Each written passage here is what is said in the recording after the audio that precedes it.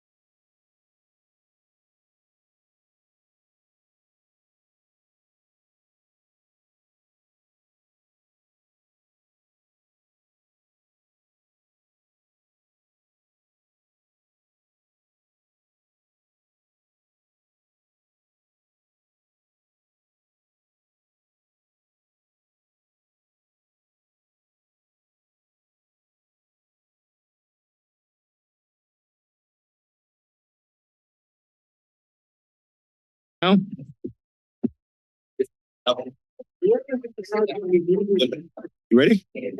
Okay. We'll now call this meeting to order. I'd like to call this meeting to order for April 29th, 2025, meeting of the Santa Cruz County Board of Supervisors. Will the clerk please call roll call? Good morning. Supervisor DeSerpa. Here. Supervisor Cummings. Here. Koenig. Here. Supervisor Martinez. I am present and I'm currently attending the Community Choice Energy Conference in Irvine, California. So I'll be appearing remotely under the Just Cause exemption. No one else is present in the room where I'm appearing. Thank you. And finally, Supervisor Hernandez. Present. I'd like to see if there's any member of the board who'd like to dedicate today's moment of silence. Yes, I would like to dedicate this moment of silence to Karen Darling, who died recently. She and her husband, Daryl, were community pillars here in our Santa Cruz County. He came here, they both came here together to be the pastor of the Methodist Church here in Santa Cruz, and owned the Darling House out on the cliff. And they hosted many gatherings, fundraisers for candidates that they felt made an impact in our community for social justice. And our hearts and thoughts are with the family, and they both lived good, long lives, and we appreciated them very, very much in our community. Thank you.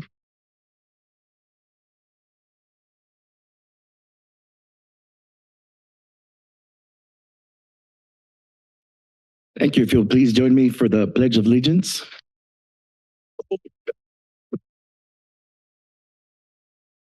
I pledge allegiance to the flag of the United States of America and to the republic for which it stands, one nation, under God, indivisible, with liberty and justice for all.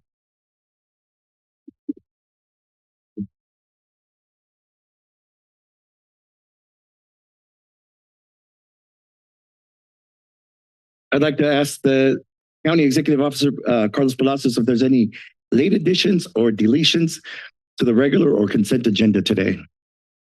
Yes, Chair Hernandez, there's one correction to the agenda it's on the consent agenda, item number 22. There's additional materials, a revised attachment, packet page 191, which is replaced. Corrections to the June flags to be flown and illumination details. That concludes the corrections to the agenda. Thank you.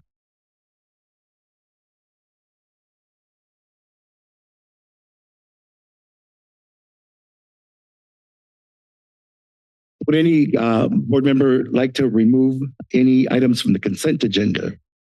Chair. Yes. I'd like to pull item number 52 and combine it with item number 13.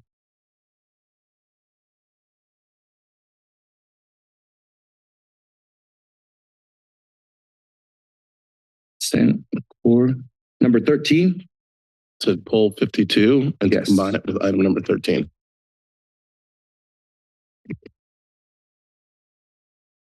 Do we have that? Okay. Moving on, we'll move to public Chair? comment. Yeah, just for the record, we'll change 52 to a new number so it doesn't conflict with the existing 13. Okay. And Chair, I have my hand up. Yes. Chair, I'd like to remove item number 42, please. Two.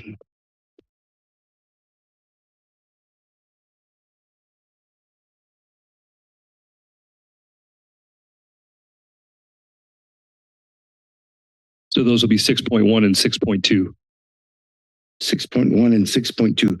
So 52, can we move it with the item on core? Yes. Okay. And it would be now, So now then you'll be just hearing 6.1. now you'll be hearing item 13 and item 6.1. Okay.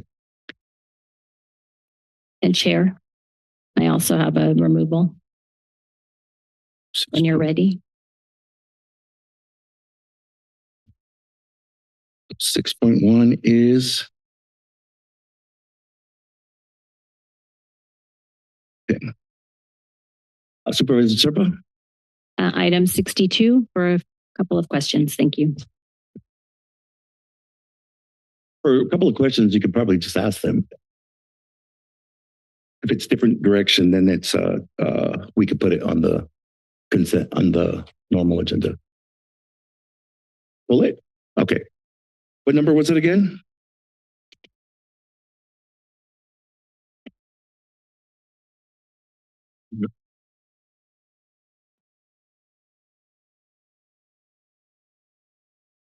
So 62 is now 6.2. 6.3. 62 is 6.3.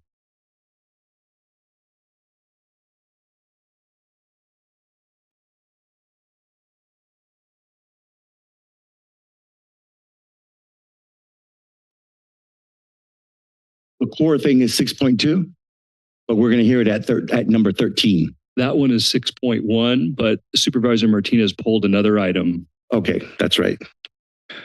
All right. Oh, man, I should pull something here too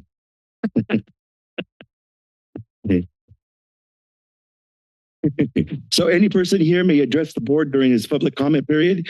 Speakers must not exceed 2 minutes. Length of time limit established by the chair. Individuals may speak only once during the public comment. All public comments are directed at items listed at today's consent agenda, closed session agenda, or be heard on the regular agenda. But note that the topic on the agenda within jurisdiction of the board will take actions, respond immediately to any public communication presented regarding topics on the agenda. So this is an opportunity for folks on the public to come and speak. Please note you have 2 minutes. For a few of us, they're here on other subjects. So is it possible they would allow it, but other people speak first? There's a few half a dozen of us that might be here for other subjects, and then the other 100 people that all want to agree can come talk to you? Is that okay? No, sorry. So, please, okay. You can bring the mic down for the speaker.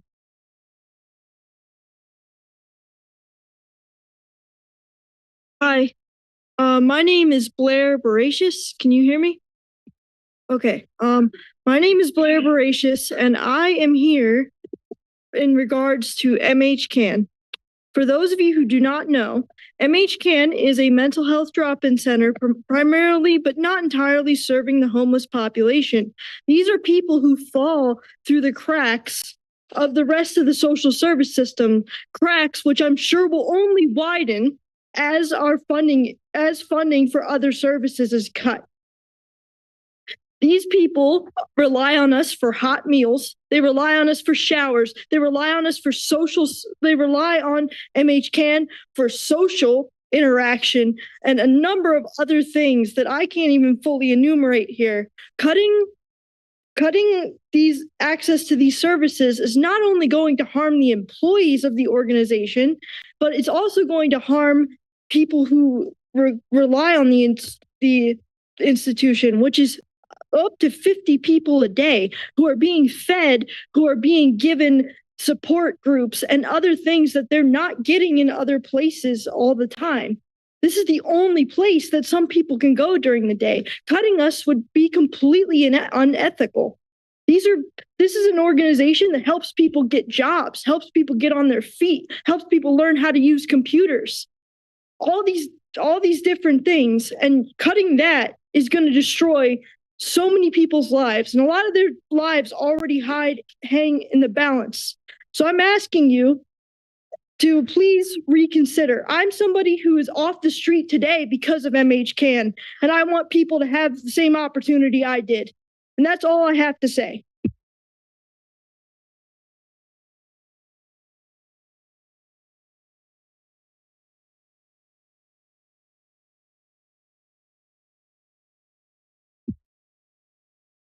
Hello, my name is Max. I'm SEIU chapter president. My apologies for the Mad Max Fury Road warrior look, but the last time I came here, I caught COVID, putting my immunocompromised wife in severe danger.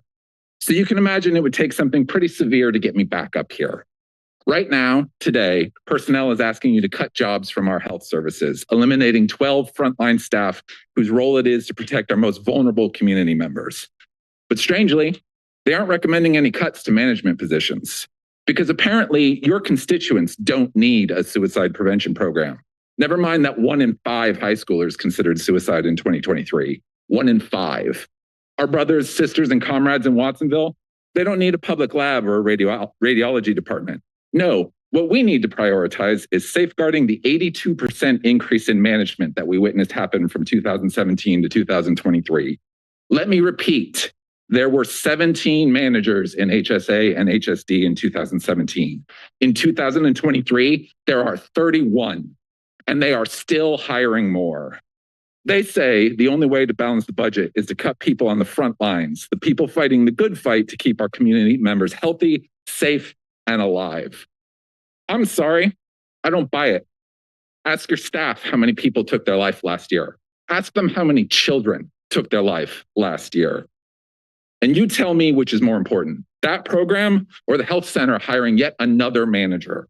Demand more from personnel. Demand more for Santa Cruz County. Thank you.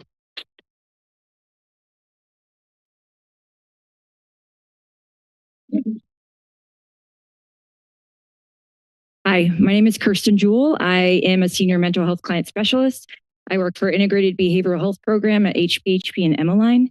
Welcome, Kimberly and Monica. You weren't here the last time I was here. It's nice to see our Board of Supervisors getting more diverse. Last year, I wrote up a letter to clinic management after frontline staff was asked to see more patients in response to our county's $5 million debt. I had over 300 HSA staff sign the petition, and we submitted the petition to clinic management and the Board of Supervisors. It's been a year since this petition was submitted, and we have never heard a whisper of any answers. In fact, the petition was received as if almost every behavioral health and clinic staff hadn't even spoken. The reason I bring up this missed opportunity is because the questions asked then are still valid and waiting as we approach this dire budgeting crisis, an opportunity for leadership to stand with the community or stand in their fear and attachment to the status quo. The questions that almost every single behavioral health and clinic staff asked were as follows. 1, why prioritize more assistant director positions, promotions for management, and newly created executive leader positions over getting frontline revenue generating staff positions filled? 2, how do we rationalize paying $160,000 to $224,000 for senior management and executive leadership positions when there has been no push to increase wages for frontline staff? 3, has the county been watching what happens to organizations when they become too top heavy? Encompass, for example. How do we plan to function with a fully staffed executive leadership team and a frontline staff at 30%? 4, what can we do to increase communication between frontline staff and management? 5, why are we paying hundreds of thousands of dollars to consultants when the voices of our county experts are not being centered, heard, or provoked? We come here today asking leadership to take responsibility for their misuse of money and power. We ask leadership to put the community needs first and work from a transparent and responsive approach rather than the reactive and irresponsible approach we have become accustomed to. Thank you.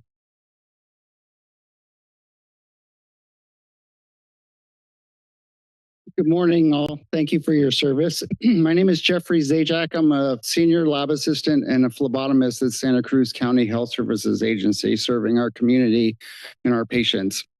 I'm here on behalf of the support from my fellow medical assistants, phlebotomists, and providers that serve our patients. As a frontline service worker, my decisions on how I serve patients at the lab happens daily. As the Board of Supervisors, you can decide on June 10th how to best serve your community and help patients that are seen at Santa Cruz County Health Services Agency.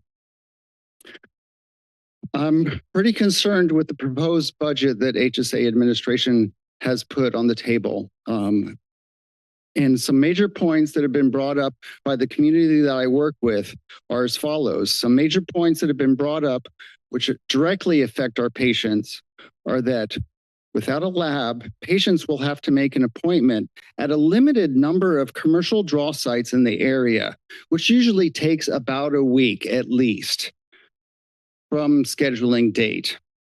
If a walk-in appointment is needed, the typical wait at a commercial site is 1 to 3 hours and without a guarantee of being drawn that day. What's going to happen, we see, is rescheduling follow-up appointments are going to happen rampantly, which will delay patient diagnosis and treatment. The patient frustration is going to increase due to the commercial, I call it attitude, with their inexperience with our demographics and handling the special needs of our patient population. And this is going to result in patients refusing to get labs done. I must say that I worked with over 300 phlebotomists in Northern California when I was a regional trainer at Quest. Thank you. Thank you.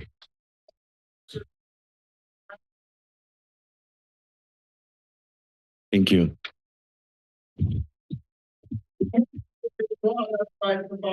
We have several people here that want to do that, want to have their 2 minutes as well.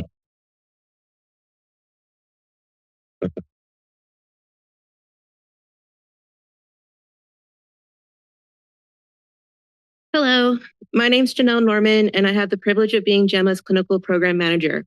I have worked within this position for the last 2 years and have worked in the field of addiction since 2020 with New Life Community Services.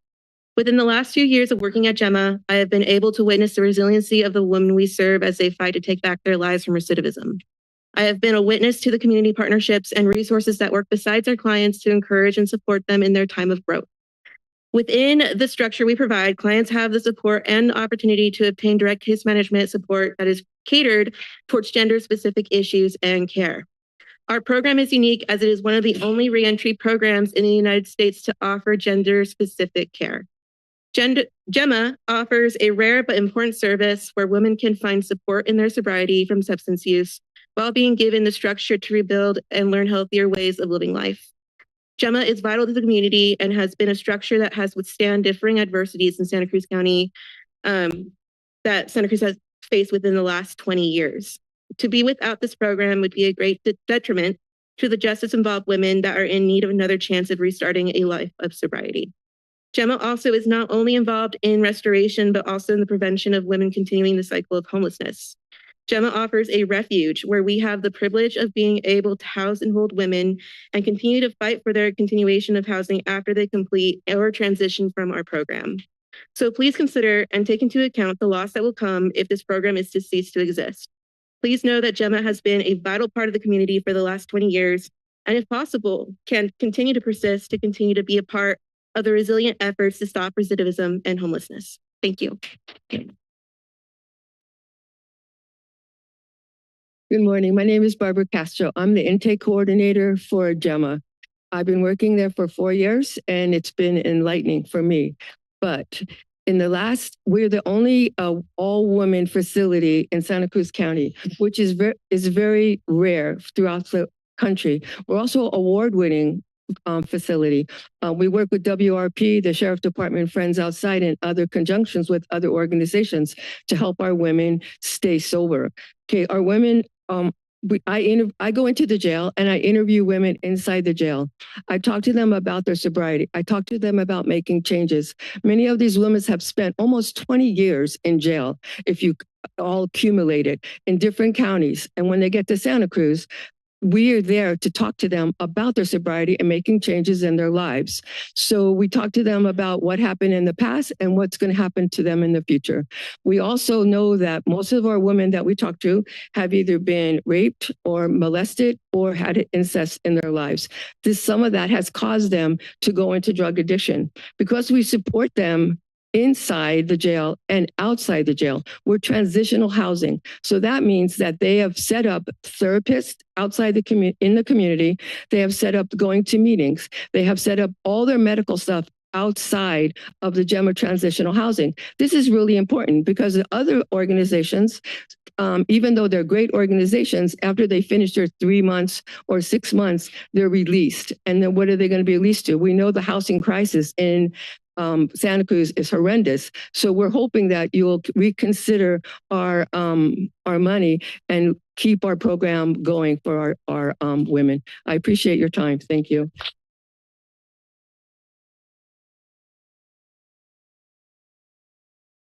Hi, my name is Annie, and I also work at the Gemma House. I have worked in various social services in the last 16 years. I've been here in Santa Cruz, and I'm especially honored to work at the Gemma House at this time. I have seen numerous women supported through this program, and this program offers something that is not offered in other types of sober living environments, where there is structure enough to create accountability and set people up for a next chapter in their life. Not only reducing recidivism, but also preventing people from going into the carceral system to begin with. It gives women and women-identified folks a frame of reference, a place to look back to, whether they graduate the program or not. They have a reference point of a positive, supportive community where I just keep hearing stories. I've only worked there since the fall of last year. Endless stories for the past multiple decades that this place has been helping women in this community. And I do think it would be a sincere shame that you all would be responsible for if this program was discontinued. Thank you.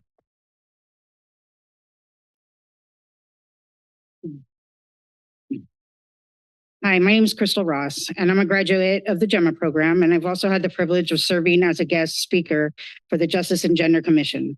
Recently, I've learned that there is some question about whether or not to continue funding for both the programs. I'm writing you to urge to reconsider this decision.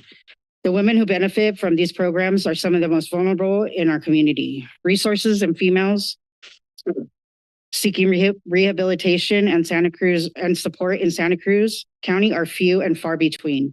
These programs have made a real difference in my life, and I know they have changed the lives of many others.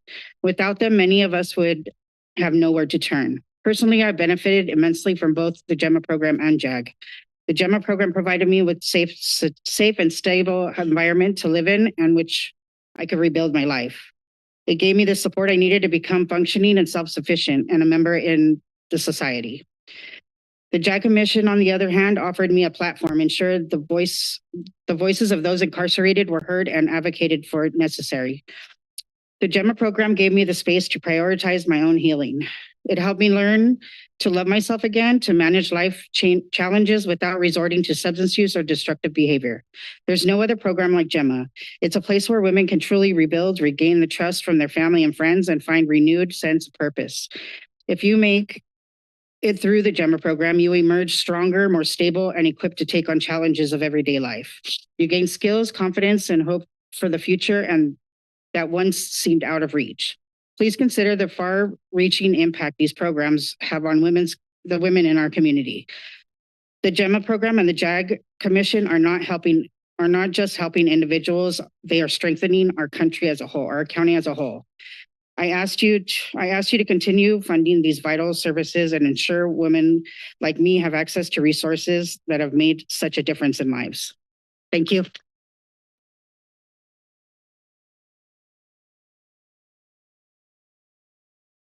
Good morning, Board of Supervisors. My name is Kimberly Waller, and I work at Behavioral Health. I am the Suicide Prevention Program Coordinator, and I am here to proclaim May as Mental Health Awareness Month in Santa Cruz County. Whereas mental health is a fundamental part of an individual's overall health and well-being, and mental illness is a major public health concern in Santa Cruz County, with about 1 in 5 adults experiencing some form of mental illness each year and an alarming number of teens and youth experiencing depression. And whereas approximately 1/2 of chronic mental illness begins by the age of 14 and 3/4 by the age of 24. And early identification and treatment can make a difference in successful management of mental illness and recovery. And whereas with effective treatment, recovery and hope are possible for those living with mental illness, and these individuals and their family members deserve affordable access and treatment, access to treatment and resources. And whereas education and awareness about mental health conditions and substance use disorders decreases stigma and promotes a culture of compassion, understanding, and progress. And every citizen and community can make a difference in helping end the silence and stigma that for too long has surrounded mental illness and discouraged people from getting help. And whereas public education and prevention are effective ways to reduce the burdens associated with mental illnesses. And we all share the responsibility to help anyone with signs of mental illnesses and to help promote awareness and understanding of mental wellness. And whereas Santa Cruz County provides essential mental health services through its health services agency, behavioral health division, local healthcare providers, and community organizations, offering crisis intervention, counseling, and support programs for residents. And I'm done.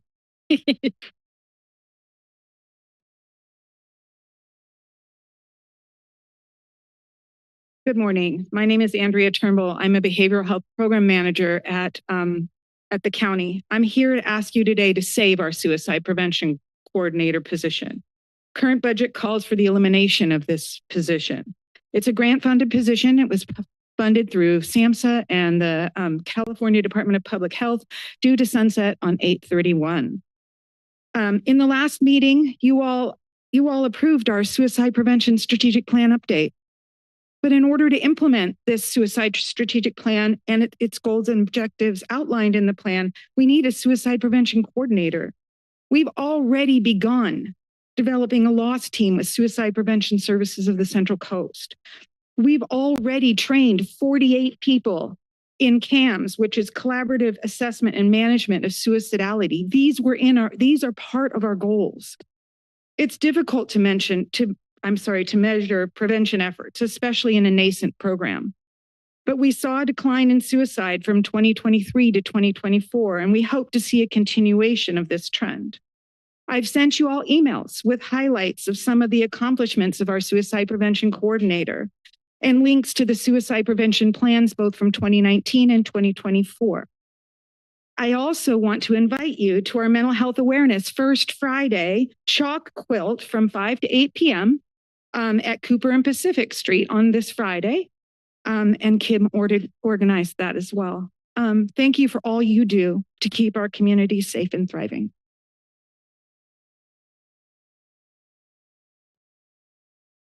Hello, my name is Rain. I'm talking to Manu. I have stuff for you. I have a book. Who is Carlos? Carlos is here? Yeah, okay, so the sheriff can take, I have books for your little girl, Pinocchio. I stand with Blair. Blair said everything. If they don't have places for people to go, what are you going to be sitting on the street and get, you know what? Okay, so here, this is the Manu's little girl. Have you had a boy yet, Manu? Another one? Okay. Also for this man, Carlos, I gave Manu a copy, Conversations with God. Very important to read this because a man named Neil Donald Walsh survived Ashland, Oregon, by the help of friends. Okay, so there's still a lot to. So that's what Carlos over here. All right, I'm going to say, I go there, I hang out there. I don't know why I do, but I think it brings me to this man, Pinocchio and Kuka. If you read that, probably.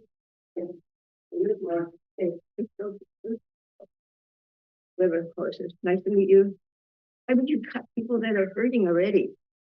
My husband killed himself 5 years ago in our backyard after surviving 9/11, and I didn't want to even talk about this because I didn't know what else was on the agenda. 9/11, we were there, and everything else. Blow-ups in the laboratory, UCS. Didn't get dates right, but I think I want to break out in the song. What if God was one of us? Just a slob, I mean, just trying to find his way. And I really feel believe in the brilliant here because these people are really beautiful people and they need this community. Because you guys are not. Thank you.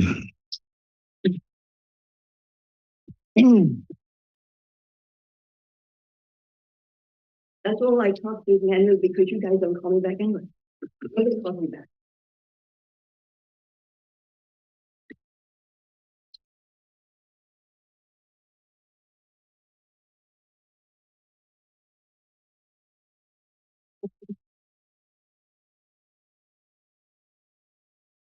Good morning.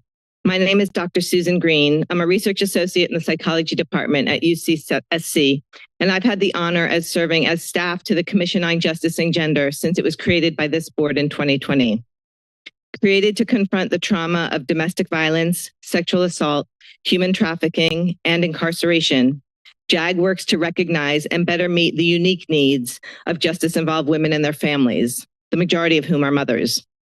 3 subcommittees are guided by recommendations unanimously approved by this board.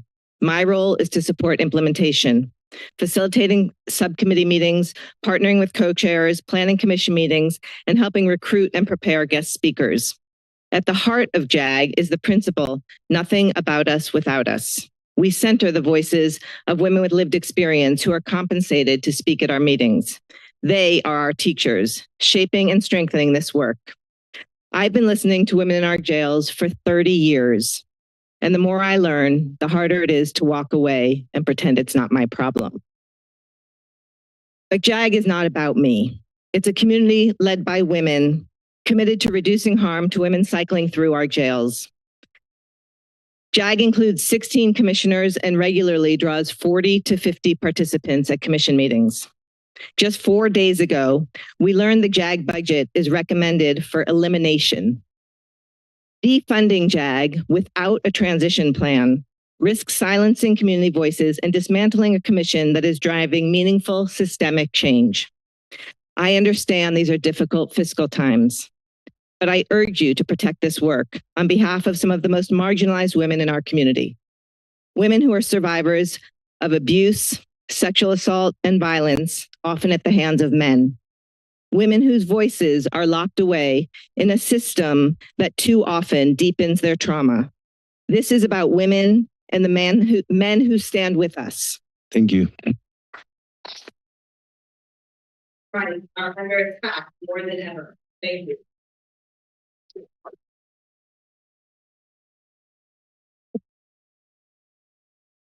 Good morning, members of the board. My name is Nicole Brantley, and I remember the last time I stood here advocating for the return of family time in Santa Cruz County jails. Today, I return with another urgent appeal. I urge you not to cut funding to the JAG and Gender Commission, Justice and Gender Commission. The JAG program is not just another line item in the budget. It is a lifeline to women and children who are too often overlooked, silenced by the stigma of incarceration. I speak from experience because I was one of those women. JAG equips women, especially mothers, with the skills, confidence, and support they need, not just to survive, but to rebuild their lives after jail. Cutting this funding would mean cutting off hope, dignity, and opportunity for those who need it the most. I have seen firsthand the power of this program, how it helps women find their voice, reclaim their strength, and begin again with purpose. I'm not just an advocate, I'm living proof that support after incarceration changes lives. Justice does not end at the jailhouse door. If you truly believe in rehabilitation, equity, and safety, we must invest in programs like the JAG that turn belief into action. Protect the JAG Commission, protect women, protect justice, and remember this, history will remember what you choose today. Thank you.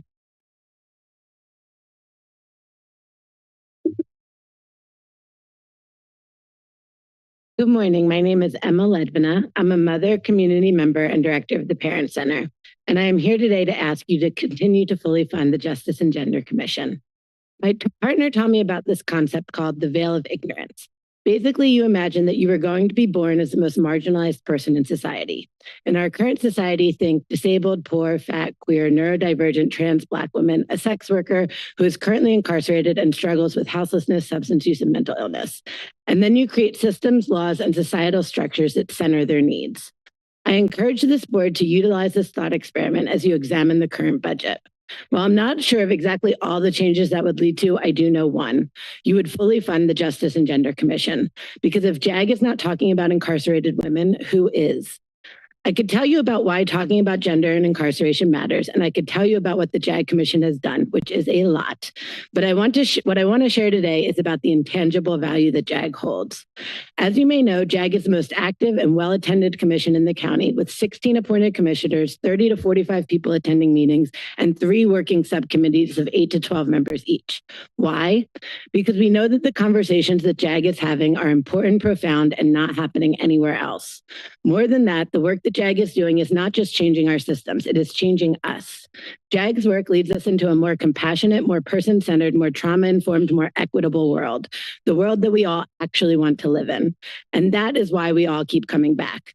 That is why we show up, and that is why we are here today, because we want to build a world in which nobody ever feels forgotten, discarded, or invaluable in our community.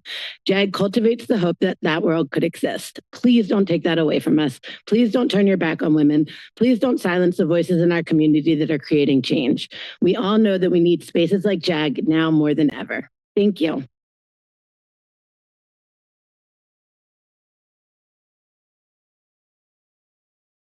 Good morning, supervisors. My name is Cheryl Norte, and I proudly serve as commissioner on the Justice and Gender Commission. If they don't give you a seat at the table, bring a folding chair. These are the wise words of Shirley Chisholm, the first Black woman elected to Congress. And her words resonate deeply with the work we do on the commission. The JAG Commission is that folding chair for women who have survived violence, incarceration, and deep-rooted systems that were never designed to see them thrive. Cutting the budget that funds this work is a decision that erases the only platform created specifically to center the voices of women impacted by the criminal justice system. A few months ago, we heard from a mom who had just been released from Blaine Street. She told us that being invited to our meeting to share her story, being paid for her time, being compensated for her truth, was the first time she felt her experience wasn't just pain, it was power. And that sparked a turning point in her healing journey. What this commission does isn't symbolic, it is tangible. That is what these dollars do. The commission is an engine leading the work around re-entry, housing, mental health, and family reunification. And we've done it all without canceling a single meeting in the last 4 years. Why? Because we show up, not just for ourselves, but for the women that society tries to forget. We ask plainly, preserve this funding. Let women speak. Let their stories shape solutions. And let this commission continue the transformative work we were created to do. Thank you and have a great day.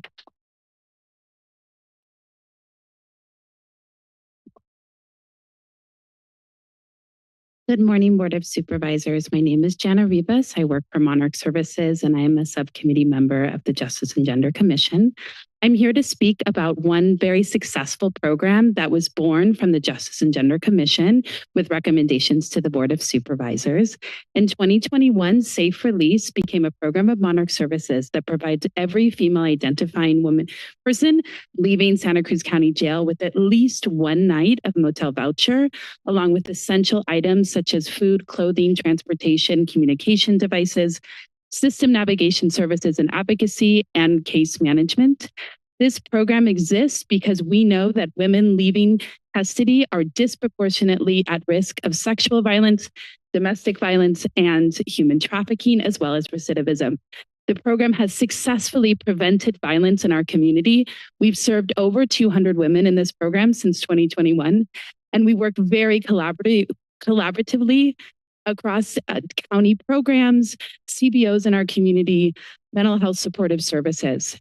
The commission is, as Cheryl noted, not just symbolic, but real change and prevention is happening in our community because of the commission and those who show up every day or every commission meeting. Thank you for your time and considering in the continued funding for the commission. Thank you.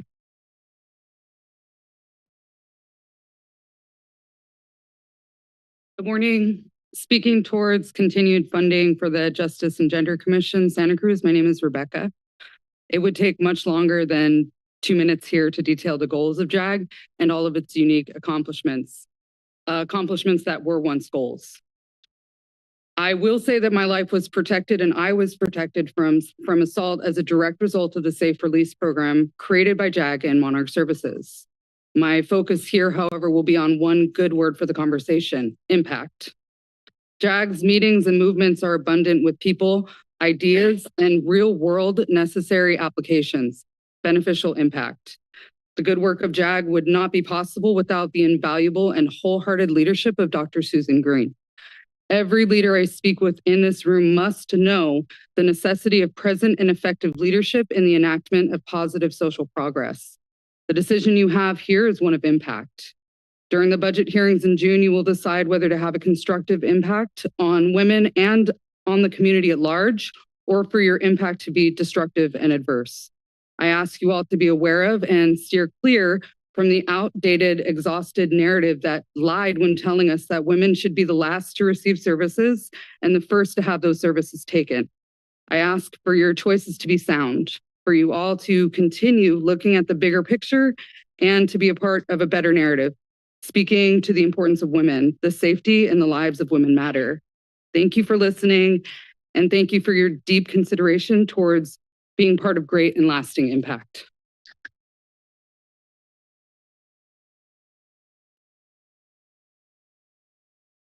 Hi, good morning. My name is Kevin Gallagher. I work as a mental health therapist at the county health clinics, and I'm here this morning to speak on the county's proposed budget plan for next year, specifically the plan to cut our lab and x-ray departments.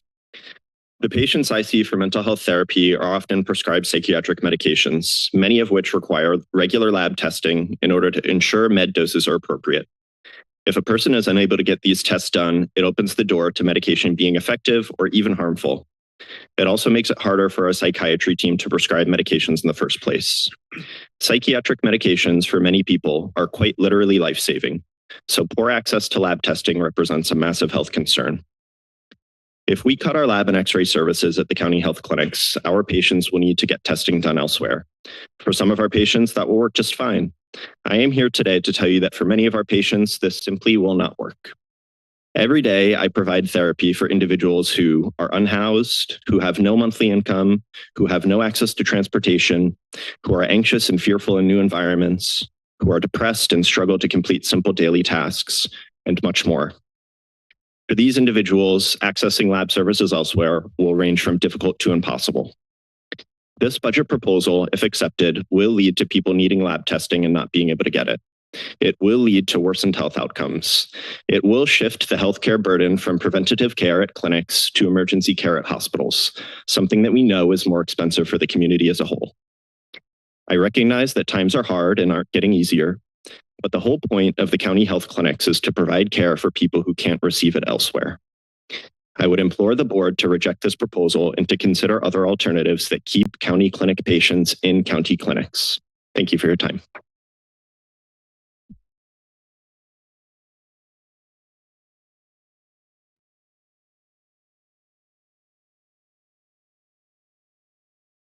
Good morning. My name is Tony Rusomano. I'm a resident of Santa Cruz Gardens, and I'm here to speak about agenda item 7, the issue of rezoning a lot of the parcels for housing, specifically the county park site at 3161 Prather Lane. That's parcel number 025-09152. Now, in 2022, that same parcel was considered as an alternative site for the Park Haven Plaza Permanent Supportive Housing Project, which I'm sure as you know is nearing completion now in Aptos. But it was looked at in a report prepared by R.L. Hastings and certified by Assistant Planning Director Stephanie Hansen. I'll read briefly from the report, and I have a copy for the clerk. The parcel is a park site acquired by the County Parks Department many years ago using open space funds from the state. If the site were to be developed, that state parks grant would have to be paid back, and various other policy, legal, regulatory actions, and environmental studies would be required. The property includes a riparian corridor, which provides an important drainage area for stormwater in the area and is unbuildable sensitive habitat. If the property were formally declared to be surplus county property, in order to make it available to a housing developer or for any other development, the county would have to follow the procedures in the Surplus Lands Act, which are usually quite time consuming. The report concludes building on that parcel is not feasible. So on behalf of my neighbors in Santa Cruz Gardens, we need more park space, not less, especially with so many people coming into the area and the county. So I ask you please to at least separate this particular parcel from the package that you're considering for rezoning. Thank you.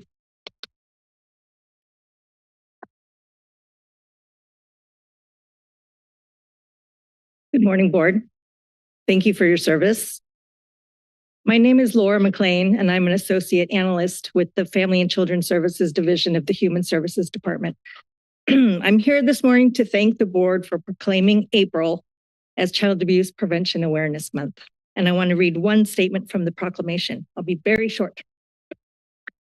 All forms of child abuse are unacceptable and preventable, and we can all help prevent child abuse by supporting programs and services that provide children, youth, and families with the economic, educational, health, and well-being supports that aid in the prevention of abuse, and by responding to families in crisis and linking them to the needed services and opportunities.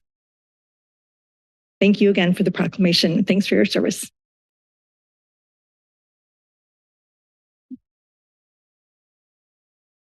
Good morning, supervisors and fellow members of the public. My name is Stacy Palau, and I'm the CEO of New Life Community Services. For the past 7 years, New Life has had the responsibility and privilege of managing the GEMA program on behalf of the county. GEMA is a transitional home for women, and you've heard about that already this morning. And during this time, we have partnered with County SUDS, Probation, Sheriff's Office, and numerous other entities to help provide services and a safe home for women in need. Over the past 7 years, we have seen many women benefit from the opportunity of being in a home specifically designated for women.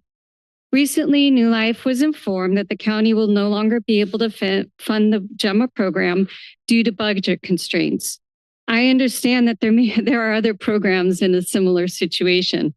I do not envy your position as supervisors as you now navigate competing demands, considering great programs and balancing our county budget.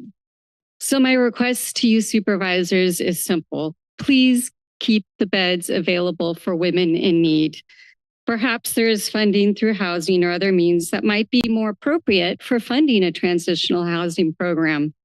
Our vulnerable women need a safe place and opportunity to move forward with their lives, and this home can provide that safe place. I would welcome the opportunity to speak with any of you further regarding this possibility, and I thank you for your consideration.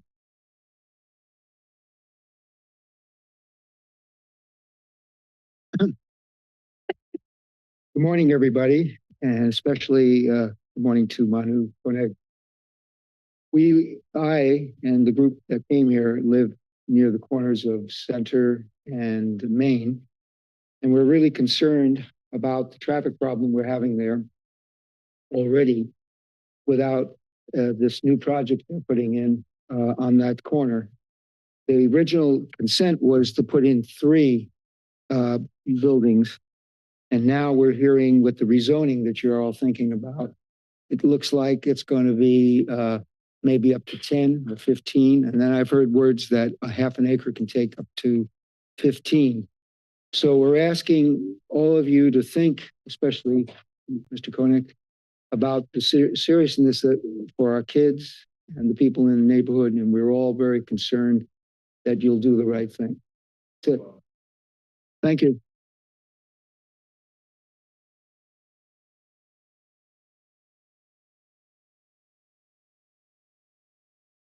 Hi, I'm Cassie. I'm a nurse at the Homeless Persons Health Project, and every day I care for some of the most vulnerable adults in our community. I'm here to oppose cuts to mental health services, which are being singled out by the proposed budget. You won't see the harm initially, but I will feel it every time I see a patient limping down the street with a broken leg because they missed their referral for imaging, which was scheduled weeks out, and that they didn't have $2 to get on a bus to make their appointment. I'll feel it when homelessness inevitably ratchets up due to lack of care, leaving the Homeless Persons Health Project understaffed and trying to pick up the pieces of a growing population of traumatized patients suffering from mental illness. I'll feel it when I see disease spread because people can't get an appointment in an overrun Quest lab. You won't feel it until your constituents complain because there's an article in Lookout about raging gastrointestinal disease running rampant. Cutting our lab and X-ray team will severely impact our already overflowing local ERs, will have measurable impacts on the health of our community, and deeply impact staff morale at the county as we lose these valuable, talented, caring members of our team. Management needs to heed the expertise of frontline staff instead of making poorly thought out cuts devised by people who are working remotely and never have to look a suffering patient in the eye. Please save MHCAN, save Gemma House, save Dow, save JAG, save county mental health providers, save our lab and X-ray employees. Or you will see the effects of your cuts on the streets every day, and so will your housed constituents. Thank you.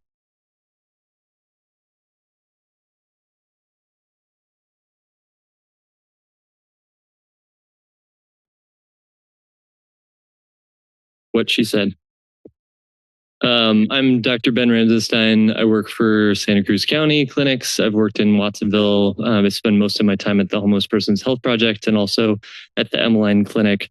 I find it really sad that there are so many programs that I've never heard of that are so life-saving and amazing.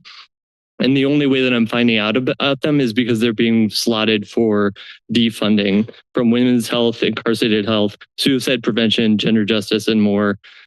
I just want to start with asking you to consider that the salary necessary for maximum happiness in Santa Cruz, California is $163,000. Admin makes routinely more than that. And in the words of Notorious B.I.G., mo money, mo problems. Many of the staff that I work with have been talking very generously about furloughs, myself included. We would do this to be able to provide the jobs of our coworkers in lab and radiology and mental health. But furloughs without admin participation would be morally and financially meaningless. Admin will never propose meaningful budget cuts to themselves. Cuts to lab, radiology, and mental health are short-sighted, will lose us money in work inefficiencies and increase administrative burdens on other staff getting in the way of seeing more patients, patients lost to follow-up, more and more use of emergency services, not to mention even more lost revenue and missing care-based incentives and other grants for providing these services to our community. This is nothing more than scapegoating of bloated admin salaries and income inequality on those of us who actually provide direct patient care to the people of our community. Thank you for your time.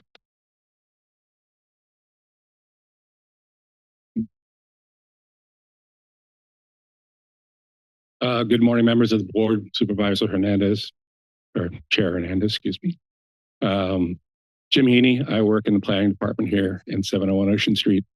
And about 4 weeks ago, SEIU put a pin in the calendar date here to said, you know, we got this problem with parking here at 701 that I'm sure some of you have heard about, although with reserved spaces, you don't have to experience like the management and line staff do. But then things change. And we said, you know, we're dealing with a lot of vacancies here in the county, and now there's a state law that demands that we work with the county management on that. And then things changed. And now we get this HSA budget, which not only has been fully articulated by our line staff and the good doctor, as he just said, because, you know, when you have the pen in your hand, you seldom cross off your name on that list. And we really need you as the Board of Supervisors to exert your authority to explain to executive management that services are the priority and that funding needs to be redirected towards direct line services. And if they're going to start crossing off names, why don't we look at the positions that have been added over the last several years? We have a huge vacancy rate in general services and the general line staff that do the direct services to the community. We thank you for your time. Please exert your authority and redirect the program on the budget right now. Thank you.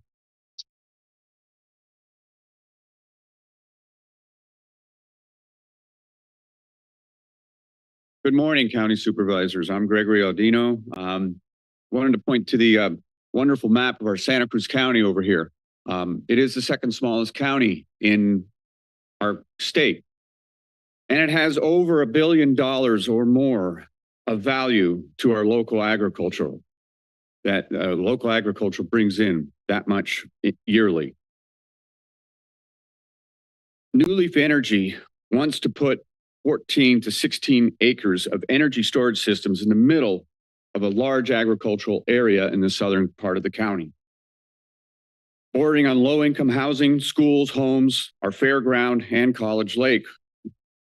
3 years ago, Kearney Mesa BESS facility down near San Diego went online. 1 year ago to date, April 29th, exactly today, of 2024, it had a thermal runaway incident, meaning one of its systems caught fire, releasing toxic heavy metal microparticles into the air. This facility was built with the next generation LFP technology. It is safer. Well, that's what they said. Well, not 100%. How long until it happens again? Today, there are alternatives to liquid lithium-based energy storage. NASA is working on solid state, so are all the car companies. There are also multiple alternatives to energy storage system options available, including sodium ion, kinetic energy. There's all these different storage that are being worked on. Why does New Leaf Energy still want to use LFP technology? It is simple: profits. LFP makes them the most money. I would rather see our agricultural profits stay in our county and not be lost. And thank you.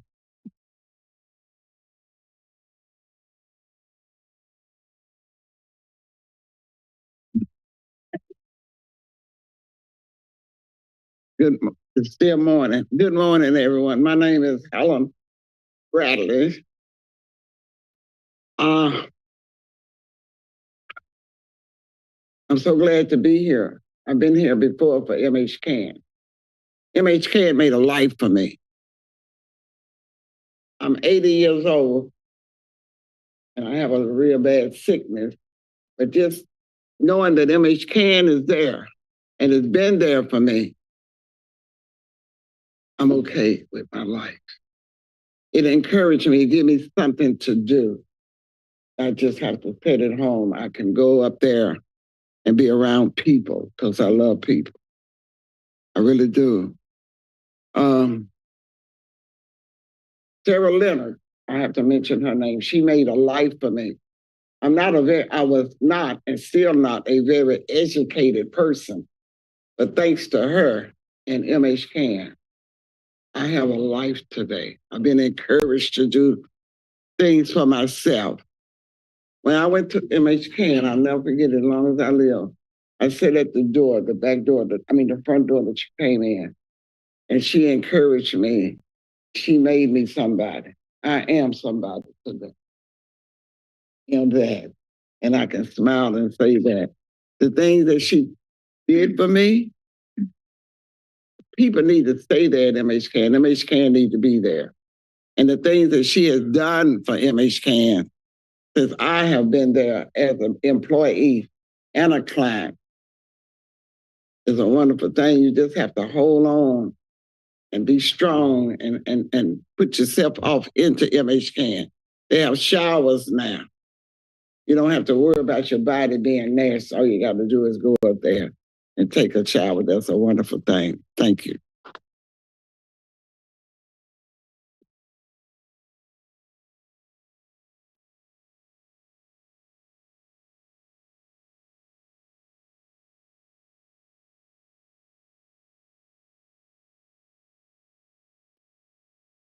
Hello, good morning.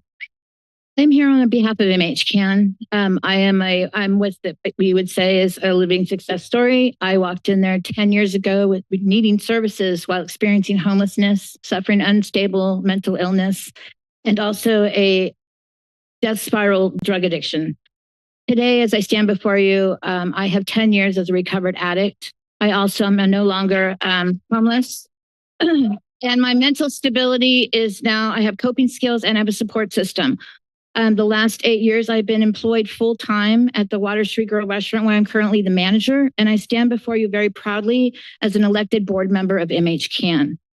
And so if that's not full circle, I don't know what else I can represent more than that. I'm also here on behalf of HPHP, the Homeless Persons Health Project. I am a patient there. And I fall in that bracket now. If I make too much money for Medi-Cal, but I don't have private health insurance offered to me through my employer, so I'm on a sliding scale, and that would be taken from me. And then I would have no health care at all. So I just like to be a physical representation to you. Please remember my face, my words, and my voice when you're deciding if MH Can is a necessity. It saved me. It made me who I am today. I'm a productive member of society once again. And I wouldn't have been able to do that without MH Can, and I wouldn't be able to maintain my health if I hadn't Homeless Persons Health Project. So thank you very much for your time.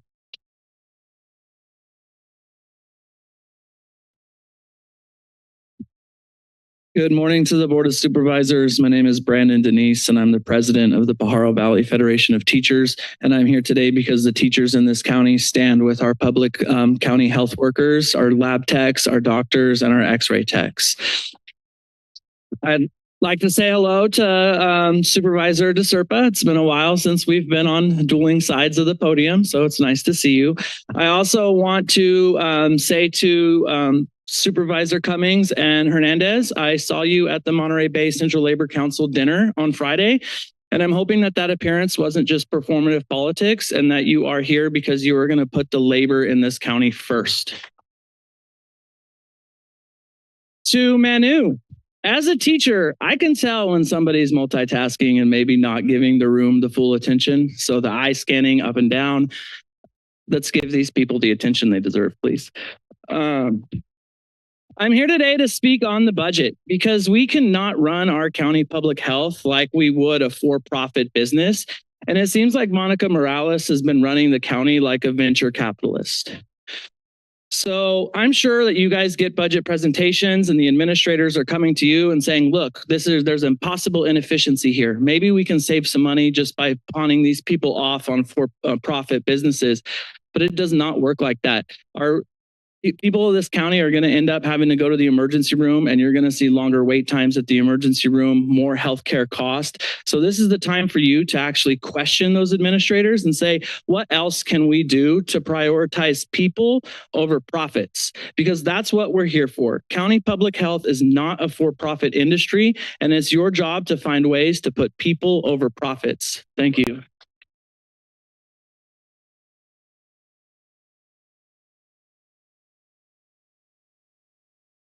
Hi, everyone. My name is Zach Bodwin. I don't work for the county. I am just a local business owner here and, just paid taxes. Would have loved a write-off to help donate to this. I just caught wind of this and I was just thinking like, where is the community? Like, thank God they have this, but this already feels like you're already at the point of cutting this. Like, I registered my business downstairs. You have all my contact information. I would have loved an email and maybe a GoFundMe link or something, I did a little bit of research into positions that were open, revenue generating positions for the county. I consult for businesses in different areas and like, I was just like, why are these revenue generating positions open for so long? And it's just, I heard about this and I just wanted to come say like, pause on this and just open the doors to new ideas to generate more income. You could run an ad, spend $1,000 on it and just say that we're thinking about cutting this. And I guarantee you'll make way more than you think, hundreds of thousands, maybe $1 million, who knows? I mean, again, tax write-off for businesses and just give the community like a say. Like right now we get to our voice and we're just hoping that you take it and run with it. But like, there's more that can be done. There's more that can be done. Like the budget, the deficit and all this, like I've seen businesses overcome these things. And I just want to just come say like, for sure, don't cut these things. Like there's more that we can do. Thank you.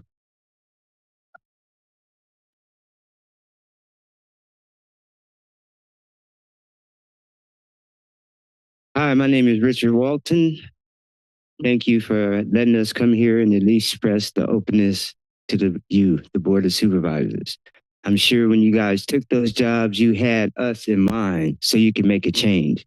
So we're here today to ask you to make that change and remember why you took your job. My name is Richard Walton again. I'm a recipient of a couple of these programs that you guys are talking about closing. MHCAN being one of them, HP 2. These programs, they are really, I mean, between life and death and getting out, those are the programs that are starter programs. Those are the programs to where the people with mental disabilities, the ladies that are scared for their lives, for their children, this is where they don't have to come and make an appointment to speak to somebody. They can go in and say, I need help, and they'll get some help. These are the programs that we need out there on the front lines to help us make a difference. MHCAN has made such a difference in my life. I've been homeless and drug orientated for the last 15 years in my life. Today I'm sober. Today I'm a week away from having an apartment. So I gotta come here. I gotta come here and say that don't cut these programs. We need those programs out there right now because without them, we would all be lost. Thank you very much.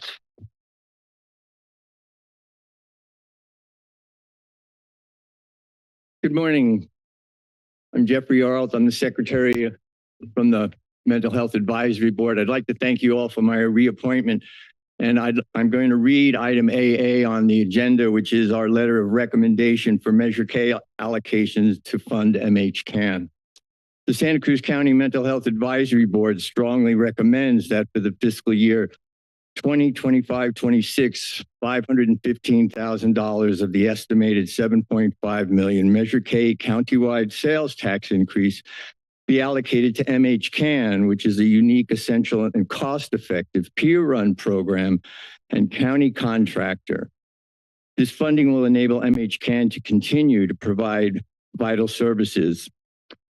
Prudently investing in MHCAN sustains critical infrastructure that directly impacts community resilience, well-being, and does so in a cost-effective manner. For 27 years, MHCAN has provided services that are unique and essential for our vulnerable population. MHCAN is the only fully peer-run organization in Santa Cruz County and is a lifeline for our clients, offering connections, empowerment, and recovery opportunities. Well over 50% of its members are currently or at risk of becoming homeless. MHCAN serves as a path to the Santa Cruz County Integrated Housing and Recovery Team and full service partnership teams to connect and engage people needing services. As a community, our intention and goal must be to find and allocate sustainable funding to scale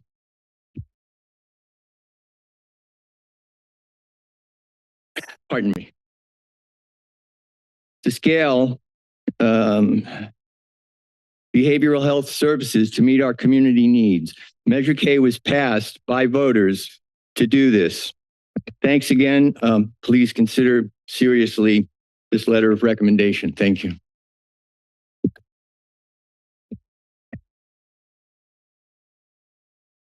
Good morning. My name is Rod Schuyler Chacon. I'm here on behalf of MHCAN, like this gentleman right here. Thank you for your speech very much. I have a speech written by Ari Hutchinson, who is one of the supervisors there at MHCAN. I've been going to MHCAN personally for 4 years. My mom was right there in the cowboy hat. That place saved not only my life, but my mother's life. And I couldn't be more fortunate to have such a facility to help others, including my own family and even my dog. That means a lot. The speech that he wrote, I'm going to read it to you right now. My name is Ari Paul Hutchinson, and I'm here on behalf of MHCAN, which is dedicated to supporting people in our community who are experiencing mental health challenges. Every day, we strive to provide basic yet critical services, such as nutritious meals, showers, laundry, and a safe environment. Our peer-run facility is truly unique, and we believe we are part of a fantastic community hub that allows people to feel human again, with mental health peers who can relate to each other on a very personal level. I feel that MHCAN is far more than a place to just watch a movie, listen to music, or relax on a couch. Our computer room helps clients reconnect with family, apply for jobs, access services online, and guide people through the process for applying for food stamps and mental health, and as well as insurance as medical. We also have future hopes of being a greater part of a long-term solution for housing crisis in Santa Cruz County. And this is why we're actively hoping to strengthen our partnership with rehabilitation programs and housing-focused organizations like Housing Matters. We would like to offer on-site office space for these partners so our guests can reconnect housing recovery programs directly in an environment that they already feel safe in and connected. We believe that funding MHCAN is a very important investment to our community in helping mentally ill and houseless people to take steps toward future stability. So thank you very much.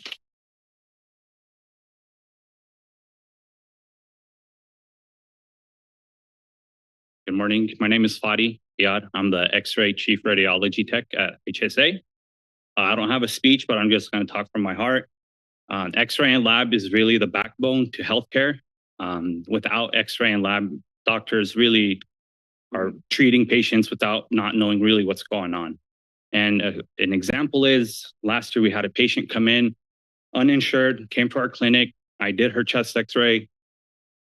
Her lung was filled with so much fluid and went to the top of her apex of her lung. We sent her to the hospital.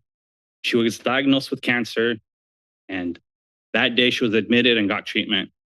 If it wasn't for us there at HSA to do her lab and X-ray, patient would have walked out, went home, and who knows what would have happened to her. But that day, her life was saved.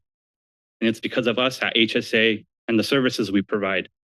And we all know our patients here have so many barriers to get to us. So I ask you guys not to be another barrier to our patients here in the county that we serve every day. You don't see what we see on the front line and what we deal with and how much we have to go through to help these patients every day, day in and day out.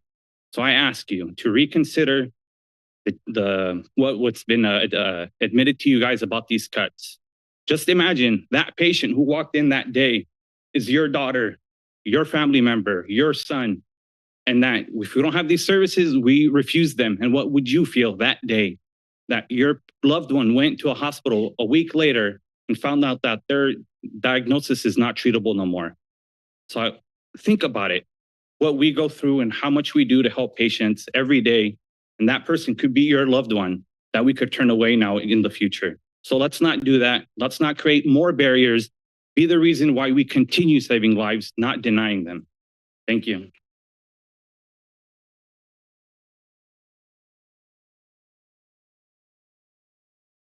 Good morning. I'm Olivia Martinez. I'm the Region 2 Director for SEIU. Here are a couple letters from providers and community members that I like to provide so that you can read at your leisure. 1970s. That's when the clinic started. The lab and the X-ray department started. It's been there for 50 years that this county has created a legacy providing lab and X-ray services to our community. We have labor management meetings every single month. There was no notice, no heads up, nothing to tell us. We're thinking of eliminating. We don't have any money, nothing. One day, management wakes up and says, we're going to eliminate this legacy from our community that helps working class or mental health. This cannot happen to our community. This is not okay. You all came to us at one point, right? That you wanted to serve this community. We need to do better. Let's form a collaborative community. Let's figure out different options. There's always a different option, right? But this is not the option today for people in our community, not only for our members and workers, but this is really about the detriment to Watsonville and to Santa Cruz and Emmeline, right? And how you're going to push all these services to a hospital or emergency room that is already impacted. We cannot do this. So let's work together and figure out a better solution. Thank you.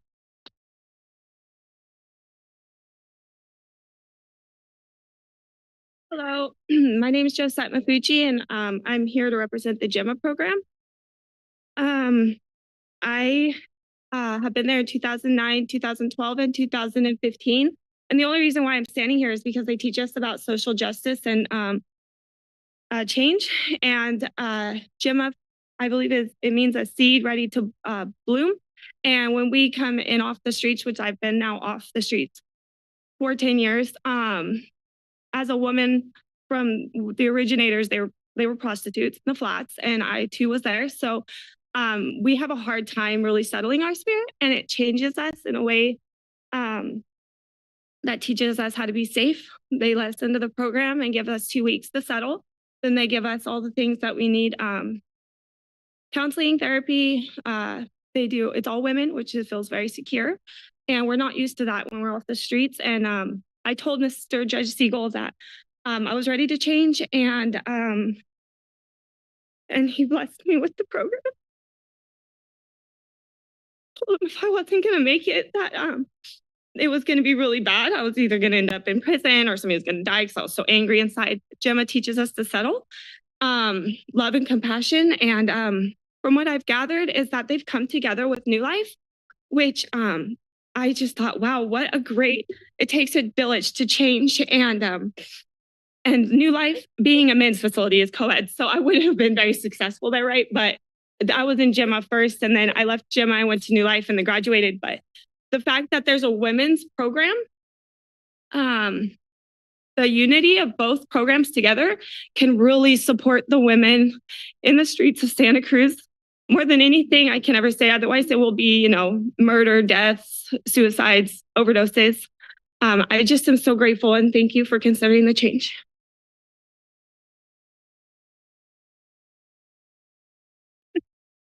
Okay. Good morning. Sorry, I never really speak. So anyways, I'm here to represent, first, my name is Clementina Cruz, and I'm actually, I don't know what you would call it, a native. I was born and raised here. This is my community. This is where I grew up. This is where I'm raising my kids. This is where my mom and my dad, who are still alive, who have gone public services, are still here. And I'm coming here not just as a public servant, but as a worker for the county. I'm a phlebotomist. I've been a phlebotomist for 20 years. I've served 17 years at the county, and I have to say it has been a life experience. The people that we serve there are not just people that have insurance. They come with a lot of other stuff.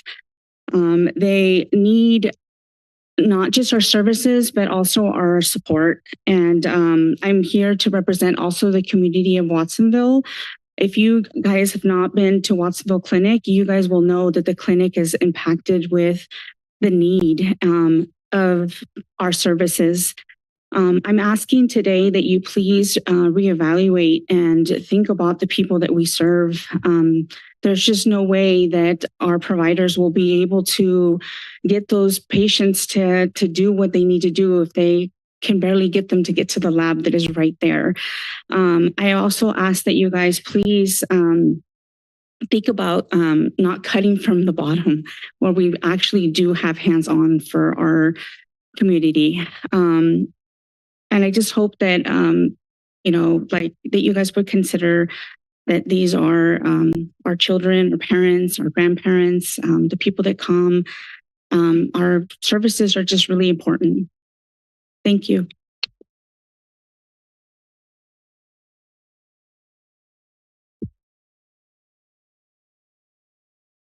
Good morning to the board, and thank you for your service.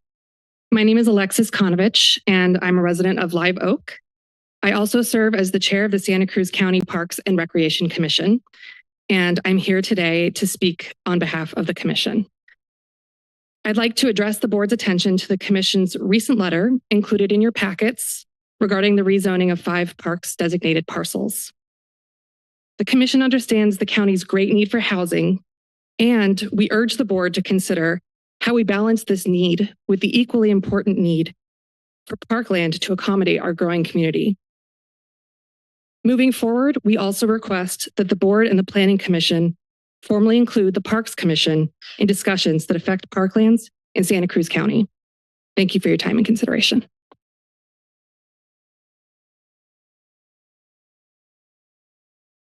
Buenos dias, Chair and Board. Bernie Gomez, born and raised in District 4, currently reside in District 3. Just been listening to the comments, and I wasn't planning on commenting right now because the presentations are going to happen later, so I'll keep my comments short. Usually, the public safety and public health are usually pitted against each other. You have to make a choice where to cut, where the elimination have to come from, right? But we have to understand that in order to achieve actual public safety, we need to invest in our public health, right? Whether it's through medical, through services, through therapy, through parks, right? So what I'm trying to say is that we need to protect that which is public infrastructure, that is public, that is accessible to the public, that people here being affected. You have stories here too, of people that have been formerly incarcerated. I myself am formerly incarcerated, and I'll tell you right now, is me being locked up did nothing for me. Yes, there's an aspect of being accountable to my actions and stuff, but the real healing, the real process and practice of actually actualizing a good life was happening out in the community, right? Through those that are professionals, medical providers, right? Those that are community advocates, those that are, call them healers, call them supporters, call them just the backbone of those that are on the streets, you know, that support for those that are on the street that are trying to navigate life, you know, down there. So just hope that you take into account that in order to achieve public safety, we need to invest in public health. Thank you.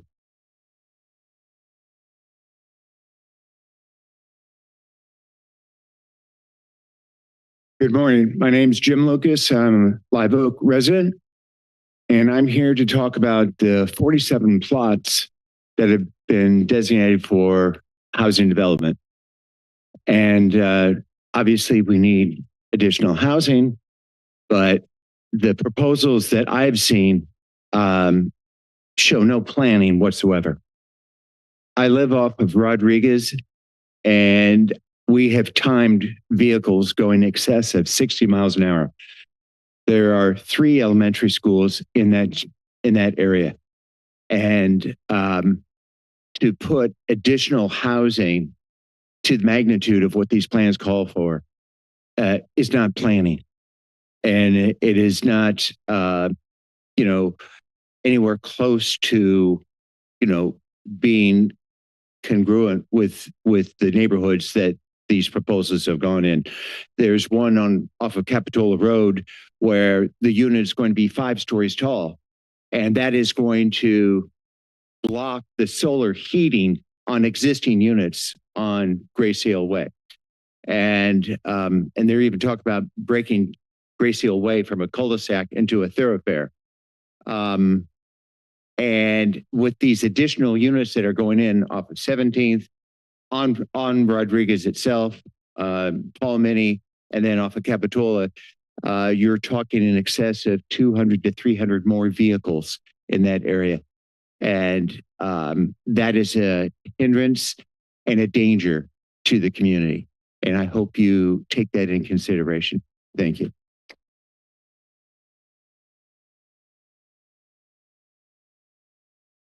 Morning. My name's Patricia Lucas, and I heard it said that, Sir, Mr. Koenig, you have a baby girl, a little girl. We have a little girl who's now 40, and I held that little girl in my arms 40 years ago. And little did I know her path in life would be so difficult with mental health illness, physical illness, disability, drug addiction. Like the lady that stood here with her child, she knows mental illness is not a linear experience. It is up and down, back and forth, and around the corner again. 20 years, our daughter has struggled in up and down the state of California. This is her home. She's back. She was on the streets for a year, very debilitated, off meds. I want you to know, after her stay in Main Street Jail the last month, last night, when she was released, she was finally ready, finally released to El Dorado Center, where she is grateful to God and so glad to possibly be on finally a journey in her life, that she can have a life. She can see her daughter again.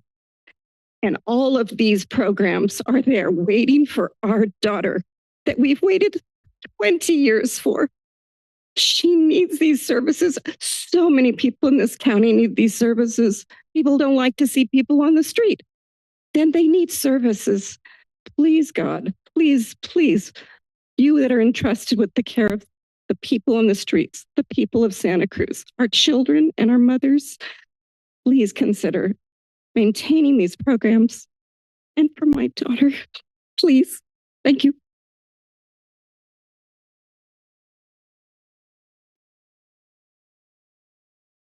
Good morning. My name is Jimmy Rodriguez. I am an addict in recovery, and I have the opportunity now to work for Santa Cruz County Health Services Agency. I am a MAT, medication assisted treatment, case manager, drug and alcohol counselor.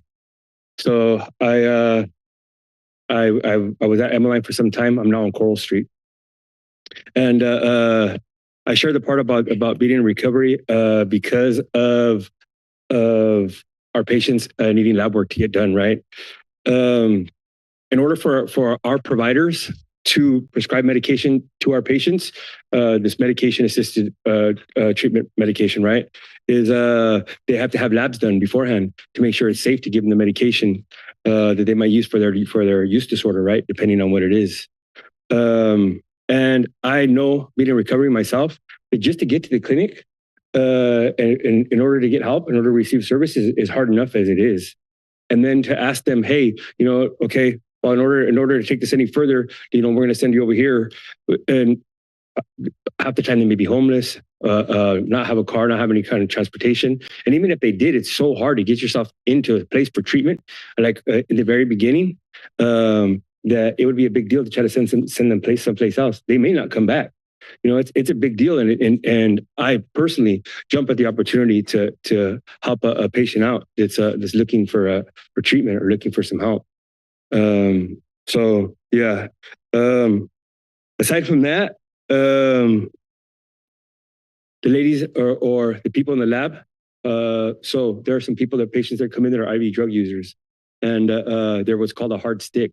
Because people in that lab have skills, the major skills, and that's a big deal. They're able to pull some stuff off that another lab may not be able to. Thank you.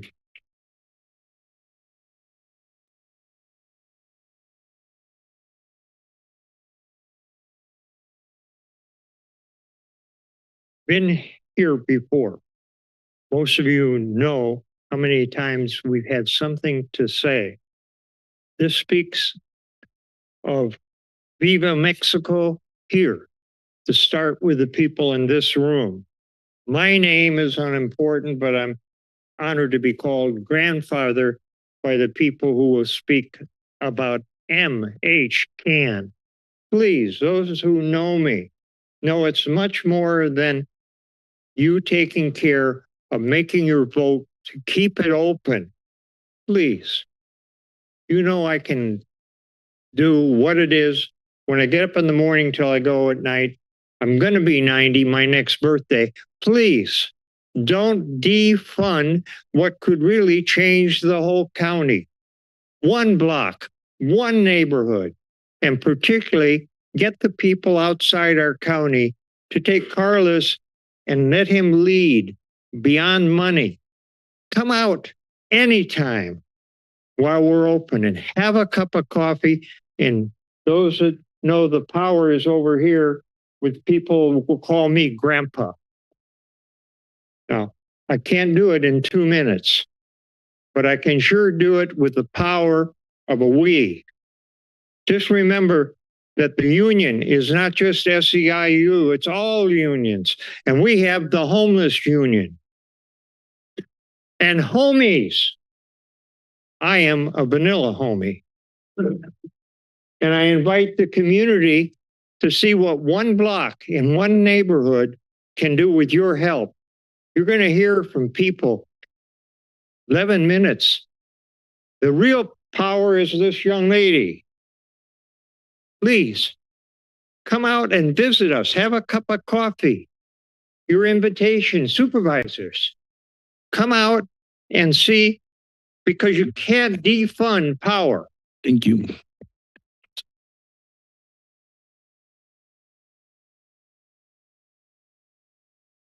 Good morning. My name is Becky Steinbrunner. I live in rural Aptos. I want to begin my testimony by saying I've been watching all of you for the last hour out in the hallway. In schools today, we take cell phones and digital devices away from students so that they focus. I have seen you all looking down and not listening. Put your cell phones away, close your laptops, and listen to the people who have taken the effort to come to you, some of them for the first time, and speak. Please pay attention to what people are saying here to you. I want to quickly say on consent agenda item 61, Mills Act, I'm very happy to see you actually implementing something to save historic resources. Supervisor Koenig, I see you looking down. Thank you. And I also want to say on consent item 53, the mosquito vector CSA increase, there is no engineer's report to verify that there is special versus general benefit, and that must be included to be legally defensible. Now I want to spend the rest of my time giving you 35 letters that were gathered in the May 12th battery energy storage system protest that was held in Watsonville from residents who do not want a lithium battery ion project in Watsonville. That was standing room only, over 150 people saying no. And Supervisor Hernandez, we missed you. So I'm going to present these letters to you. There will be someone else following up with a petition. And I want to just say that lithium battery technology is not safe, no matter what form it takes. There were fires in Germany, 3 fires at one facility with the safer containerized batteries that caught fire. Unlike the picture here, the side. Thank you.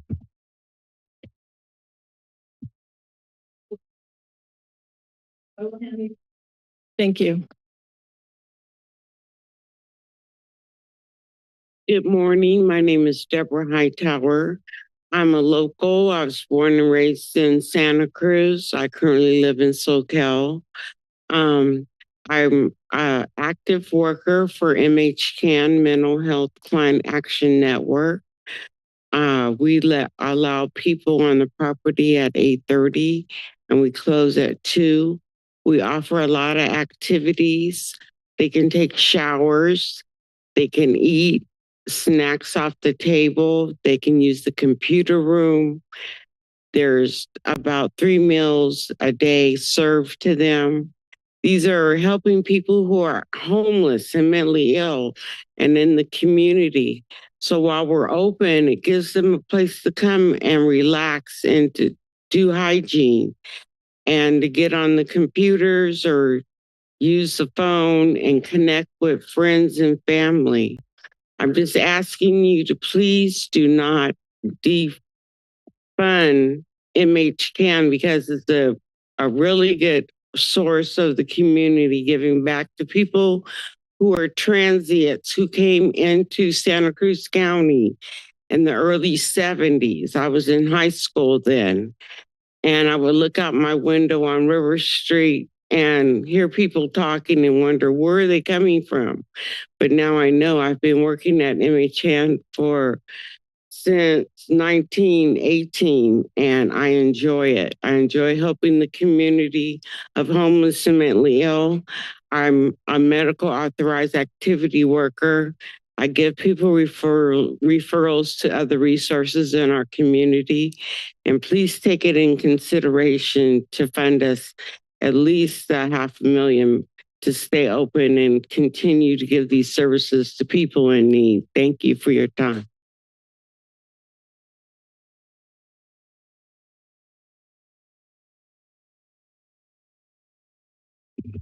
Good morning, Supervisors. Mariah Roberts, Executive Director of County Park Friends. We're the nonprofit partner to your Santa Cruz County Parks Department.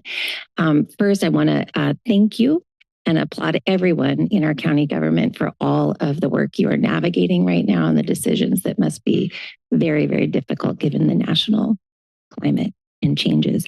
I'm here just to comment on an opportunity. And this is really, in regards to what was originally agenda item 7, I think it's been moved potentially, but around the rezoning. And when we look at the use of our land and how that planning happens, especially when it regards the interface between housing and access to the outdoors. And so the invitation is really to consider very, very carefully anytime there's a planning change that affects parks, because the opportunity is as you work so hard and as staff in the planning department work so hard to identify and plan for the housing we desperately need for our community. If we do that with the Parks Department and the Parks Commission, and we are always happy to play a part in that, then we have an opportunity to build an infrastructure and a built environment that will serve generations. If you're living in an apartment, especially in a small unit, for all of the reasons, social, psychological, mental health, physical health, people need access to green space. So I invite you to consider that as you think about the rezoning plan. And I invite this to be an ongoing conversation going forward. Thank you so much.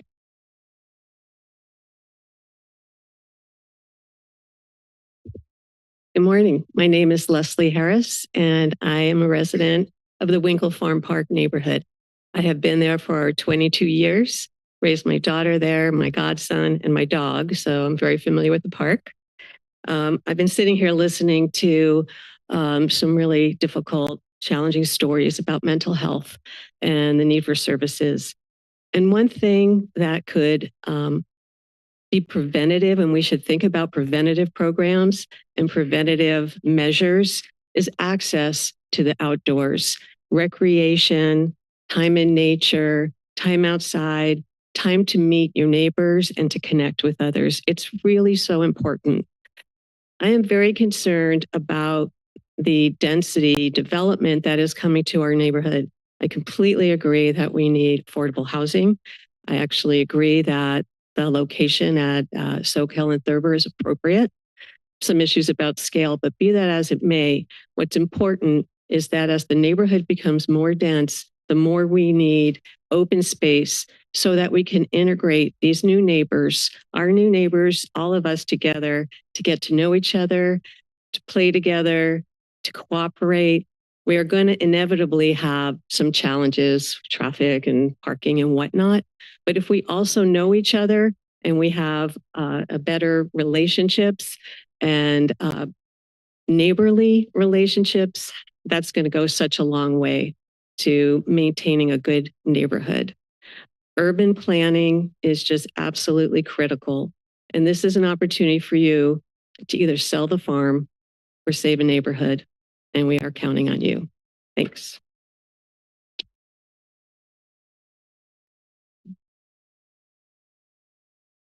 Good morning. My name is Catherine Fields. I'm a resident of Santa Cruz, California, and I'm a client at MHCAN. And I've lived in Santa Cruz for all 38 years of my life, almost 39. And please keep MHCAN. I don't know where I would be without you guys and resources like that. I was at a very low point in my life. 5 years ago, just a year before the pandemic, I was suicidal and I lost a job and didn't know what was coming. And I felt hopeless and helpless. And I had one misfortune after the next, and thanks to places like MHCAN and mental health resources, I was able to pull through and be the person I am today. And I don't believe I could have done it without you guys. And we need to keep our resources, especially for women and people with disabilities that are the first things that want to get cut. This is really going back into the past and not going into the future. They want to be like it was back when my parents or even grandparents were growing up, and we've come so far since then. And we just can't have this, and everybody needs to take care of their basic needs and get a roof over their head and get their lives back on track like I did. And I wouldn't be the person I was today. And I just really appreciate it. And please keep it. Please keep MHCAN. Please keep mental health resources and people with learning challenges. We really need you guys. And I just really so appreciate it. And don't know what to do if I'd take it away. And thank you all for your hard work and dedication. We navigate these uncertain times. Good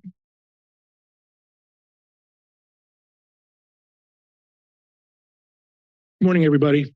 I've learned a lot today about health and mental health and the challenges here in the county. That's not why I came in, but I've discovered that I've learned a new thing to worry about. I'd like to give my appreciation to everybody who's spoken in the audience. I'd also like to give my appreciation to the supervisors for the very difficult decisions that you all have facing you and having to decide about trade-offs. My name's unimportant. I'd like to focus everybody on the intersection of Brommer Road and Chanticleer Avenue. This has to do with the 47 properties that have been identified by planning within 350 feet of that intersection, the planning department is proposing 11 new buildings, 3 stories tall, with a total of 76 housing units. 11 new buildings, 3 stories tall. The nearest 3-story building is on Capitola Road, about a half a mile away. In that neighborhood of Chanticleer and Brommer, fewer than 18% of the buildings have a second floor. I've counted them. I've walked around and counted them. This will dramatically change this neighborhood forever. So far, in my discussions with neighbors, the comments have been, I'm not putting another dime into my property. I'm going to sell my property. That's what's going to happen with this proposal. This gets to the point made earlier about whether or not this is really planning. I think the people in our neighborhood are all on board with the idea that we need to create more residential capacity. 3-story buildings where there are none will dramatically taint the neighborhood and change it forever. Traffic problems, crime problems, endless construction, parking problems. You guys have tough decisions ahead.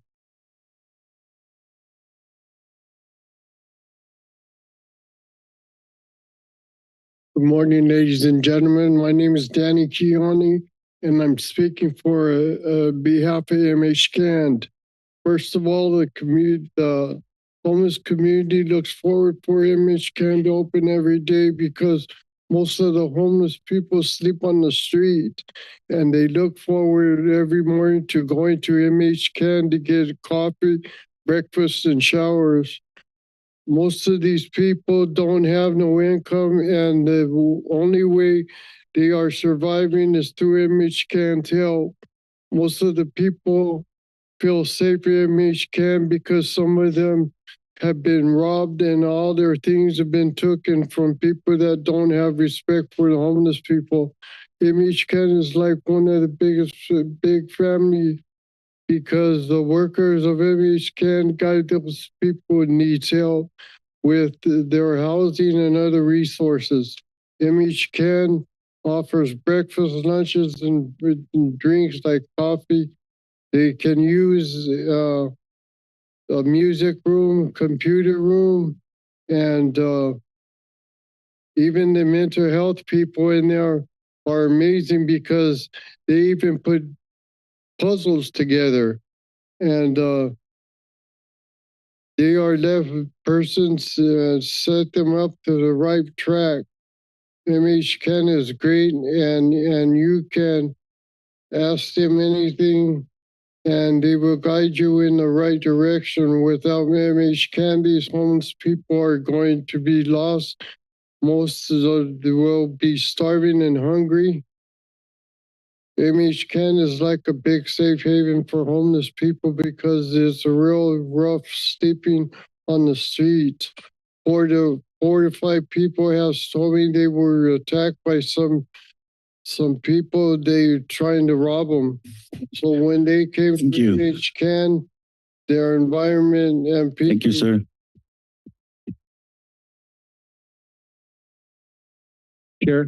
Chair, excuse me. We have a 10:45 scheduled item with a Zone 5 meeting. It's a very short meeting, expected to be probably no more than 5 or 10 minutes, but we're 5 minutes over. Wanted to give you the opportunity maybe to postpone the rest of public comment until after that Zone 5 meeting. Is that Supervisor Koenig? Okay. Yes.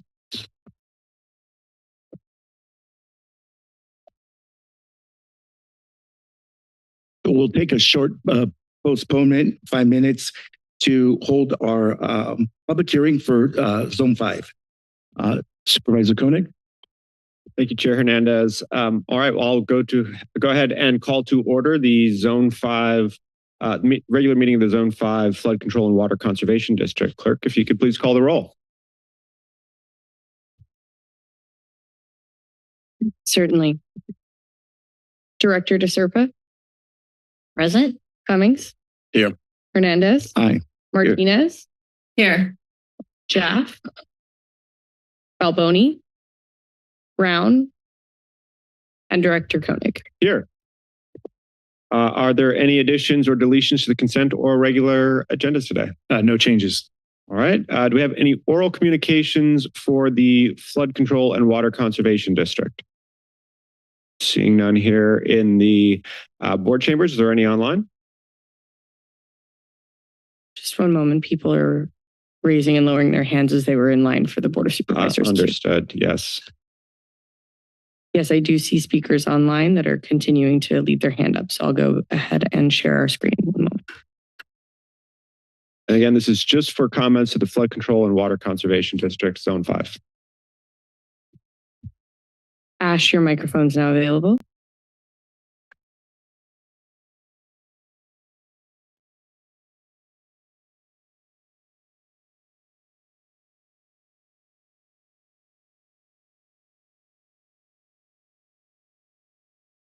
We're going to move to the next speaker.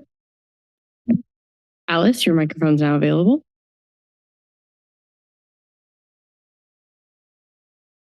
Can you hear me? We're having a little bit of difficulty here. We can. You're just very, very quiet. So give us a second to increase your volume. Go ahead. Hi, I'm actually here to talk to the Board of Supervisors, not about this. Great. If you could just hold on 1 minute, I think we'll get through this meeting pretty quickly. Just should be a few more minutes here. You got it. Call-in user 1, your microphone's now available.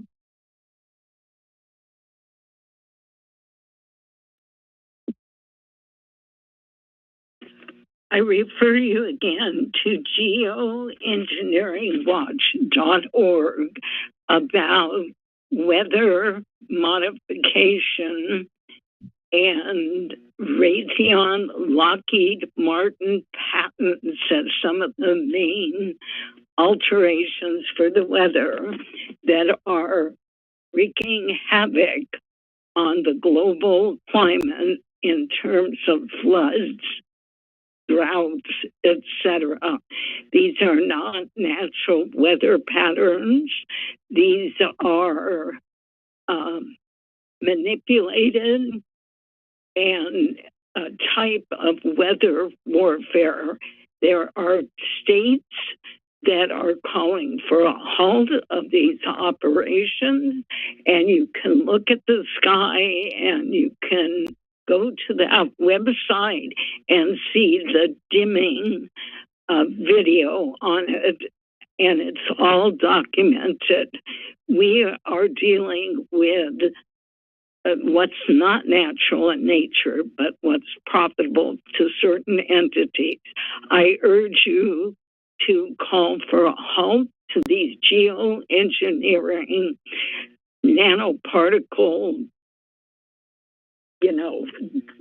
it drops into our whole environment. Thank you. Thank you, Ms. Garrett. Are there any other comments for the Flood Control and Water Conservation District?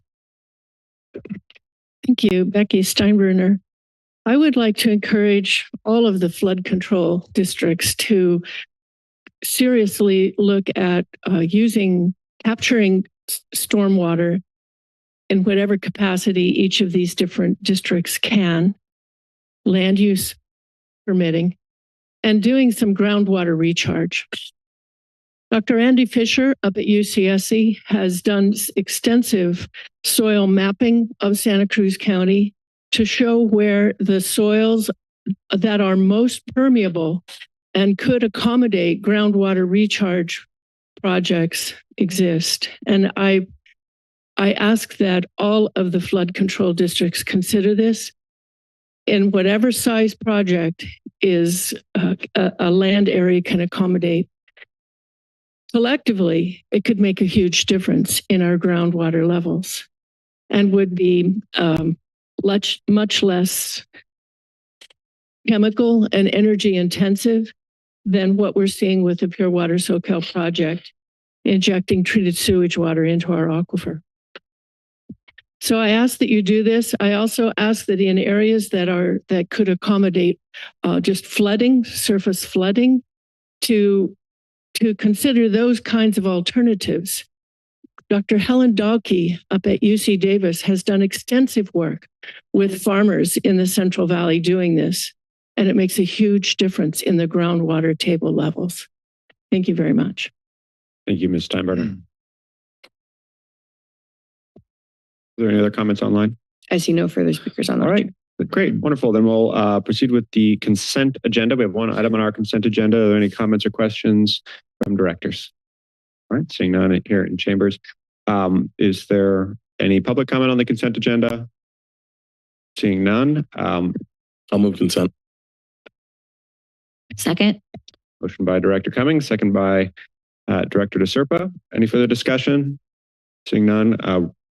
Roll call vote, please. Director Koenig. Aye. Cummings. Aye. DeSerpa. Aye. Martinez. Aye. Director Hernandez absent. That passed unanimously, and that brings us to adjournment. Thank you, everyone. We'll now resume public comment for the Board of Supervisors meeting. Thank you, everyone, for giving us a brief pause. We weren't sure if we were going to have some additional directors joining us online, and we didn't want to delay them too much. But if you were waiting for general public comment for the Board of Supervisors, I'd invite you to come back up. And Chair Hernandez will be back with us in a minute. But go ahead. If you have not yet made a comment, so we're basically resuming public comment that we were in the midst of before pausing briefly for the Zone 5 flood control district. Go ahead, please approach the podium. And yeah, this is only if you have not yet made a comment.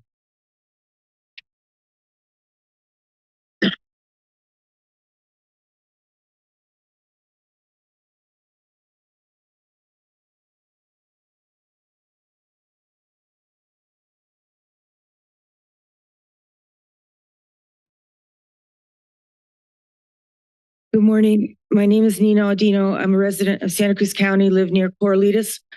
I wanted to extend my deep thanks and appreciation for all of the really profound and empathic and sensible comments made today on behalf of our mental health services in the county. A few years ago, one of America's more thoughtful journalists published a book she dubbed Bright-Sided: How the Relentless Promotion of Positive Thinking Has Undermined America. In it, Barbara Ehrenreich takes on what is arguably Americans' most defining self-image and reputation, our iconic can-do positive attitude that's been enshrined as a dominant, perhaps even mandatory cultural attitude and the key to getting success. She confronts the false promises of irrational positive thinking, arguing that being optimistic at all costs and refusing to consider negative outcomes leads to oversimplifying complex problems, to economic crises, false science, and unacceptable human costs. She ends with an urgent call for existential clarity and a return to a commitment to realism. In keeping with the cult of positivity Ehrenreich cautioned against, Shannon Eddy, executive director of the Large Scale Solar Association, recently lauded the can-do patriotic attitude needed to meet California's energy production goals. Californians will need the same sense of urgency, teamwork, drive, and shared purpose that Americans mustered during World War II, she said. It was a time of, I hate to use the word sacrifice, she said, a time of a shared purpose when everyone was joined in a common goal. Echoing her patriotic positivity, 3CE Policy Board Chair Das Williams recently invoked our duty as a community to meet the greatest environmental challenge of our time and transition from fossil fuels to clean energy. Not easy to step outside this echo patriotic positivity and to question the use of lithium battery tech in meeting our so-called sacrificial common goal. But perhaps we should. Perhaps we should read and realistically consider the numerous peer-reviewed scientific studies that accurately catalog unacceptable risks of fire and explosion in utility-scale lithium battery tech application. Thank you.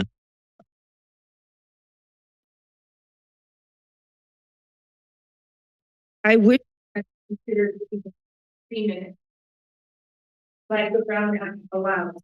There's probably not.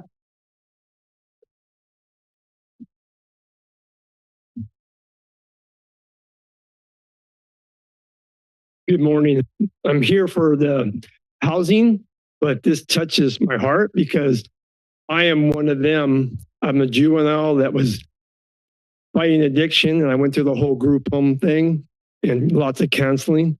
And now I'm here fighting for housing element. And it's just really, it's really hard for me now just because it's really emotional. But Okay, good morning. My name is Eric Martins and I live at 2503 Palmini Avenue. I'd like to thank you all for taking the time out of your busy schedules over the past couple of weeks to meet with us and discuss unique situations surrounding a lot at 2507 Palmini Avenue, which is directly behind us.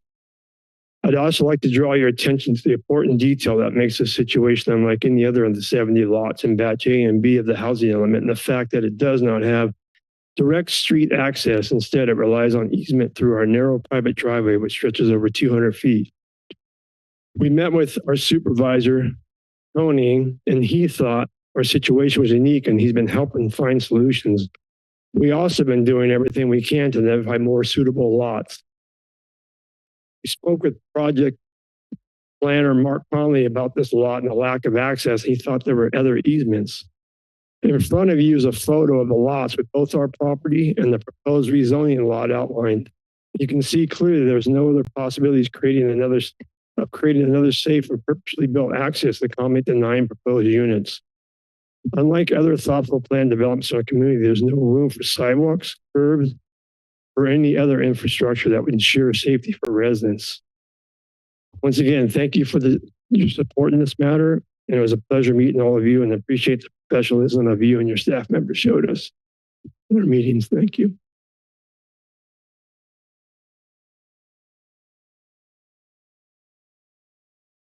Good morning.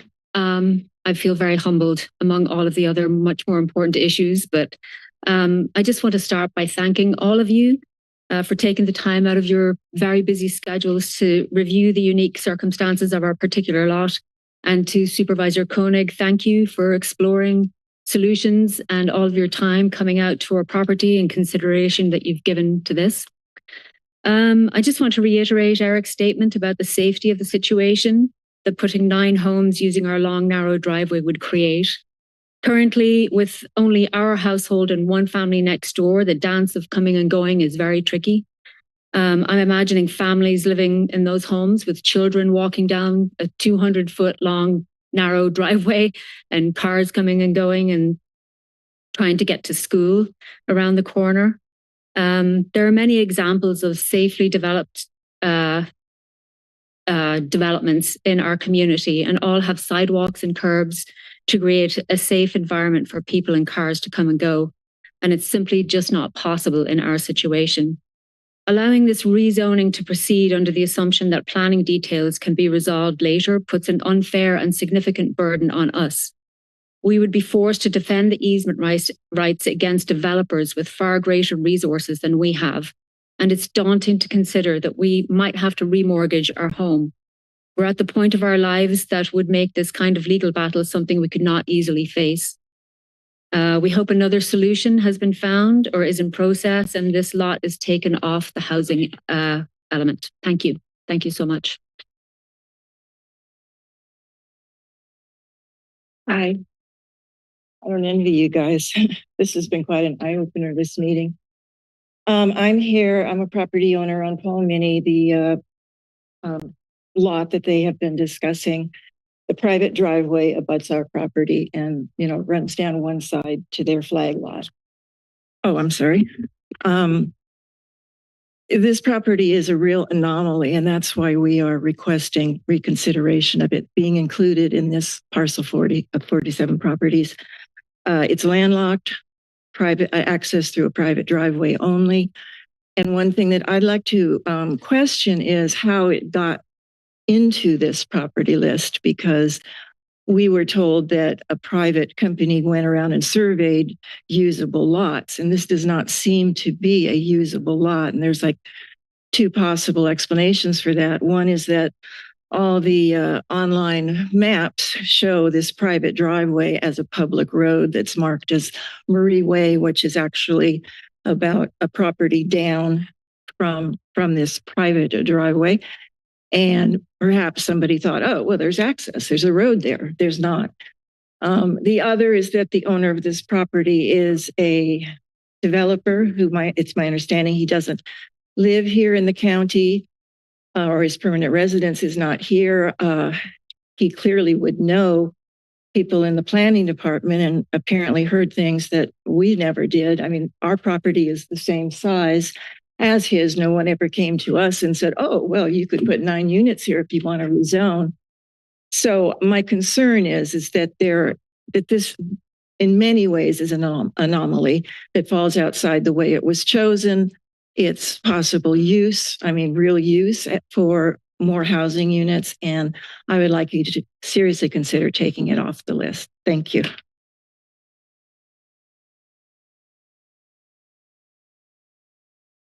Hi, my name is Annette Dirks. I am actually a new person to California and especially to the Santa Cruz area. This is dealing with rezoning, not the ones that we have here, probably the smallest little rezoning spot that we have in SoCal. It is an area where corner of the street of Main and Bridge, the property was zoned originally for 3 homes, one of which has been built. But what has happened is that it's the change that came through. So instead of 2 additional homes being placed on this, we now have 5 townhouses that are going in. It is all one cement lot. There will be no green grass growing there. It is near a school. I figured that what you're dealing with is an increase, and this is why I laugh, because the other zoning ones have much more car capacity to deal with. But this is what we're talking about for a very small community with a school, is having somebody with an increase of maybe originally 6 or 7 cars, now doubling it and increasing it maybe up to 15 cars. Everything is street parking.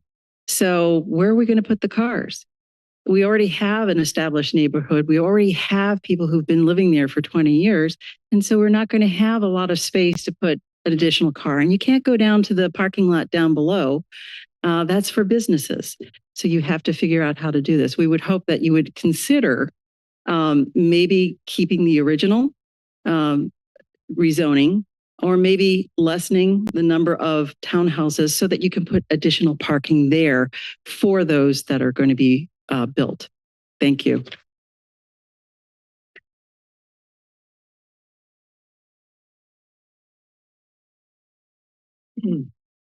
Well, I was unaware of this meeting until this morning, so I'm basically not very prepared. But my name is Sean Torn, and I'm a client at MHCAN. There is no other facility in town that really provides anything for somebody in my position. I've been to Santa Cruz shelter over on Coral Street, and they provide absolutely nothing. They want you to follow their strict protocol without providing anything in the line of services. At least at MHCAN, there's food, there's a place to charge our devices, there's an open atmosphere where people can step inside without being caged in.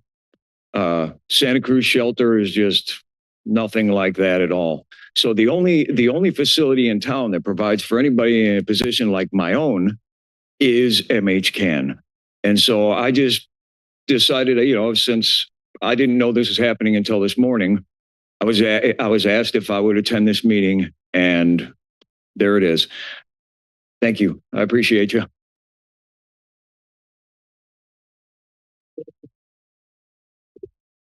Good morning. My name is Cynthia Denny, and I am a member of the local Sierra Club. And I'm here just to speak on behalf of where the Sierra Club has always stood and will continue to stand on issues before this county board today, particularly regarding parklands. We will be submitting some other things to you this week, but let me just begin with this. For one, we believe in keeping public lands in public hands.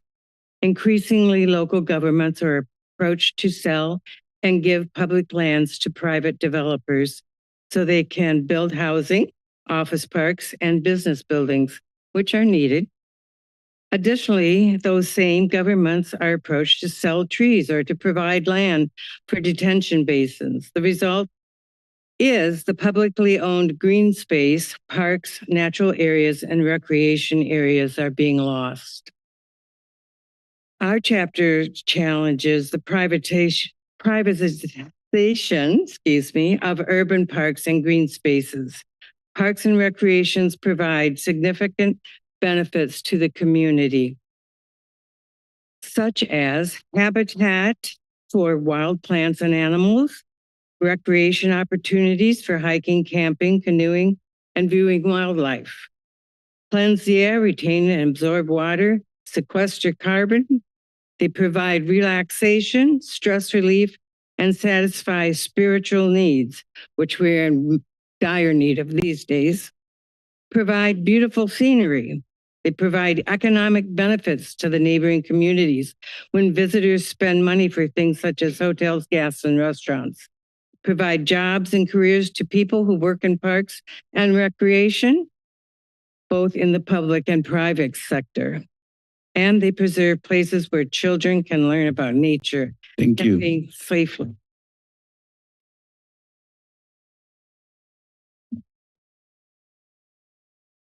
Good morning. My name is Carolyn Tyler. Thank you for being here today to listen to all of us. I am addressing item number 7, which is rezoning property, specifically 2507 Palmini Avenue, which my neighbors just recently spoke about as parcel number 026042115. I'm opposing to rezoning the property. I'm the homeowner at 2455 Palmini Avenue. 161 feet of my property is adjacent to the driveway that would be used to access the property proposed for rezoning.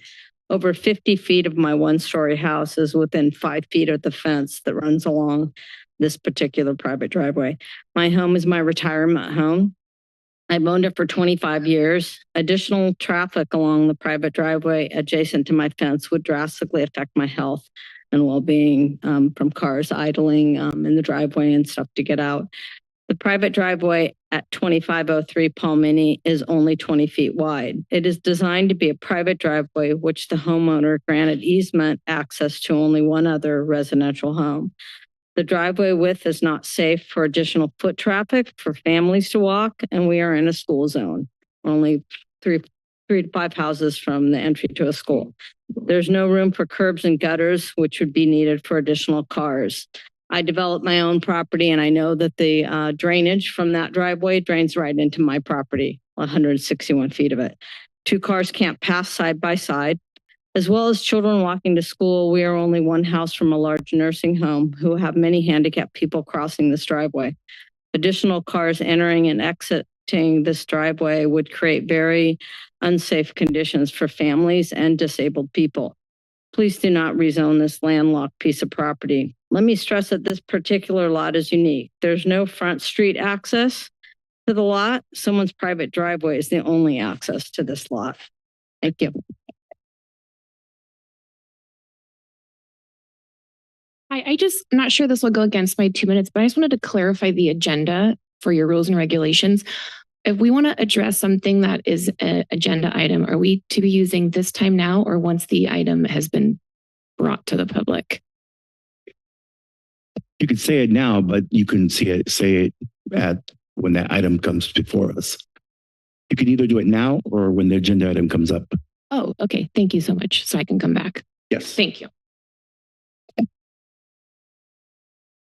I'm okay. Me again. This is still public comment. You already had your opportunity as well, too, though. That started something new. No, it's same public comment. Okay. No, not yet. I got a good idea. Two of them. Hello, my name is Michelle Peterson, and I am a resident of Live Oak. I have emailed some of you folks about the concerns of the housing that's being proposed in Live Oak. Yes, we need more housing, but just looking at this map here, I'm seeing 10 proposed projects within between Chanticleer and 17th Avenue and Bromer and Capitola Road. That just seems really excessive. You're going to pile all these multiple family residents in such a just small compact area. I'm hoping that you'll reconsider some of the size of these projects and bring them down back to a level that fits into our community. It's, as you know, Capitola Road's got tons of traffic. Bromer now is experiencing much traffic because of the closure of the bridge. And I just think that if you need to do 47 parcels and 10 of these are just in this small area, that they need to be spaced out amongst the whole county. And it seems like Live Oak is picking up the brunt of these housing projects. And I hate to see it. I'm a fourth generation Santa Cruz native. And it's just, I know we need some change, but I think we just need to consider, just that density and that small of an area is just going to be overwhelming for our community. Thank you.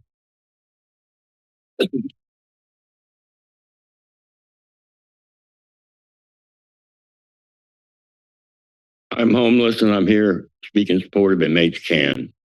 There's been a couple of people who spoke about the value of MHCAN, homeless people who spoke of the value of MHCAN to themselves, and I don't think anybody here can doubt the sincerity of their words. I'm not here to talk about how valuable MHCAN is to me. I want to make the point that MHCAN is valuable to the property owners and businessmen of this community. The homeless problem is a little bit less of a problem because of MHCAN. If you take them away, it'll be a little more of a problem. That's all I got to say.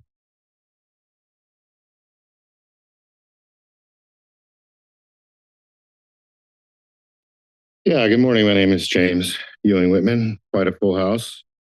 The first time I was here over 5 years ago, not one of you 5 supervisors were here. But the 2 puppets that control you guys were here, and I'm referring to Carlos Palacios and Jason Heath. I could be really impolite, but people, it's really kind of challenging. My grandmother was born in 1912, and my grandfather was born in 1902. And I think our educational problems started not with my grandparents, but with my great-great-grandparents. This is a really useful document. It's got our Declaration of Independence. If folks were to read that, they'd realize what frauds you guys are.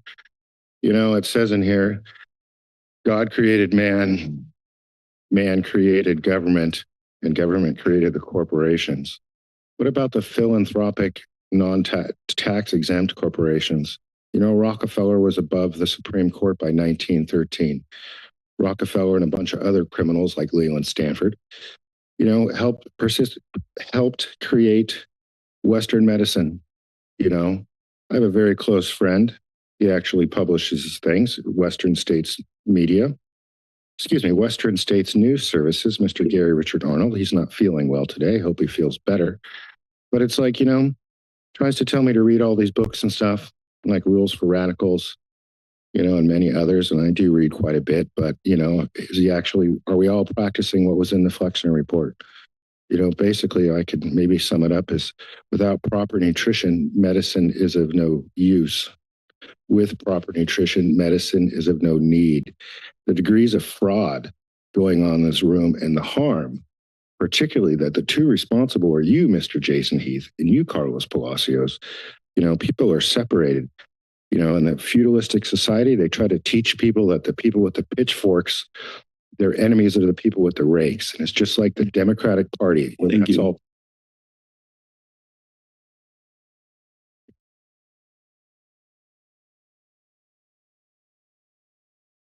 Good morning. My name is Isaac. I'm a resident in Live Oak. I'm an educator, an EMT, and a renter. I'm here to speak specifically about the issue of housing and the updated zoning before the board here today. I appreciate all the comments that I have heard here, including from people who are opposed to this. And I feel like I've learned a lot about this situation from those folks. So thank you everyone who has spoken here today. I just want to offer my thoughts around this as someone who definitely experiences the challenges of living in this county, especially working in public service.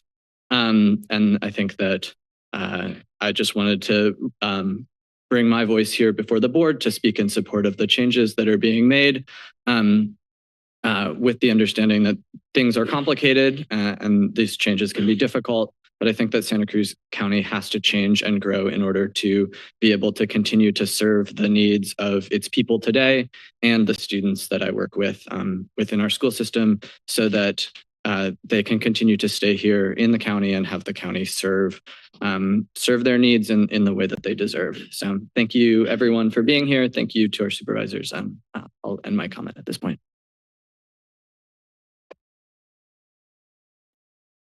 Good morning.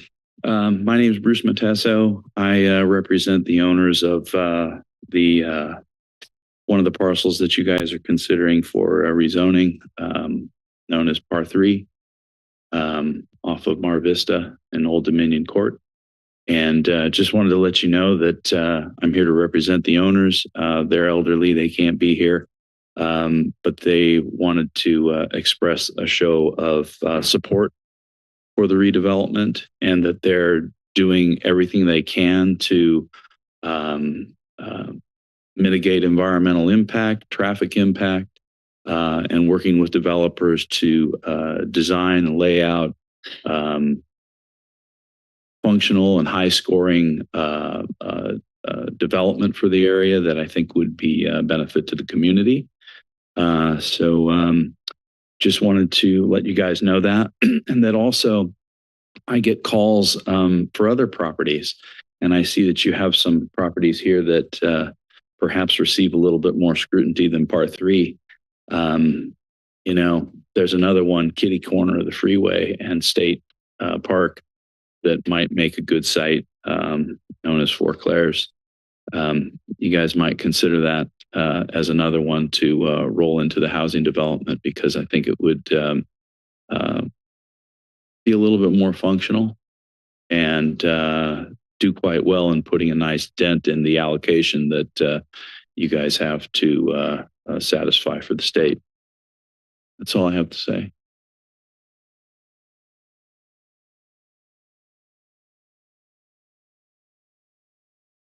Hi, my name is Sam Osler, and I'd just like to have your support for keeping MHCAN open, and that's all I have to say. Thanks. Go ahead, Arthur, coming to get me, Manu. Over to business hall, to my house, 244 13th Avenue. Thank you. If we can move to public comment online. Yes, we do have speakers online, Chair. Can we change it? Can we do it for 1 minute for folks online?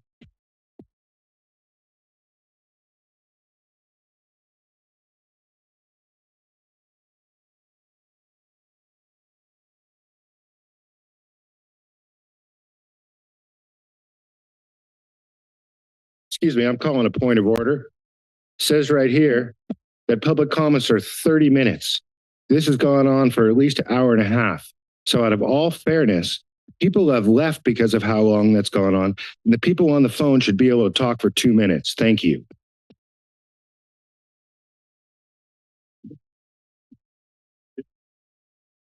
All right. You can take it to 1 minute if you want.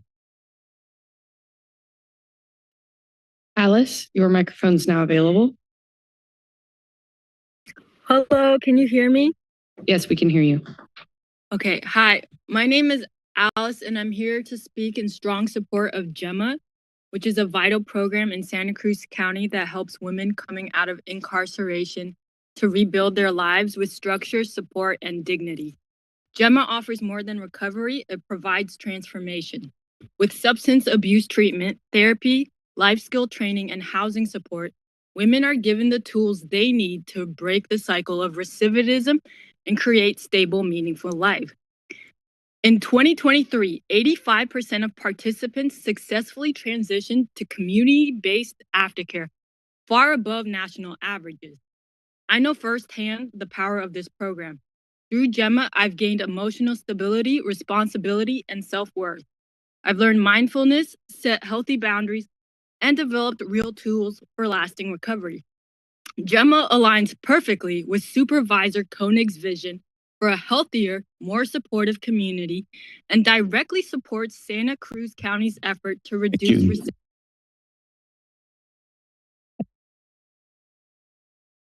Lowell, your microphone's now available.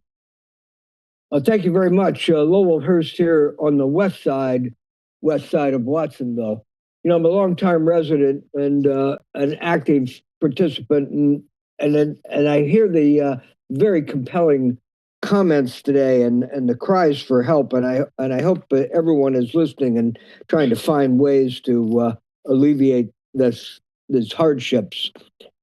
But I do want to say thank you to the supervisors for their focus and support of South County, for all the road improvements and the transportation infrastructure, the work on the rail trail, your work on flood control, the creation of the county service center. It's providing access to our residents. And thanks for always working on job and housing creation.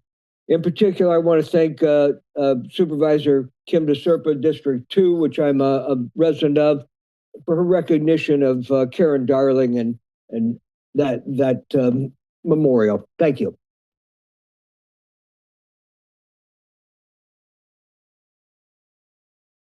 Call-in user 1, your microphone's now available.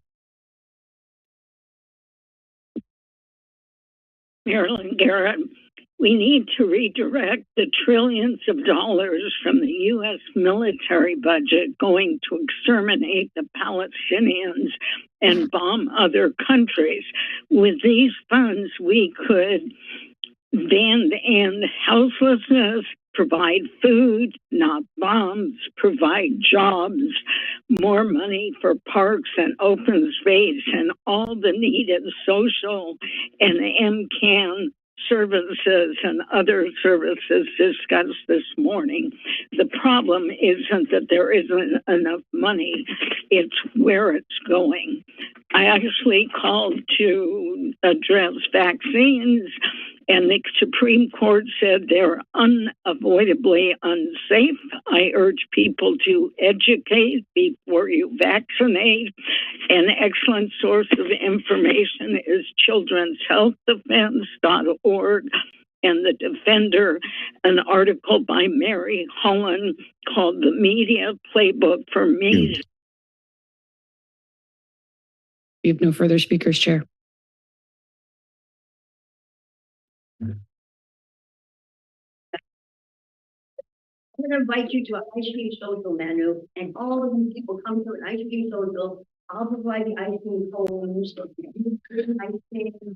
Okay, thank you. With that, we'll bring it back to the board to see if there's any questions or comments on the consent agenda. I'll start to my right with Supervisor DeSerpa.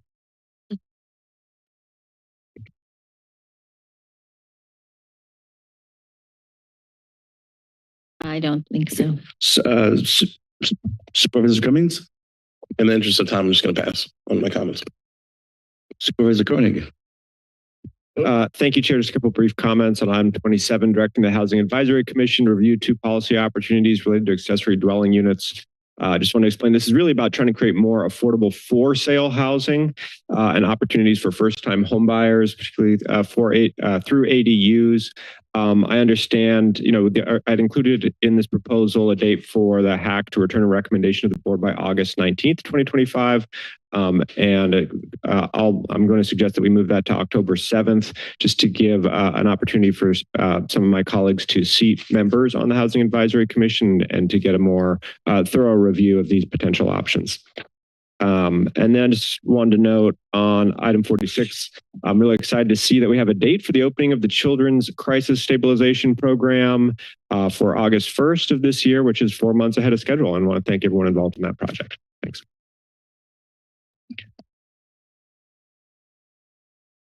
Supervisor Koenig? Yeah, Supervisor, I did have one comment. I'm going to support item number 27 today, but I do have some concerns. I know there were some discussions about this at the Planning Commission, and the Planning Commission had some concerns regarding, in particular, the turning ADUs into condos. And I think there's some other opportunities as well for us to explore, but given that this is just providing direction for this to go to the Housing Advisory Committee, I'm going to support the recommendation today and hope we can have a more in-depth discussion as this proceeds over time. Thank you. Supervisor Martinez? Okay, there you go. Thank you, Chair. I just want to start off by thanking everybody who did come out today. We had some extensive public comment. Many of those are geared towards the upcoming budget.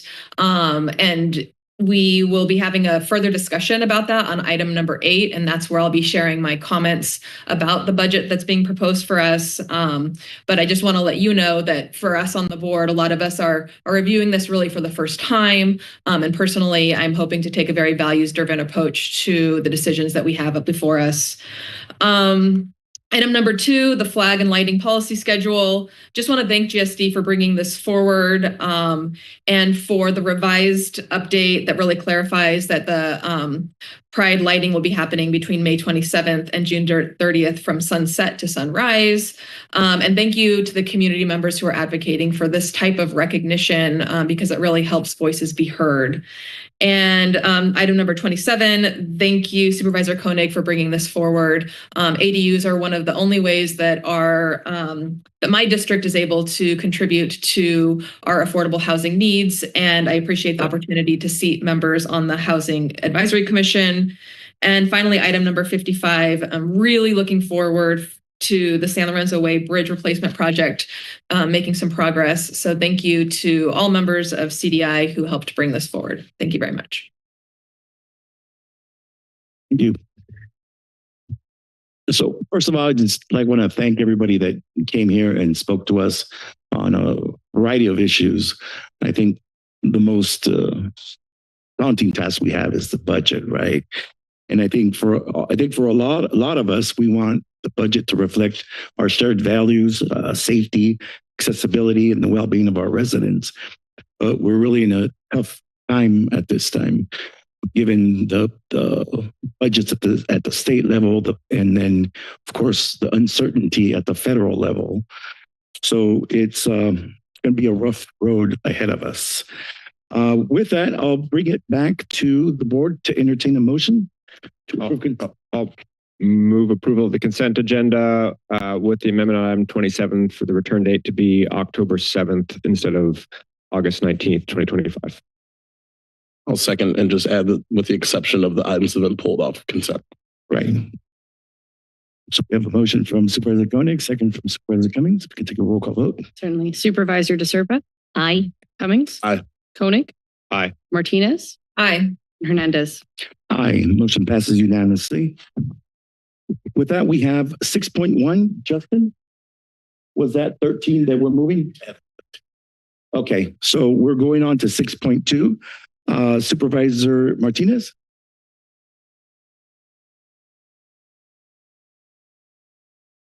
Yes, thank you. One second. I thought we were going to 6.1 first. So we are not.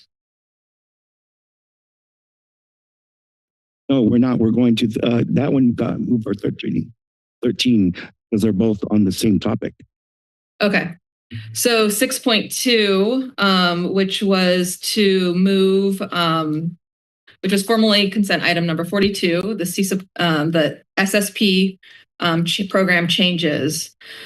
I'd like to just introduce this item by saying that I support aligning our practices with the Center for Disease Control and Prevention's best practices and allowing the hybrid mobile pilot to become a permanent feature of the program. And I want to thank the HSA staff who have worked on this item for many years, as well as the community members who have provided input about our operations. The reason I pulled this item is because I'm concerned about the timing of shifting to a needs-based exchange while simultaneously proposing to end the syringe litter contracts with Downtown Streets team for Santa Cruz and the Community Action Board for Watsonville. Addressing syringe litter through these contracts was a board-directed item several years ago, and I'd feel more comfortable preserving the contracts until we see whether our shift to a needs-based system generates more need for litter collection and disposal. So we also understand the HSA faces tough budget considerations, but this isn't the right time to end these contracts, in my opinion. So if we need to locate funding from another source, we should do so as a good public health and public safety investment. So therefore, I'd like to move the recommended actions with the following additional direction. For staff to maintain the syringe services contracts with Downtown Streets team and CAB in fiscal year 25-26 and bring back non-HSA funding options during the June budget hearings, and to report back to the board within 6 months about the litter cleanup process. I'll second. I appreciate the comments, Supervisor Martinez, and also just wanted to thank staff for the report on this and really the huge success we've seen with the hybrid program. I mean, almost a doubling of clients and people served. I also really appreciate the improved tracking of referral services so that when we're engaging people not only on safe usage practices, but then also identifying the need for wound care or other health services. I mean, that's really the intention of this program, is for it to be an opportunity to start the conversation with people who need county health services. And I really see that we're moving in that in a very strong direction. And I appreciate that. You know, it's also incredibly positive that the report we are seeing from the Downtown Streets team shows, I mean, less than 100 needles picked up along, you know, basically all of the former hot sites, whether that's Harvey West or on the river levee. And I believe that we'll probably see that continue, but that there is definitely a value in this investment at this time as we look at continuing to improve the program to make sure that we have that data to back up any further changes. And of course, understanding, as Supervisor Martinez said, that this is going to be one of the many considerations we have when we look at finalizing the budget in June, and that we'll have to weigh options on where that money is coming from and what else might need to be cut as a result. So with that in mind, I want to second the motion.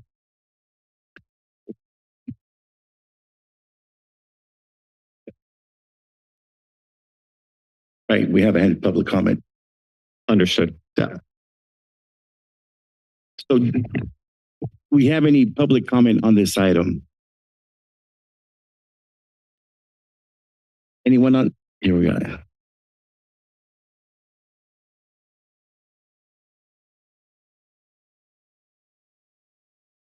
Yeah, hello, my name is still James Ewing Whitman. I realize this is about the syringe program, so I'm just going to say this. I'll be brief. Vaccinate, verb. An injection of poison used to control the slave class, marketed as a magical concoction of toxic material that will make each injector super healthy.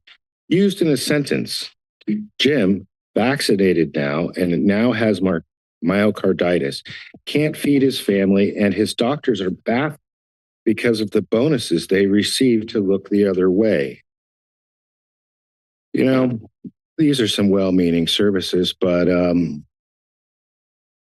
so a couple years ago, murder puppet Gail Newell, I'll publicly say that, was talking about how the overdoses for heroin were lower. But, I guess I spoke about a grain of sand or two, or sugar or salt of fentanyl can contact poison, cause you to have a reaction that you can die from. So, I mean, I don't want to point out all the fraud that you guys are looking into or not looking into or ignoring or pretending to, but somebody's got to. Thank you. Anyone online? Yes, Chair. Alice, your microphone's available. Hi, Alice again. I used to be part of the Downtown Street team, and I would like to say that they are members of the unhoused community who are picking up those syringes. And to be honest, you have to support the homeless community, because if you don't, there's going to be more syringes and I'm not going to pick them up. Thank you.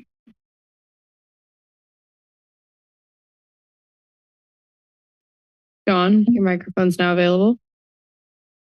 Hey, folks.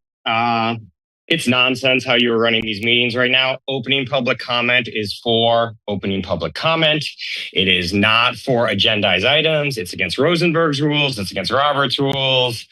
It takes away from the people who genuinely want to use that part of government to discuss things important to them. and you allow Zoom comments. So there's absolutely no reason to do this. It is just like a sign of systemic incompetence. I've never seen any other municipality do this. I don't even know what to say. And I'm making this comment right now because it doesn't matter, because you guys don't follow any of the rules anyway. Run your meetings the way they're supposed to be run, please. I can't take this place anymore. Everything is so paper thin and incompetent. Whatever. Have a great day.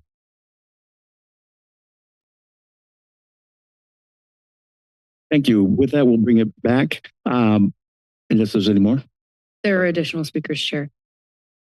Call-in user 2, your microphone's now available. Marilyn Garrett. If people had jobs and housing and food and lived in a society that provided for the well-being of everyone, we would have far, far fewer cases of people who were addicted to drugs. It's a societal, structural problem. And I do think, though, Supervisor Martinez's motion sounds worthwhile. Thank you.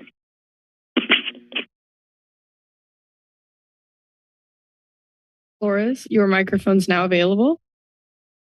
Oh, yours? Okay. Hello. I just wanted to address that, these are important services that are needed in all communities. And, they are preventative. And, we can't afford to lose any of the services that have already been taken away. That community needs those services. I can't stress it enough. If you take that away, I think somebody said there would be more syringes. So the fact that we are providing awareness, education around these services are part of keeping a healthy community. So thank you.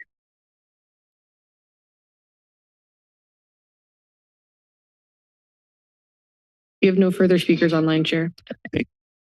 I'll bring it back to the board, but I do want to bring up staff because it seems like we're addressing budgetary items, and I just want to make sure that we're doing this. There's a feasibility with it as well, and I think that it is because there's a few things that you guys are not considering. Do you want to quit the microphone? Yes. So with the problem with the syringes, like I had no idea that you guys were coming after the downtown streets team too. It's like, so you're taking all the services away from them and then you're making it so they can't even come pick up your trash for some gift cards. Not only that, but now we're going to have more syringes. Number one, I'm fortunate that most of the time I'm in a power chair, but if I'm in a manual chair and a syringe hits my chair, guess what? Tires popped. When am I going to be able to afford more of them? What about kids and dogs that could step on those syringes? What about like all these there's all these different things that you're not at all considering. The amount of danger that you're going to be allowing in the future by letting these syringes just sit on the ground without anybody to pick them up is just ridiculous. And I hope that if you really go through with this, I hope that you can figure out how to deal with the infrastructure for all the preventable problems that's going to cause. Thank you. I would like to bring up staff to make sure that we address the budgetary issue behind this, but also I want to know, because I want to know the difference in funding levels for the Santa Cruz Streets team and of course Watsonville as well, and if there's equity in that. Yeah, for clarification and apologies, there's I think two different items that we're discussing right now, so I think we need to be clear. At your agenda, you see our proposal for us to move forward with CDC recommended interventions, and that's the supply of needles, right?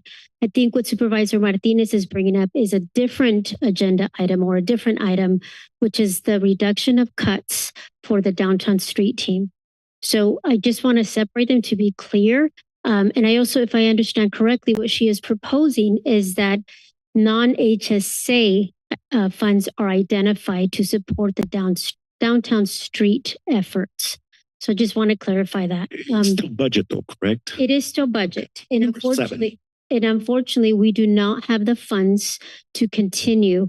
Public health was getting that money out of their general allocation, and we no longer have the ability to fund it. We do partner with the city of Santa Cruz for these efforts. They fund a portion of it, and we fund the other portion of it as well. Do you know what the portions are between South County and Santa Cruz? Sure, I'll ask Dr. Hernandez to share those with you. Good morning, Board. Dr. Hernandez, Health Officer. This is for fiscal year 24-25. For downtown streets, it is $88,376.04. And for Community Action Board, it's $40,000. And that's for fiscal year, again, 24-25. Now, is that because that's all they asked for, or what's the disparity in funding? The effort in this program has been long-standing between the city of Santa Cruz. It wasn't until recently that we tried to allocate funding to South County. I don't believe it's because of the request. I believe that it was a funding situation and disparity, to be quite honest. And I'll add just one thing. There was a syringe litter assessment, and that's how we identify the hotspots. So I think that might have contributed to that as well. So the disparity is an equity issue then? Yes, I mean, when we look, there's multiple efforts in the downtown streets, right? They do litter cleanup, and it's broader than just syringe and needles. They also pick up other items as they're going. So specifically when we look at needles, though, we did see a larger amount in the north part of the county versus the south. But again, we haven't done a recent assessment. And so when you're asking me about the downtown allocations, I'm kind of going broader, not just on the needle exchange data that we have. So what funding sources do you see in making this happen? We unfortunately do not have any grant or funding right now to move forward with this effort. So Chair Hernandez, I agree that there's two issues here. One is the program issue, and the other is the budget issue for downtown streets team and CAB. So what I would suggest is that we separate those issues, have the program issues here, and then the budget issue with the budget, because those are separate issues, and we're going to have to come back. And at that point, a motion could be made to direct us to come back with options for funding with the budget, and then we'll come back during budget discussions. Okay, so then may I just to emphasize the purpose behind my motion, CEO Palacios. So I understand that in item number 42, we are accepting the report and we are adopting a programmatic change to go to a needs-based service of syringe exchange, which is something I wholeheartedly support. In prior board actions, when discussing the type of syringe exchange processes, the board determined that they wanted to have additional contracts to ensure that there's litter cleanup based on hotspots that may be a result of our syringe exchange services. So in this board item, there's both the proposal to go to a needs-based exchange and a proposal from the way I'm reading it to reduce the litter cleanup contract that will be in the upcoming budget. So I would like to keep these things linked because I don't feel like it's a very responsible decision to make a change to our program practices and at the same time that we are reducing the litter cleanup contract. I would prefer to keep that contract moving forward for another 6 months to a year to monitor the data on the litter cleanup to see if our decision today impacts the neighborhood. And in in support of the motion. The reason I'm asking for non-HSA funding is because we know that the HSA budget and the public health budget is constrained. And so my request is that your office comes back to us during the board budget hearings, which, you know, wouldn't be today, with alternative sources to fund that continued contract with Downtown Streets team and CAP. Supervisor Cummings.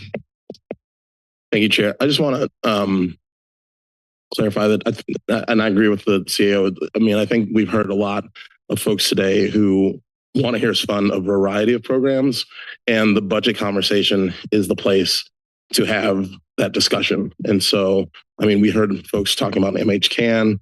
We have, you know, positions in HSA that want to be funded. I mean, I think the purpose of us having these budget discussions is so we can bring up our priorities. And so I think that we have that on our agenda, and that's probably an opportunity for us to have this conversation to express, you know, what we want to see funded moving forward. And so for me, I'm much more comfortable just moving with the staff recommendations, and then we can have the conversation around Downtown Streets team and all of our other priorities as we're discussing it in the budget. Because we're going to have to talk about all these other priorities that we want to see funded. And that, I think, is the appropriate time to have that discussion.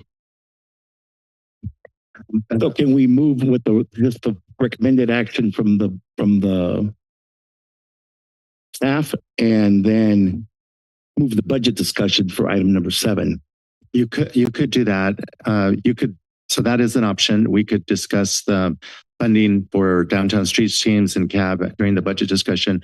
Another option would be you could postpone action on this item until after the budget's decided. That would be another thing. You could just, you know, postpone this item till after a future date.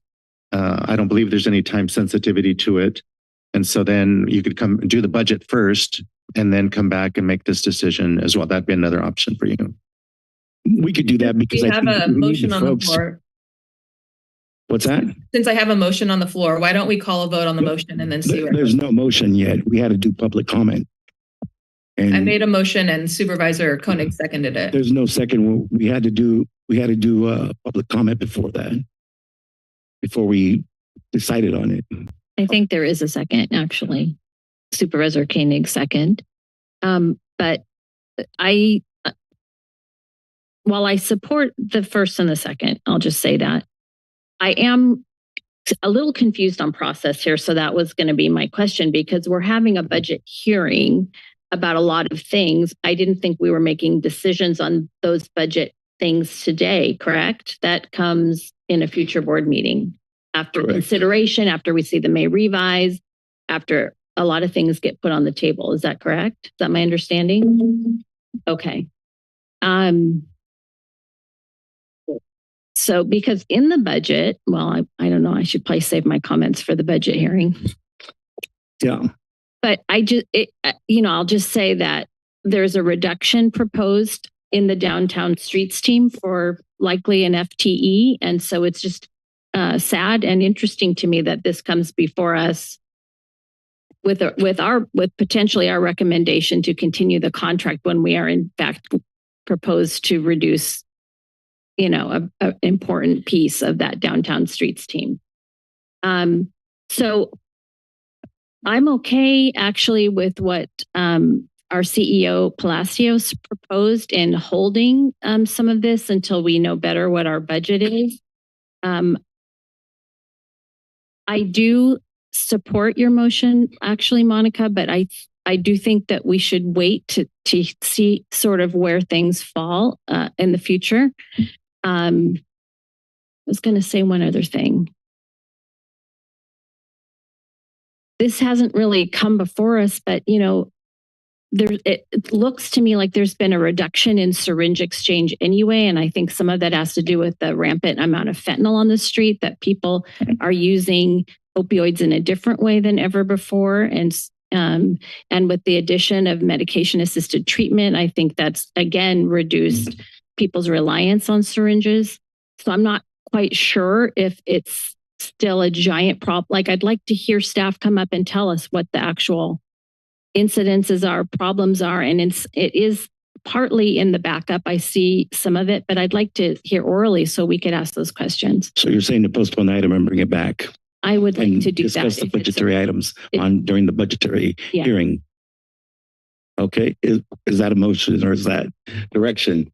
Well, if I may, Chair, I would suggest that we at least adopt recommended actions 1 through 3. And then I think really the question is if we're going to move towards a needs-based model, that we have some kind of measurement associated with that, given that this has been such a pointed topic in our community in the past. And so I think if we, I'd be prepared to move recommended actions 1 through 3 today and have 4 come back to us at, as during or after budget hearings. I'll second. Pardon me, a point of order. You never closed public comment. You invited staff to come up. We have a member of the public that is very new to this process. I ask that you allow this member of the public to speak on this item, please. Step up. Okay, listen, I'm only 74, but I feel like I'm 30 again. Okay.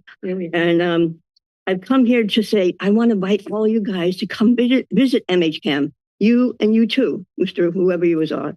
Well, that's not the topic right now, ma'am. MHCAM. A few things in my head. I own a property, 244 13th Avenue. Come over and visit me. I've housed people. They sleep on the front bench. All my neighbors on 12th and 14th hate me. They don't like me. They want me to go away. I'm not going away. In fact, I'm going to put on my. Ma'am, this ain't on the topic though. No, on topic. I'm inviting you to an ice cream social over at MHCAM. Do you know where it is? Cayuga? Everybody knows where it is? So come on over there. There's coffee and bring donuts. Okay, thank you. No, wait. One more minute. Come on, look at that open there. Okay, so I'm on my house, 244 13th Avenue. I'm going to put Hostel La Visa, baby. Okay, and I'm going to charge people $5, $10, a couple. Okay, this is really not on topic, ma'am. It's not. This is not on topic. Oh, It's not on topic.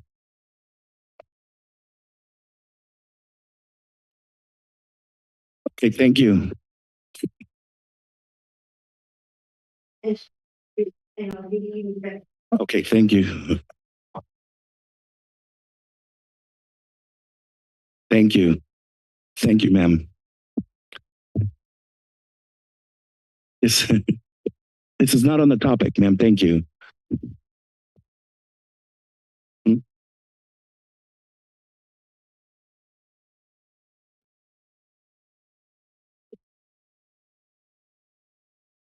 Like minister. So I think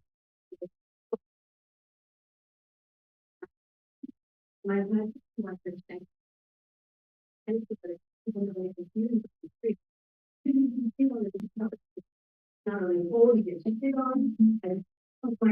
Okay, thank you, ma'am.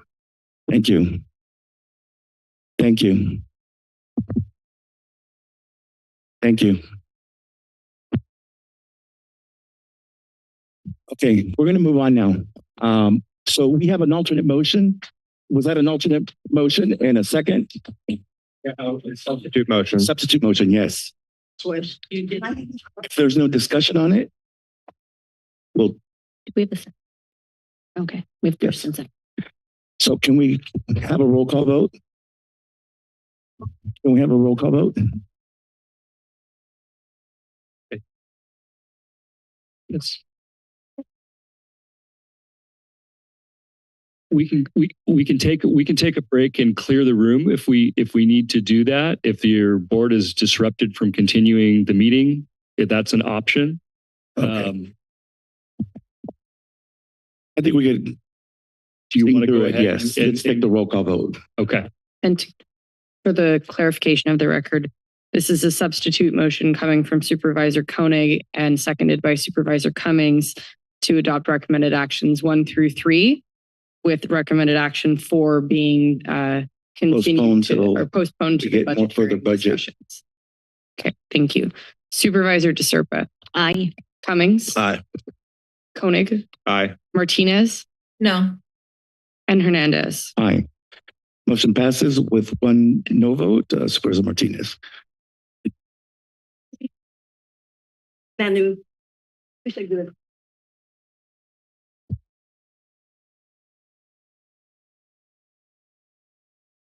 Oh, you get really busy when you get retired. Okay, we're gonna take a break.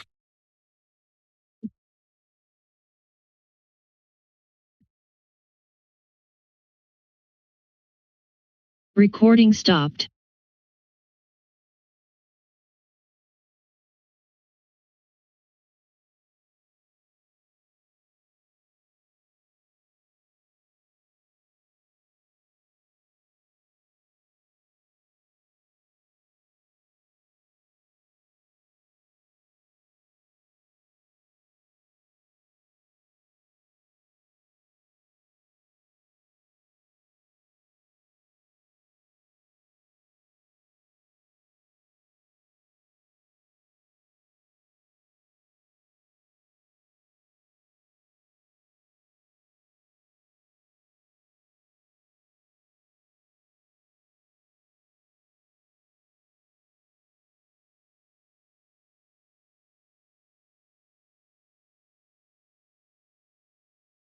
We're going to go into closed session now, and there's there's nothing reportable coming out of closed session. Recording in progress. Jason, I'm so sorry. Can you please restate that for the record?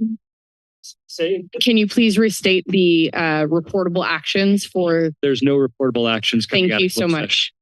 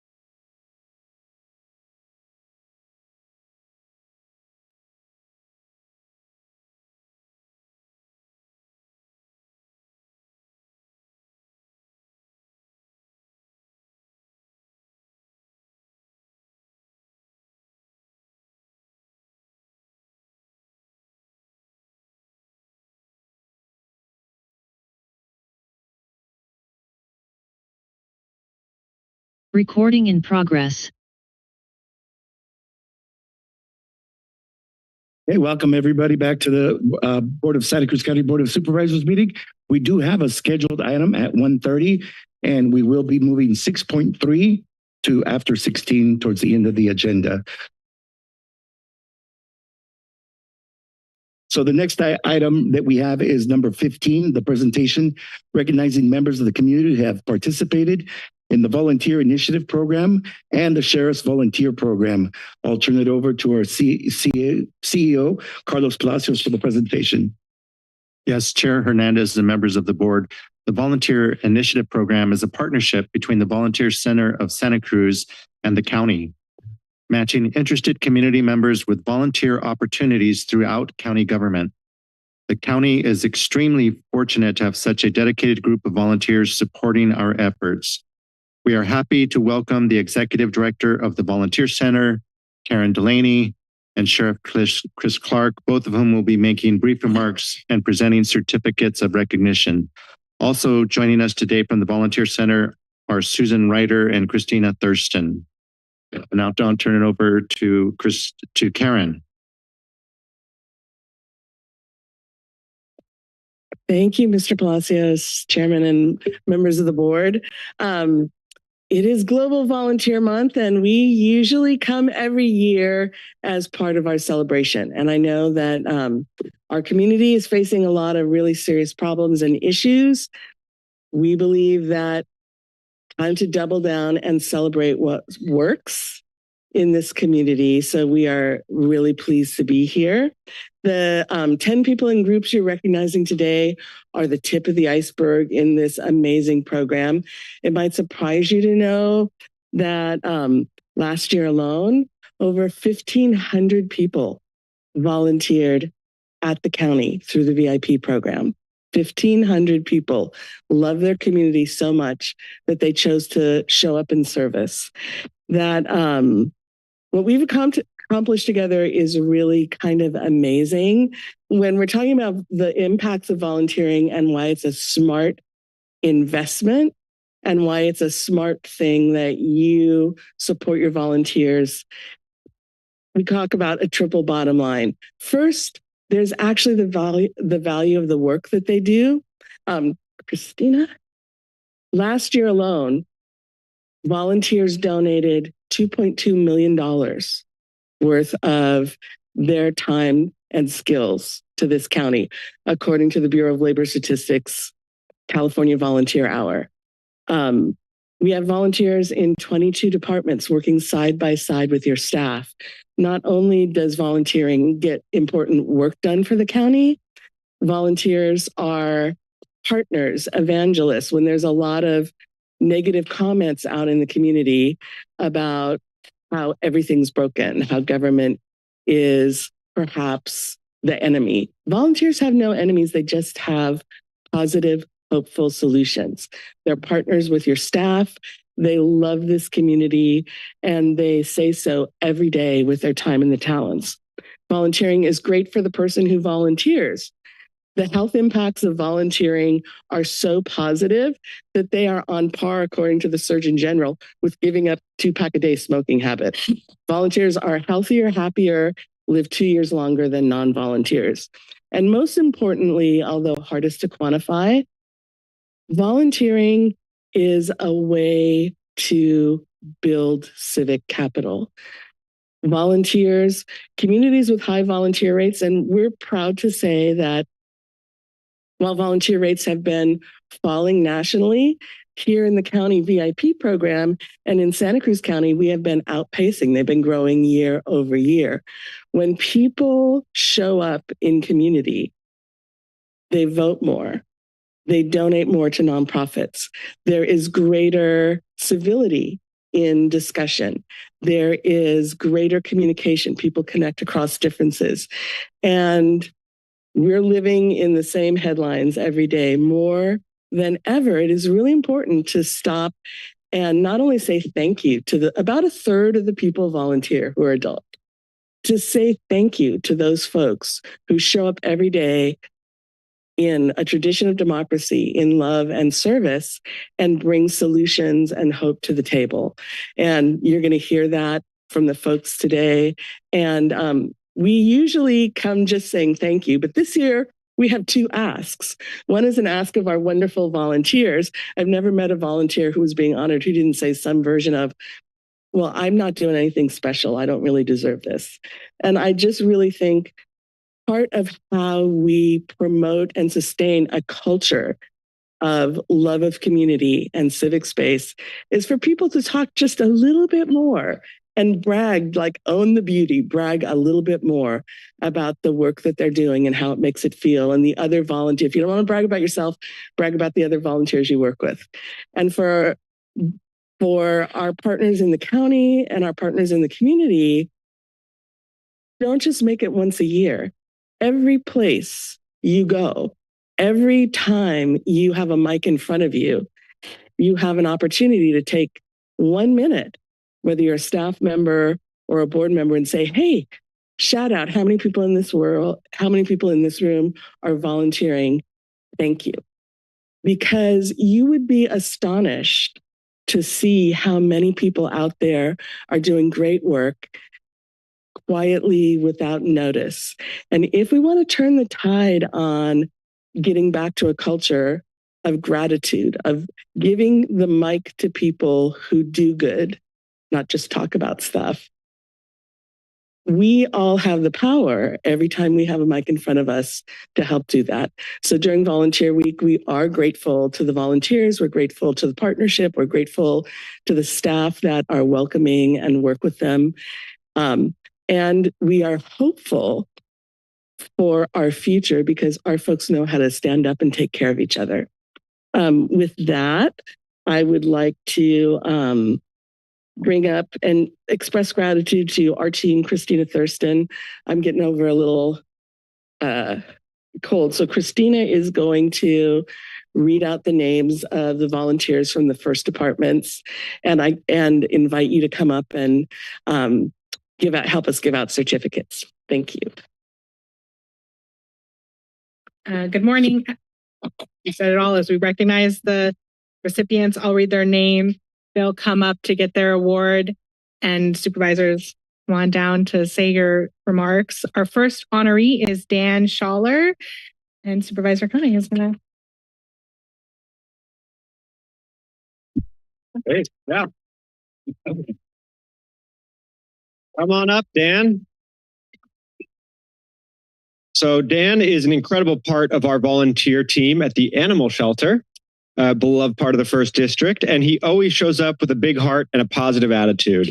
And every week you'll find him walking dogs and helping mentor new volunteers, making sure they feel supported and ready to jump in.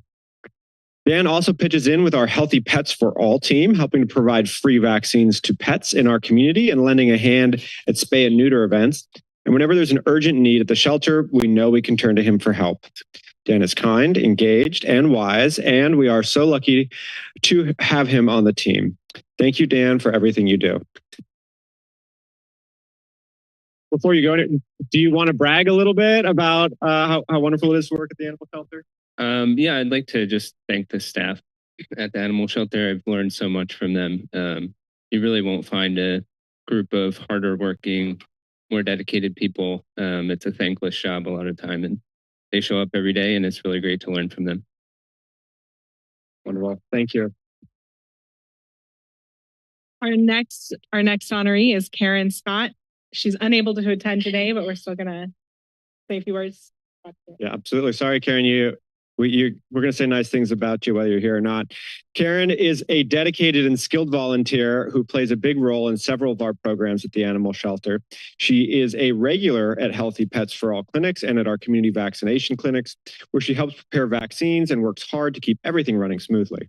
Karen has also helped out at the Animal Balance community spay and neuter events, taking care of instrument cleaning and prep, in addition to helping with various tasks at the clinic within the shelter. Karen is always willing to help, brings a great attitude, and does an amazing job with whatever needs to be done. Thank you, Karen. You make a real difference, and we're so grateful for everything you do for the community.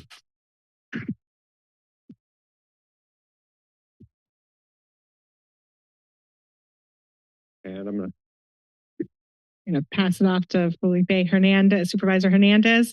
Our next honoree is Ricky Ramsier. Come on up.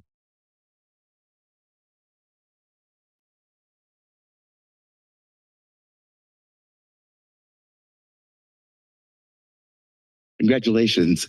Ricky Rancier is a dedicated volunteer at the animal shelter who generously devotes his time to improving the lives of our animals. Several times a week, Ricky visits the shelter to socialize both cats and dogs, helping them build confidence and become more adoptable. Ricky also plays a vital role in our community outreach efforts by transporting and handling dogs at public events, where he introduces them to the potential adopters and advocates for their adoption into loving homes. His commitment extends beyond animal care.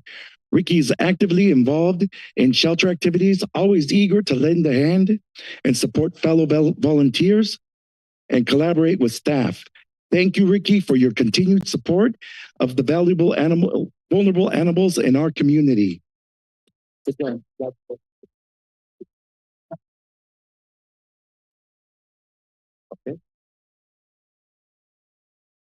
Okay, our next honoree is Damian Rodriguez.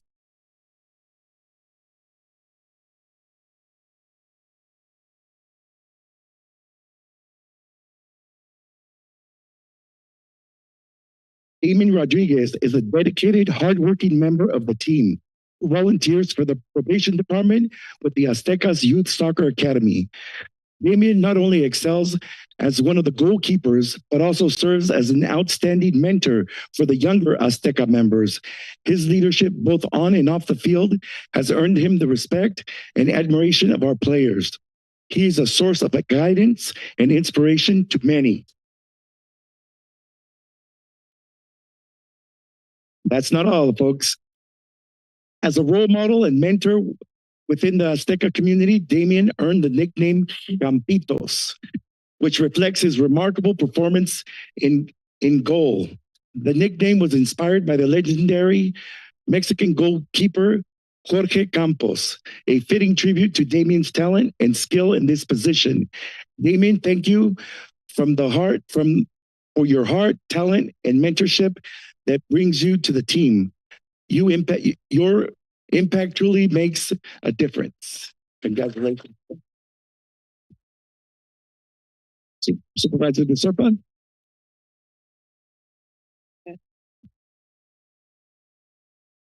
Our next honoree is our Kim and Phil Morello, and Supervisor DeSerpa is going to come down and say a few remarks.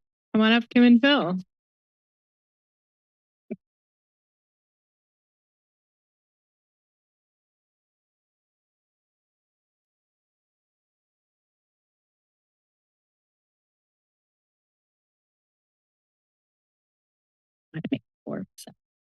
Kim and Phil Morello, thank you so much for your work.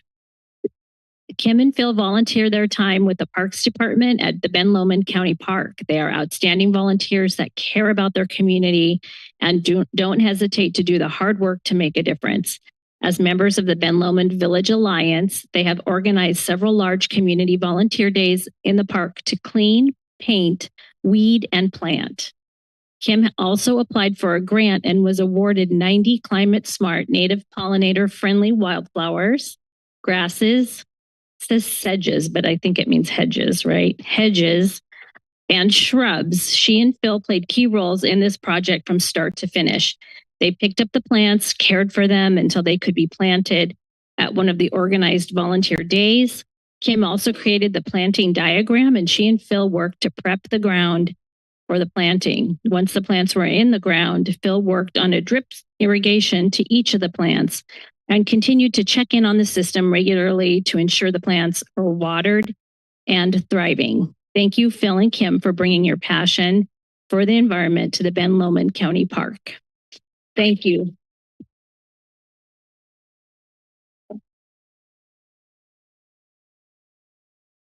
Next up, we have the Friends of Quail Hollow Ranch County Park and board members Jim Williams and Jeff Usticker.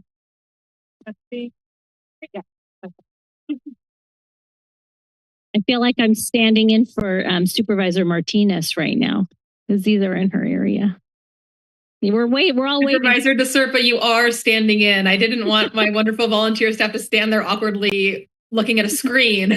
So I'm letting you do it, but thank you for doing it on my behalf. And thank you to all the volunteers from D5. Certainly. Thank you, Monica. Hello there. The Friends of Quail Hollow Ranch County Park is a passionate, all-volunteer organization dedicated to preserving and enhancing the park's unique ecosystem as a thriving habitat for native plants and wildlife. Through their efforts, they fund and implement projects that help visitors of all ages connect with, appreciate, and be inspired by the park's natural beauty and biodiversity. Their contributions are visible throughout the park. They've purchased and planted hundreds of trees and plants, including those in the front garden, as well as apple trees, wisteria, and redwoods. Many board members also lead volunteer initiatives such as Trail Crew, Habitat Restoration, Astronomy, and the Nest Box Project. That's very cool. You encourage hands-on involvement from the community, and thank you to the Friends of the Quail Hollow Park for your continued support. Really appreciate you guys. Thank you, Jeff and Jim.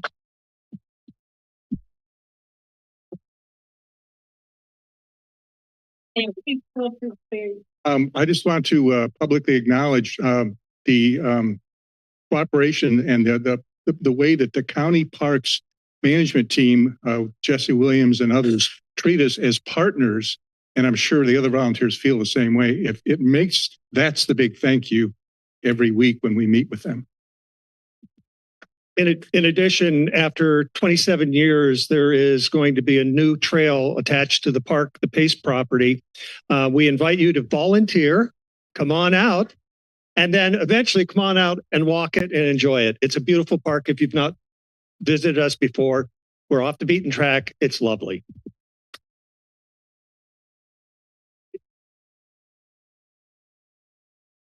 Our next honoree is Alexandra McGowan. And actually, Supervisor DeSerpa, I think. Those are yours. There we go. It's okay. Alexandra, oh yeah. Sorry. Hi, Alexandra. Alexandra McGowan is an intern with the Public Defender's Office in the Record Clearance Program and has helped change the lives of over 20 clients using her strong writing skills to prepare motions for the court. In these motions, Alexandra has given voice to the clients and shown their positive path moving forward from where they started to where they are now. Alexandra has contributed hundreds of hours to the records clearance program. She writes with understanding of the challenges these clients have faced and with joy for how they have moved beyond their past. Thank you, Alexandra, for giving a voice to the people in our community that really deserve it. Thank you.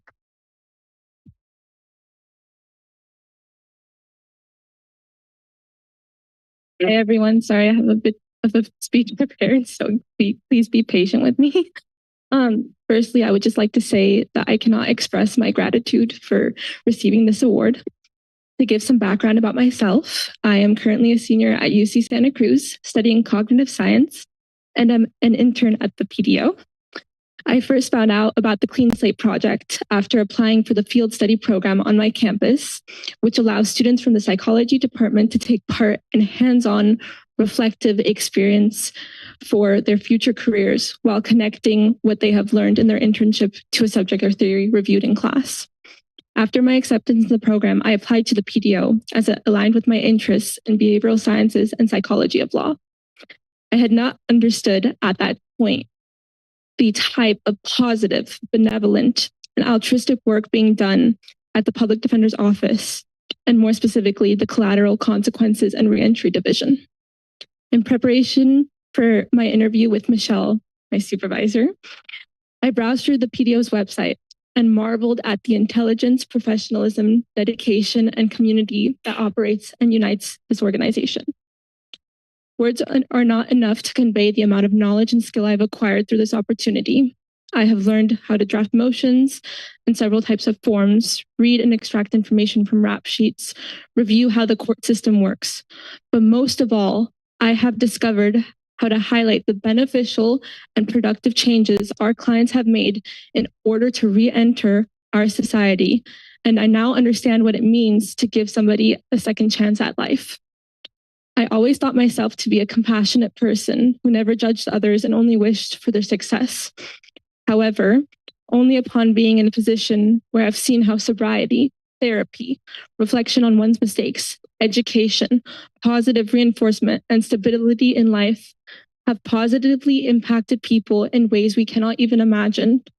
I opened my eyes to the possibility that I was not as thoughtful or empathetic than I had previously thought. I am beyond grateful to see both the injustices and advantages and fairness of the law and how it can flip someone from being a villain to actually being a victim of their circumstances. This has been the most rewarding and valuable experience out of all the things I've done in my life. And I'm so thankful that I was able to do it with Michelle, my most trusted and brilliant supervisor, and the skilled paralegals, Joanna, Engton, and Myrna. Thank you so much, Michelle, for nominating me for this award and for opening my eyes to a whole new world that I was not aware of before.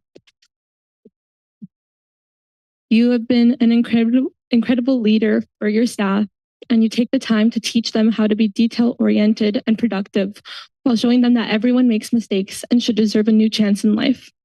You have provided me with a set of skills and knowledge to conquer whatever lies ahead of me and to be more open-minded. Thank you to Michelle, the VIP department, and the Board of Supervisors for allowing me to join this program, for hosting this wonderful celebration. Thank you to my parents for granting me an education that has given me a holistic view of the world, for always supporting what I believe in, and for motivating me to do the best that I can do every day. I am so grateful for all the opportunities and privileges that I have been given. Most of all, thank you to all the other volunteers for all the time and commitment you put into helping your community. You do not understand how much your work has an impact on our society and what your background and experiences bring to the table. Thank you all again.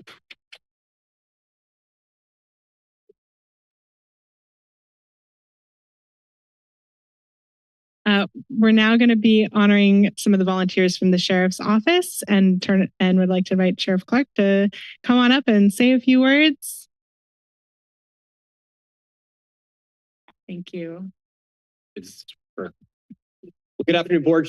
Chris Clark, Sheriff Corner. It's really an honor to be up here before you today and just really honor and celebrate our volunteers. Volunteers, as you know, are a force multiplier across every department in the county, and I'm pretty biased with those that we have at the Sheriff's Office. Catherine, Mark, and Bonnie, who you'll hear about in just a minute, are frankly just a drop in the bucket with regards to just the great work that folks from our community do to impact lives of people across the county every day.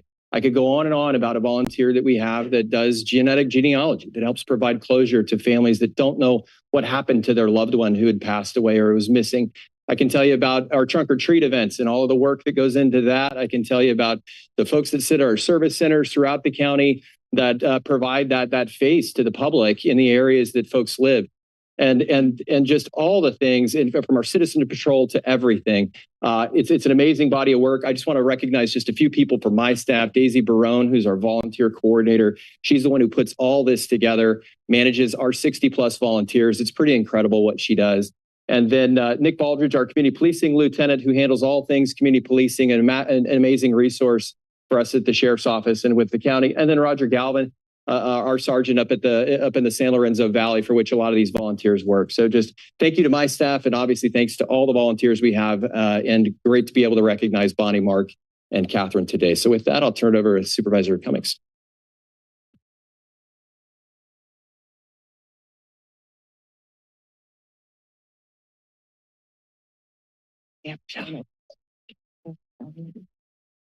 Okay, our first volunteer honoree from the Sheriff's Department is Catherine DeFort with AmeriCorps Seniors and RSVP volunteer.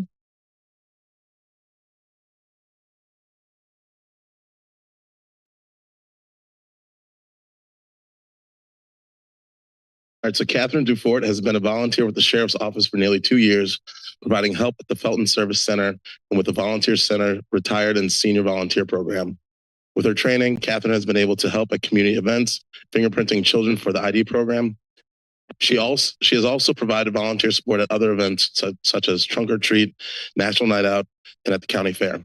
Thank you, Catherine. Your desire to help the community is evident.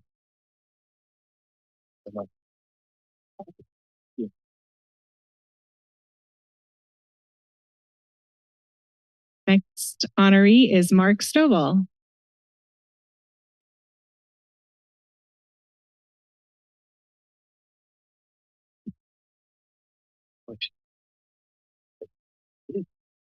All right, Mark Stovall is a volunteer with the Sheriff's Office at the Felton Service Center, where he is consistently demonstrating excellence in his work and goes above and beyond expectations. He recently made sure the volunteer fleet was up and running by making sure all the vehicles had the proper maintenance. Mark not only completes his assigned task with exceptional attention to detail and efficiency, but also takes initiative to support other volunteers, improve process, and ensure the success of every project he's involved in. Thank you, Mark, for always stepping up to help our community thrive. Thank you. Thank you.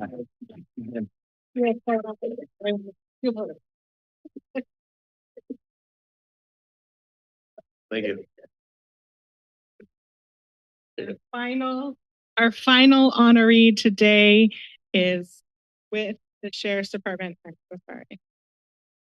Bonnie Rodemeyer. She knew. Thank you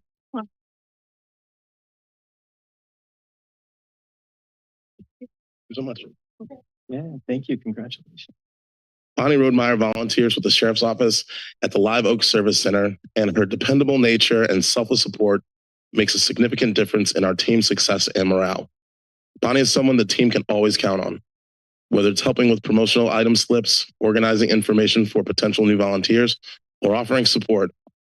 Bonnie shows up with a calm, helpful attitude every time and with an unwavering reliability and constant willingness to help others.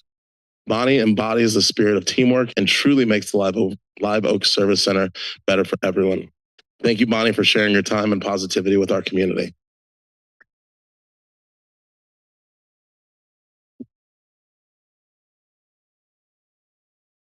Before we adjourn, thank you to the board again for honoring the volunteers here. We would love to do one quick group photo if everyone wants to come down again real quick and get all the volunteers, and supervisors of volunteers are also welcome to come down. And thank you for all of your service.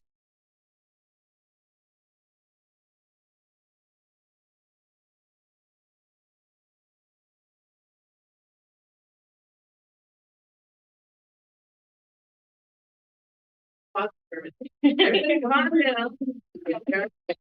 There's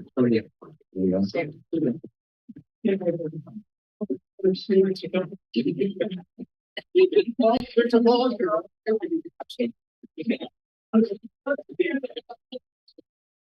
It goes there, yeah. Back in here now.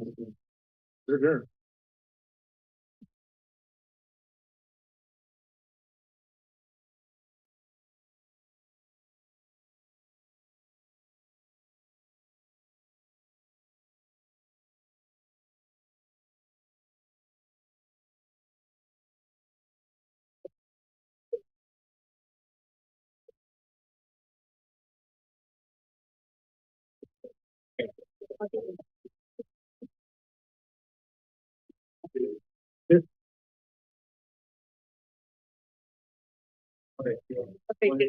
Yeah, 17. We need, you gotta get them in the ground.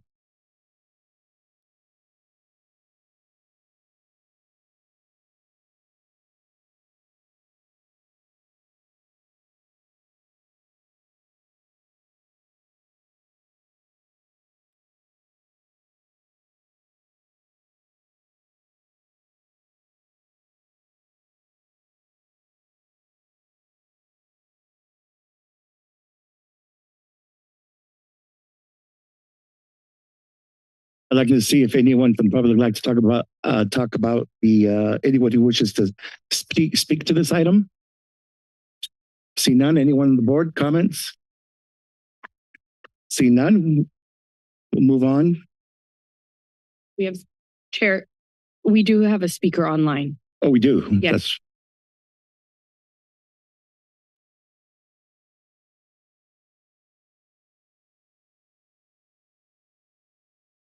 Call-in user 3, your microphone's now available.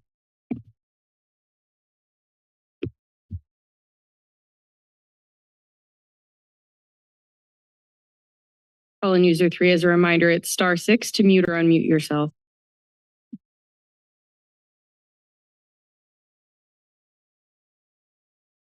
There, it appears the speaker either cannot connect or doesn't wish to speak. We have no additional speakers. The next item on the agenda is number 7, hold a public hearing to consider the proposed rezoning of 47 parcels and associated amendments to the general plan, land use designations for 42 of the 47 parcels in accordance with the 2023 housing element, and take all related actions. I'll turn it over to Susan Izzy, Principal Planner, and Mark Conley, Principal Planner, for the presentation. Thank you, Chair Hernandez. Mark Connolly, Principal Planner in the Policy section.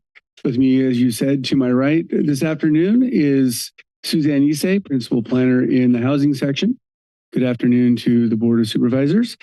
What we have for you today is asking for the board to conduct a public hearing on Batch B of the Housing Element Rezone Program and consider 47 rezone parcels and adopting general plan and land use amendments for 42 of those 47 parcels as required by the 2023 housing element. As the board is aware, in 2023, the county housing element was adopted by this board and was certified by the state of California HCD in April of 2024. The board passed batch A of the rezones in December 2024, rezoning 27 parcels for higher densities to be consistent with the housing element. Today's action would approve the rezoning of the remaining parcels needed for that rezoning in the housing element.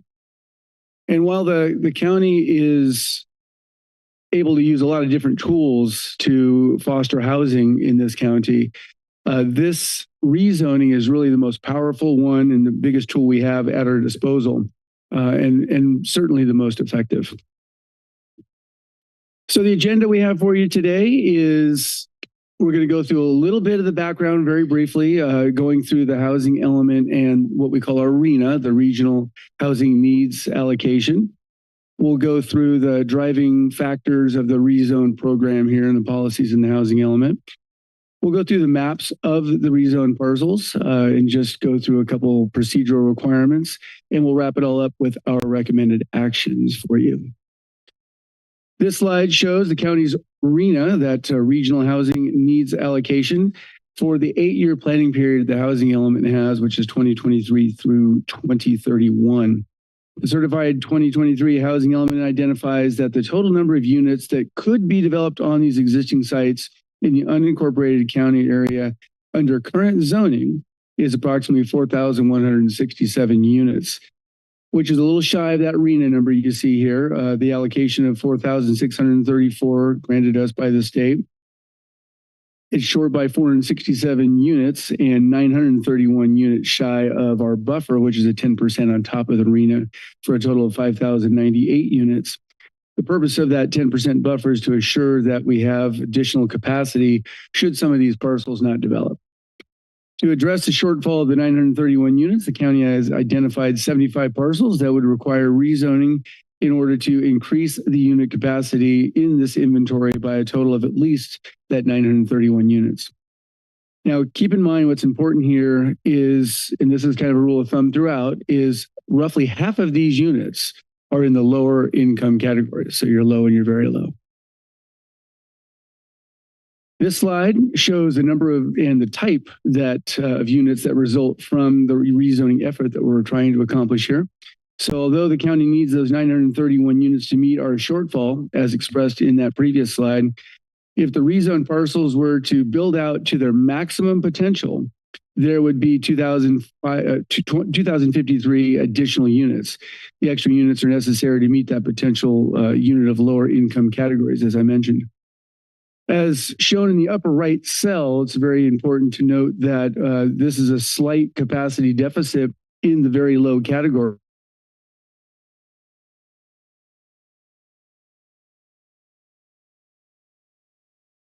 Kell Drive that was purchased by Central Fire for that fire station.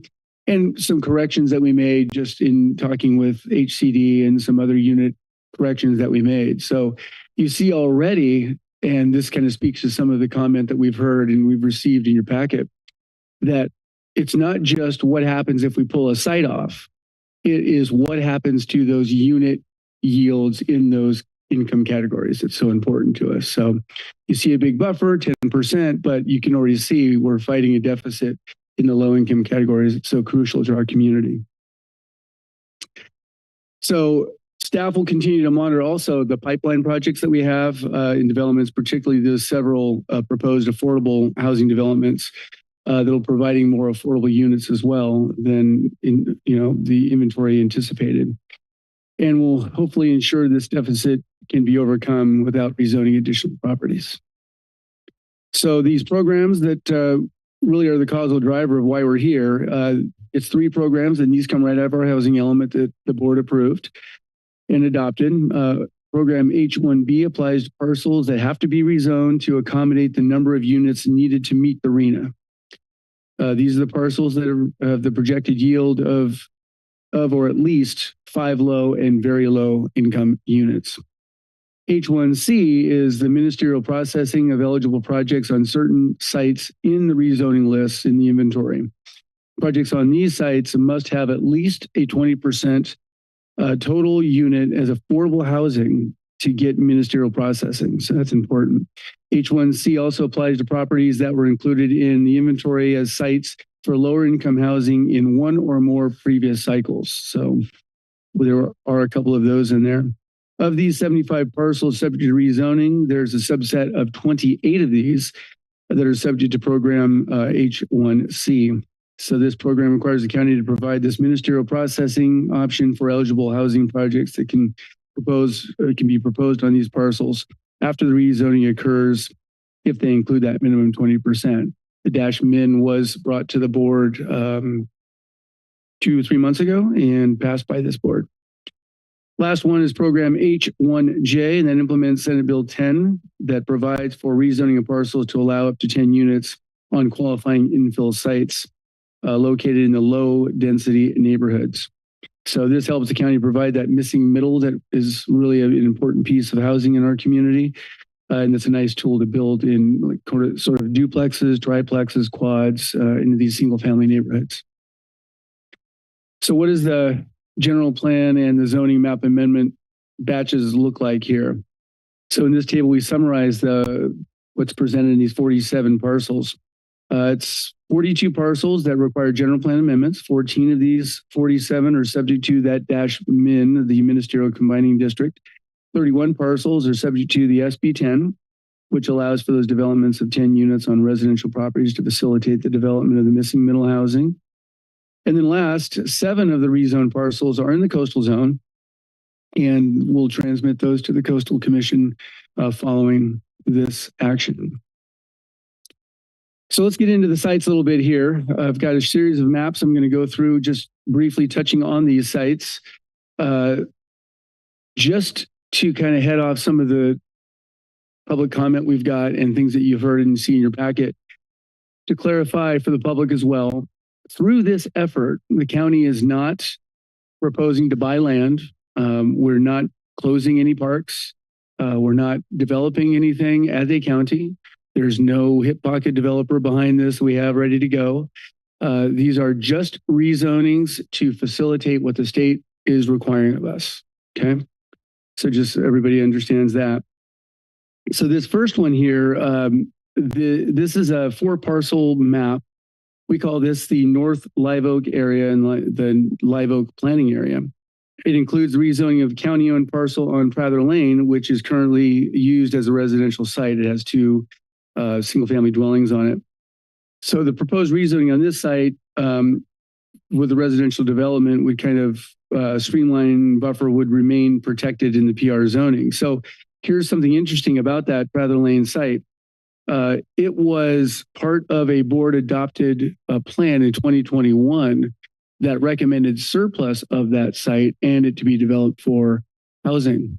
So this effort here is really in keeping with that plan and board action. So map 2 is just 4 parcels. We call this the Live Oak area in the Live Oak planning area. And they're kind of scattered along here between Soquel and down to Capitola Road. Just a small amount of potential units. Some of the SB 10 units are in this batch.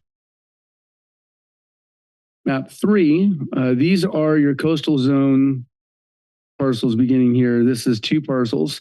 This is what we call the Twin Lakes neighborhood in the Live Oak planning area. And you can see this is the county-owned site at 7th and Bromer.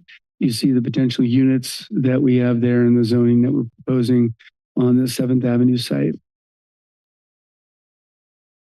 Map 4 has 10 parcels in it. We call this the Live Oak planning area in the Live Oak neighborhood.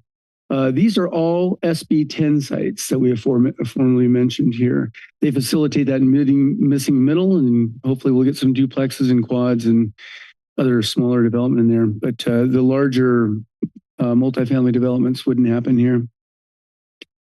This next map 5, this is 9 parcels in total in this area. And this is in the Soquel neighborhood, in the Soquel planning area. We have a couple large sites here of potential yield. You'll hear that word potential yield quite a bit on Soquel Avenue and Main Street. But most of these, this is the neighborhood around Soquel and Capitola and Porter. So this is an important area that it's adjacent to the city of Capitola. That we're trying to get a lot of not only SB 10 missing middle sites, but it's a key area too for I think some of our affordable and lower income areas. Map 6 just has 4 parcels. This is what we call our Pleasure Point Capitola area in the planning area of Live Oak. So this is just Thompson and Bulb Avenue. I think largely SB 10 units as well. You see the kind of the smaller, skinnier sites. All of these are going to our RM classification. Next one, map 7, another batch in the coastal zone here. This is our 3 parcel area, Pleasure Point within the planning area of Live Oak, that larger one there, that's a strip mall, shopping mall. And they're all on Portola Drive, and we've got a pretty good potential yield that we estimate out of this one, both in C2 and the RF proposed zoning. Next, map 8. This has 2 parcels in it. This is in the Soquel area and Soquel planning area as well. And just 9 units each on Maplethorpe Lane here, going to RM 1.5. Map 9. Map 9 contains 2 parcels in 1 site. It's approximately 14 acres, and approximately half of the units here are in the lower income category. This is one of the largest sites of potential yield in our housing element and very crucial in our rezoning effort here. In the Aptos area, Aptos planning area. Just a clarification addition here, just to remind the board, when the board adopted the housing element, there was a resolution that was included with our housing element that included, most notably, that 4 acres of this publicly accessible or be publicly accessible parkland when this developed. So that's just a kind of a reminder.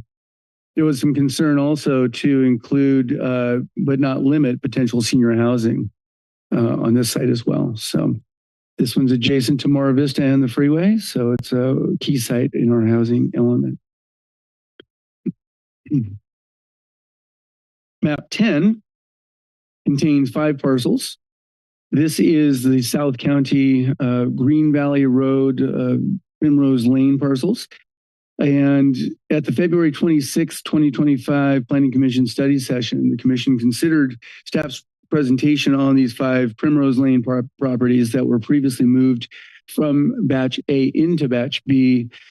And staff provided options to the commission to consider these parcels that included mixed use and different options. And the commission concluded that the commercial uses on these properties could be accommodated by a density bonus concession, and directed staff maintain the originally proposed zoning and general plan designations for these parcels, so as it was presented to them in batch A. Furthermore, reflecting on the agricultural and the low density single family residential characteristics of the neighborhood, the commission considered that two-story development building height really would be most appropriate for this area. Everything to the right of your screen there is just a R16 quarter acre zoning of single family residential development. To the south here is sort of it's a mobile home park. And then you sort of have some small agriculture to the left of your screen here. So that's kind of the whole area here in a nutshell. About 45% of these would be projected to be yielded for affordable income or lower income category. No guarantee, but this is the way that the estimates go and what we hope and kind of are going to plan for through this rezoning. Map 11, this is the Aptos Seascape Golf Course parking lot area. This just has the two parcels. These are portions of existing parcels on the Seascape Golf Course, and it would be a split zoning, so the golf course operations would not be affected. What's even more probably crucial here is that it would not preclude the clubhouse from continuing to exist in any fashion, whether they decided to incorporate it part of a development or if they wanted to keep it there. That's why we have the split zoning. So worst case scenario would be a non-conforming use. It'd be fine to be there. So nothing precludes that golf course operation. So public noticing was huge. It was a big piece here that is important to this board and it's important to us as staff. And all sites we posted with public hearing notice. We put letters out to the property owners and the occupants. We put a legal ad in the newspaper. We posted in social media and both websites. Also posted these at the county libraries at all the county libraries throughout the county. We also did our notices to the public agencies that's more specific to the general plan amendments. That includes the special districts, Fire, Water, LAFCO, RTC, the Regional Transportation Commission, Coastal Commission, local cities, Scotts Valley, Santa Cruz, Capitola, and Watsonville. We also had to do tribal consultation and noticing. So in this too, just kind of a broad brush, it included outreach to our sister departments in the county as well. Just sort of an option to engage if they needed to, that we were here, and it really put out that extended the olive branch if there was anything they needed to discuss. So that was sort of an internal part of this public noticing as well.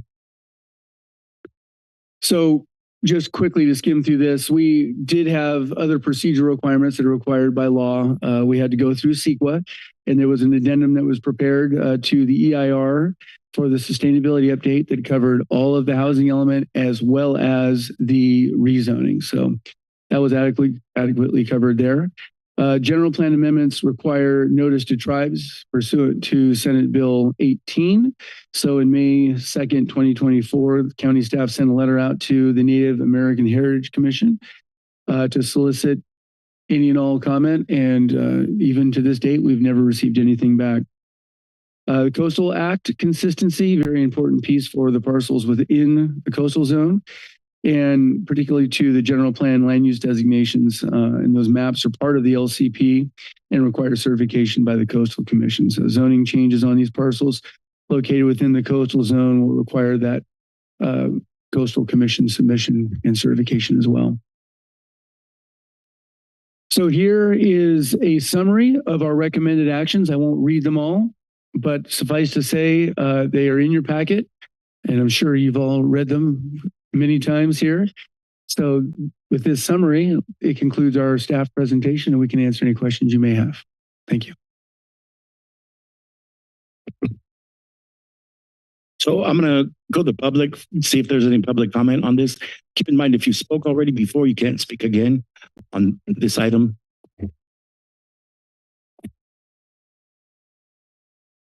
Hello, I'm Jane Barr, community member living in Corralitos. I would like to note that while I have recently been appointed to the Housing Advisory Commission, I am speaking only as a South County member of the community.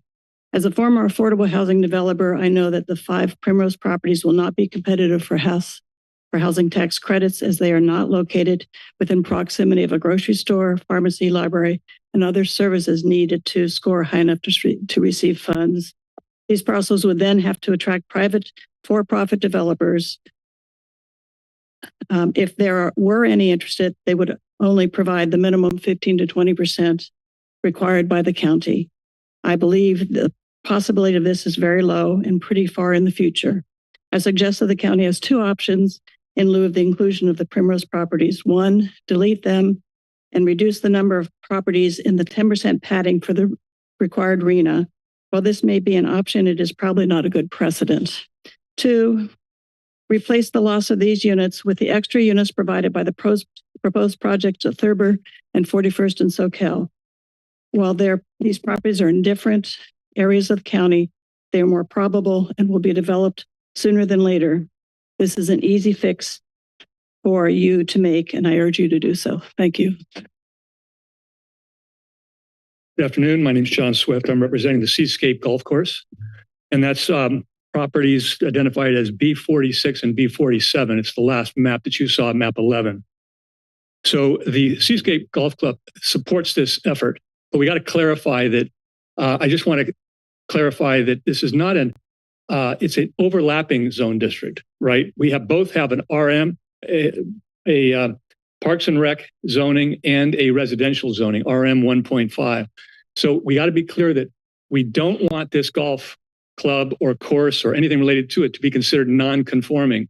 And Mark, in all due respect, you use the term non-conforming. That does affect ability to, let's say, expand the restaurant or expand anything related to a recreational or golf-related use. So we're not saying that we don't want the RM zoning, but we have to understand that that cannot be interpreted now or 5 years down the road when you get a new planner in the staff saying, well, geez, this is zoned RM 1.5. You can't expand the golf course. It's overlapping zoning. It's not split zoning, meaning this part of the parcel is that, this part is that. It's two zonings, which is unusual. And it was interesting to try to figure out what that really meant. Secondly, the larger piece has a ministerial combining district zoning. The small piece does not. So when you think about how an application would come in, you would hope that an application would be ministerial. But the way it's structured now with one parcel being ministerial and one not, that application would have to rezone to apply for the ministerial, which defeats the entire purpose of the ministerial zone. I know that's kind of confusing, but I hope that makes sense. So we hope that we understand that cleanup might not happen today, but we certainly hope that that's noted for the record, that this would not be a non-conforming use. And secondly, that this minimal ministerial combining would at some point be cleaned up as part of your general plan cleanup process, which you do annually anyway. Thank you. Good afternoon. My name is Susie Merriam. I'm speaking on behalf of the Housing Authority of the County of Santa Cruz in support of the Batch B rezonings in a state facing the urgent need to build 1.8 million new housing units just to meet our current demand, strategies that increase housing density and streamline regulations for multifamily development, particularly along our major corridors and within the county's urban services area, represent a critical step forward addressing our ongoing housing crisis. Thanks.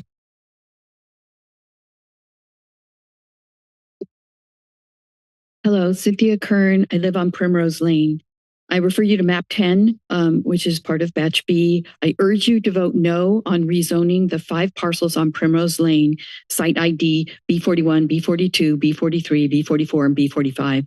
The proposal to rezone and develop 162 units in this rural area is completely unreasonable.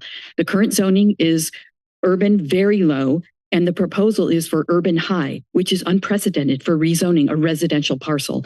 These parcels are a patchwork of 4 2 to 3 acre parcels and one unbuildable driveway, which was B43. Don't even know how that got in there.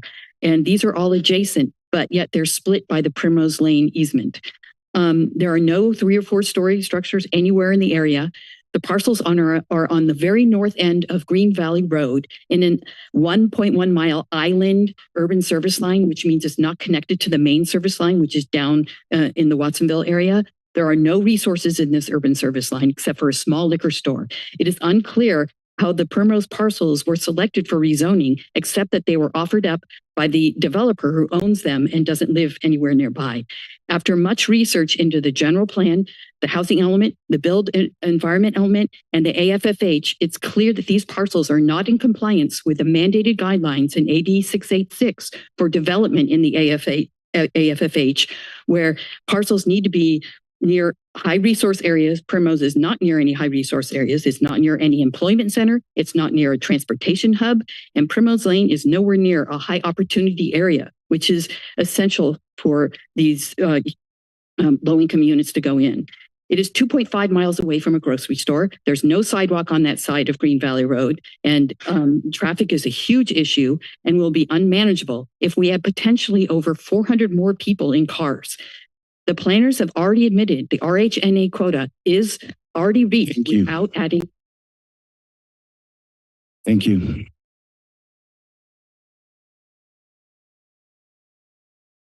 Hi, my name is Larissa Kanzler. I live at 849 Green Valley Road. I'm here to basically carry on with my neighbors here. We're not against affordable housing. That's not the issue here. The issue is with the Primrose parcels. Being able to put that many people in an already very low income stretch of road is unjust. In Felipe's district, just down the road a half a mile, they've already approved 2 parcels with a total of about 200 units for low income. And Green Valley Road, from where my house is down to airport, has already been proven that it's not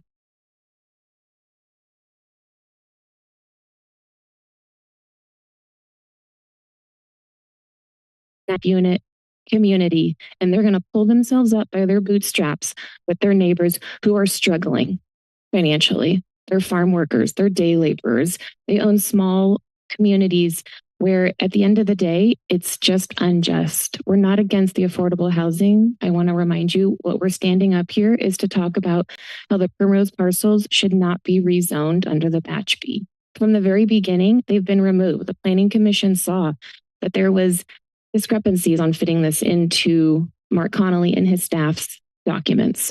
I also want to address the concerns here is that not one sign was in Spanish. How does that involve my community, my members? I've lived there since 2018, and I want to make sure that myself and everyone in my neighborhood feel heard and that they feel safe to be able to go read that sign that was only written in English. Thank you so much.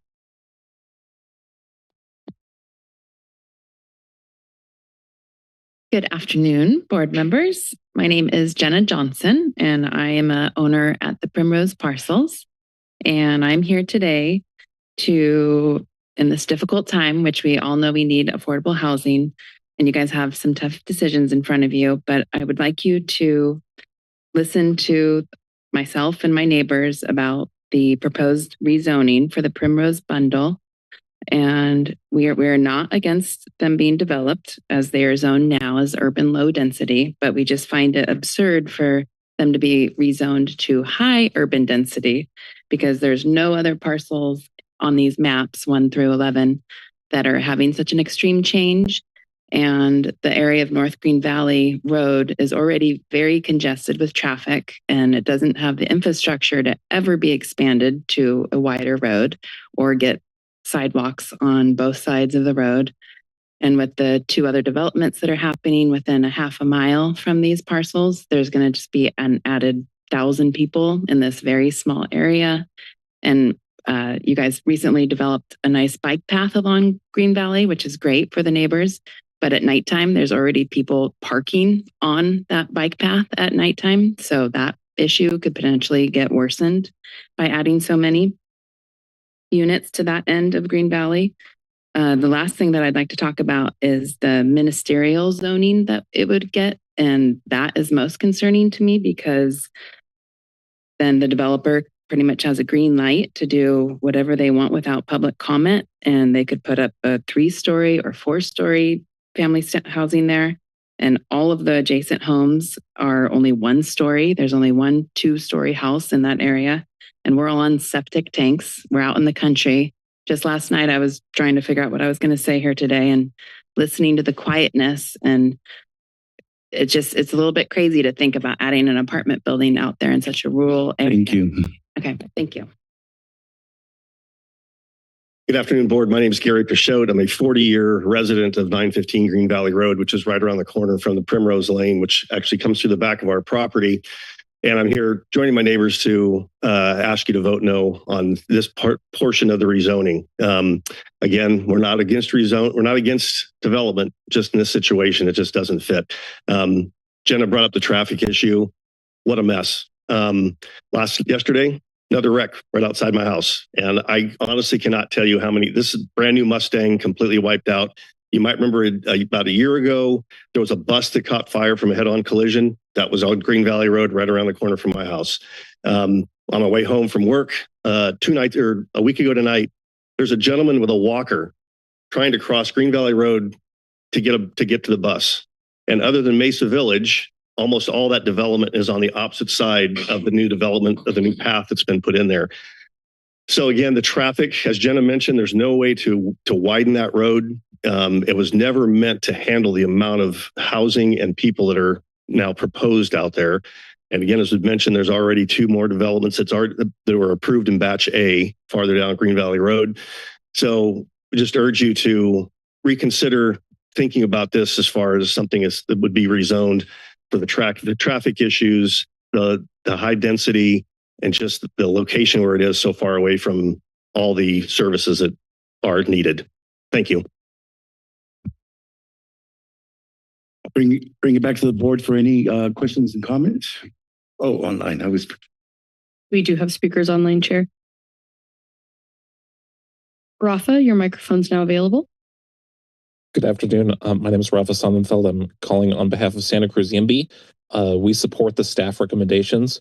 While we share the concerns raised by other members of the public regarding the feasibility of affordable housing development sites in Santa Cruz County and the extent to which the county's housing element rezoning affirmatively furthers fair housing, we urge the county to move forward with the rezoning today as recommended by staff and to continue to work with the affordable housing stakeholders to identify additional sites that can support additional affordable housing development, including additional sites in high opportunity areas.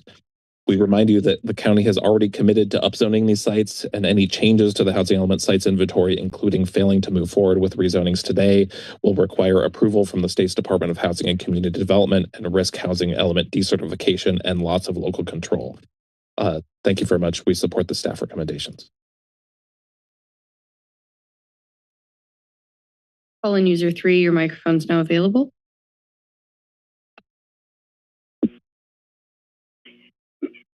Marilyn Garrett. I think of this economist who asks, why is something happening and who benefits? Big developers are taking over everything, and I think the law that was written to increase this kind of housing density was written by and for big developers. And it's housing for the wealthy. I don't think any of this is affordable for people of low income. In fact, people who've been living on the streets or camping out in places are being swept off the streets. This housing isn't for them. Also, in terms of Green Valley area, I urge a no vote on all this, is that give a warning. Dangerous, toxic lithium battery site proposed for 90 Minto Road off of Green Valley. Possible, likely Moss Landing type fire disaster on the horizon. You know, you have to have disclosure on properties. That should be the disclosure. I urge a no vote on this. This is a gargantuan ruination, desecration, despoilment of our county. Thank you.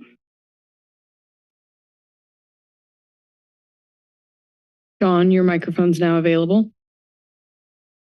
Hello, guys. I just cannot stress enough what an opportunity this is. This is the opportunity of a lifetime. We will never get another chance like this. It is just, oh my God, to just squander something like this, the ROI, everything. All right, thank you.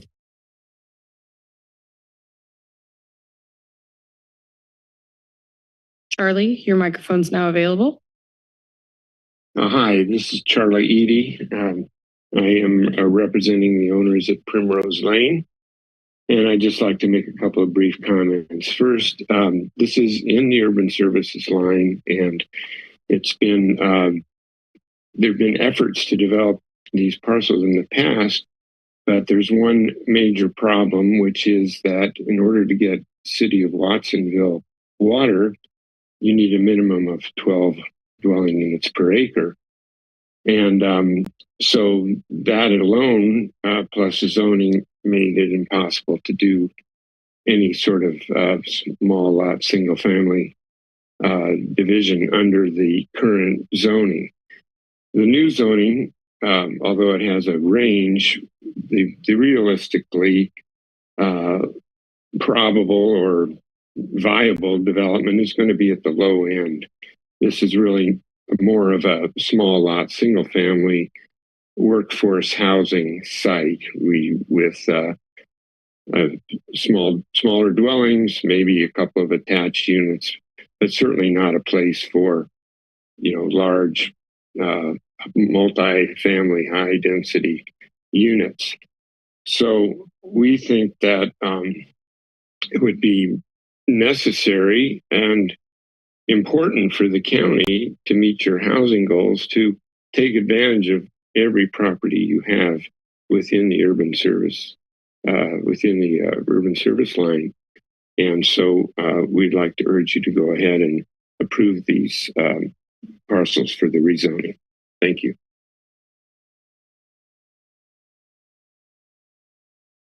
Richard, your microphone's now available.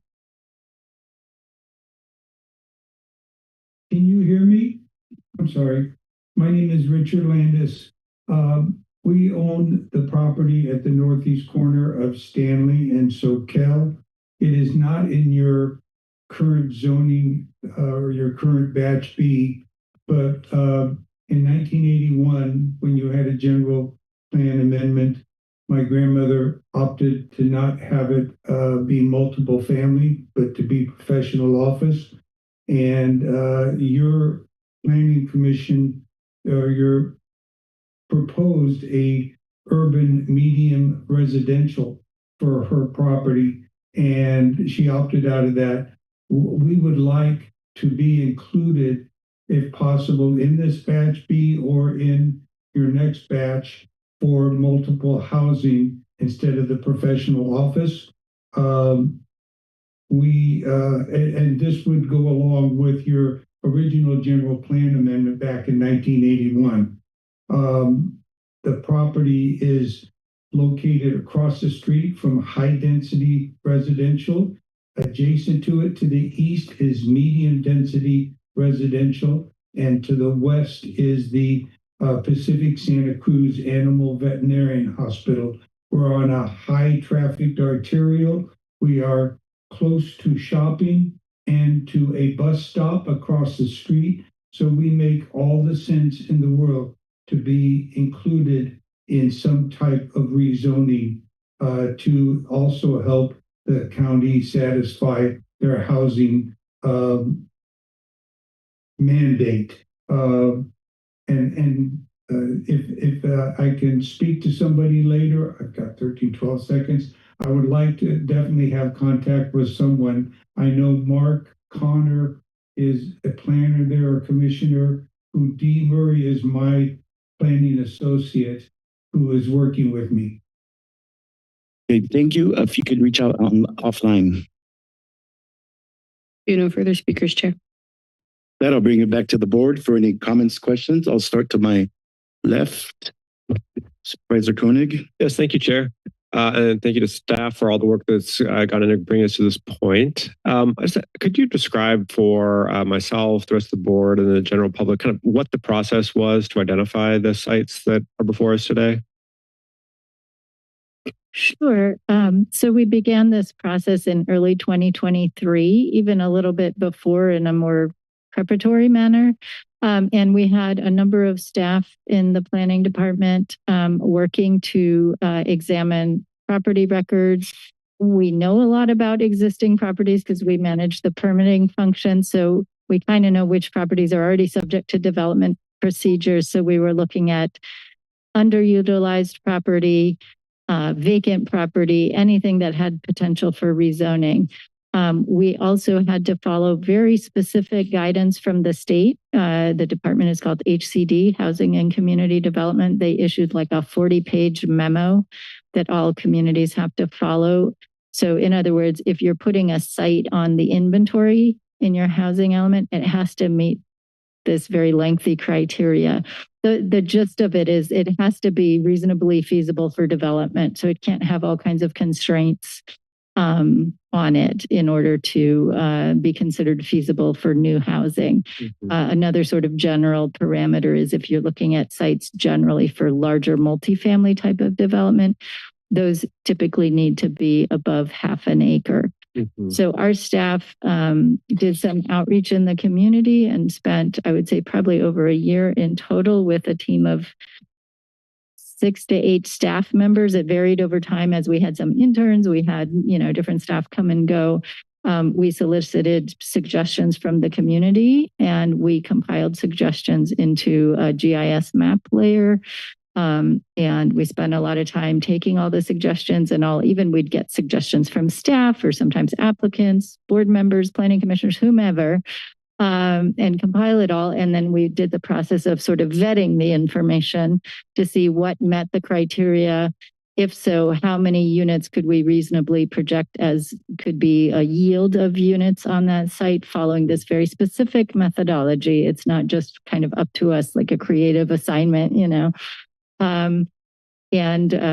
that's how we formulated the draft inventory that went into the housing element itself. And so that inventory consisted of, I think, 7 tables altogether. And these are like data tables with parcel numbers, parcel addresses, zoning particulars and so forth. And the 7th of those tables is what we call the rezoning list.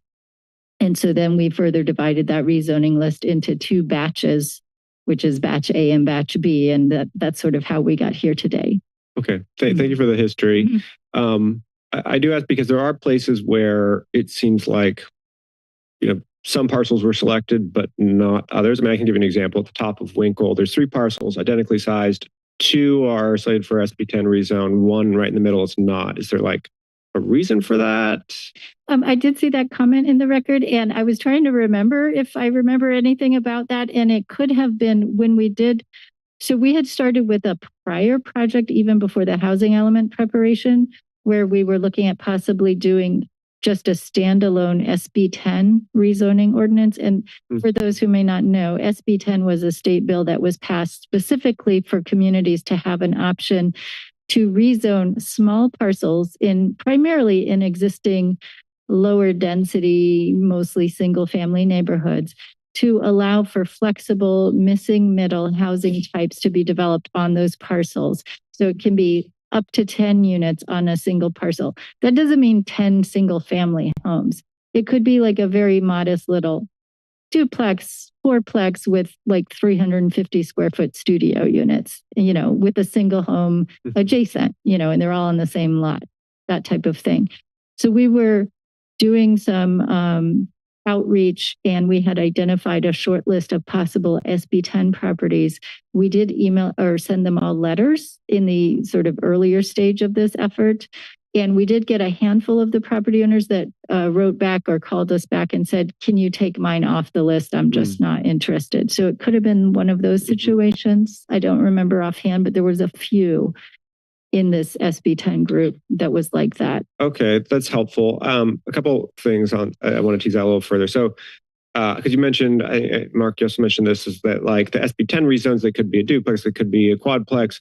But my understanding is, isn't there something that we've added to our general plan that says that that developments have to be 75% of the maximum zoning? And so if we're zoning for 10 units, doesn't that mean we have to see 7 or 8 units on these?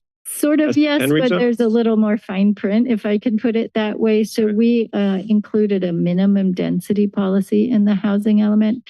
It only applies to residential multifamily zones, so it doesn't apply to any single family zoning.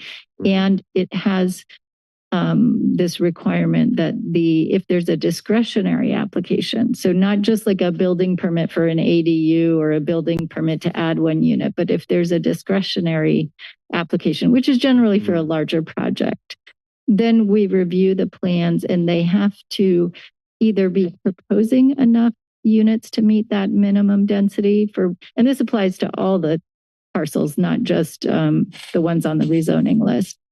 Unless there's certain site conditions that would like be a barrier to achieving that yield on that particular site. Like we have a lot of sites that have a portion of the properties in a riparian area.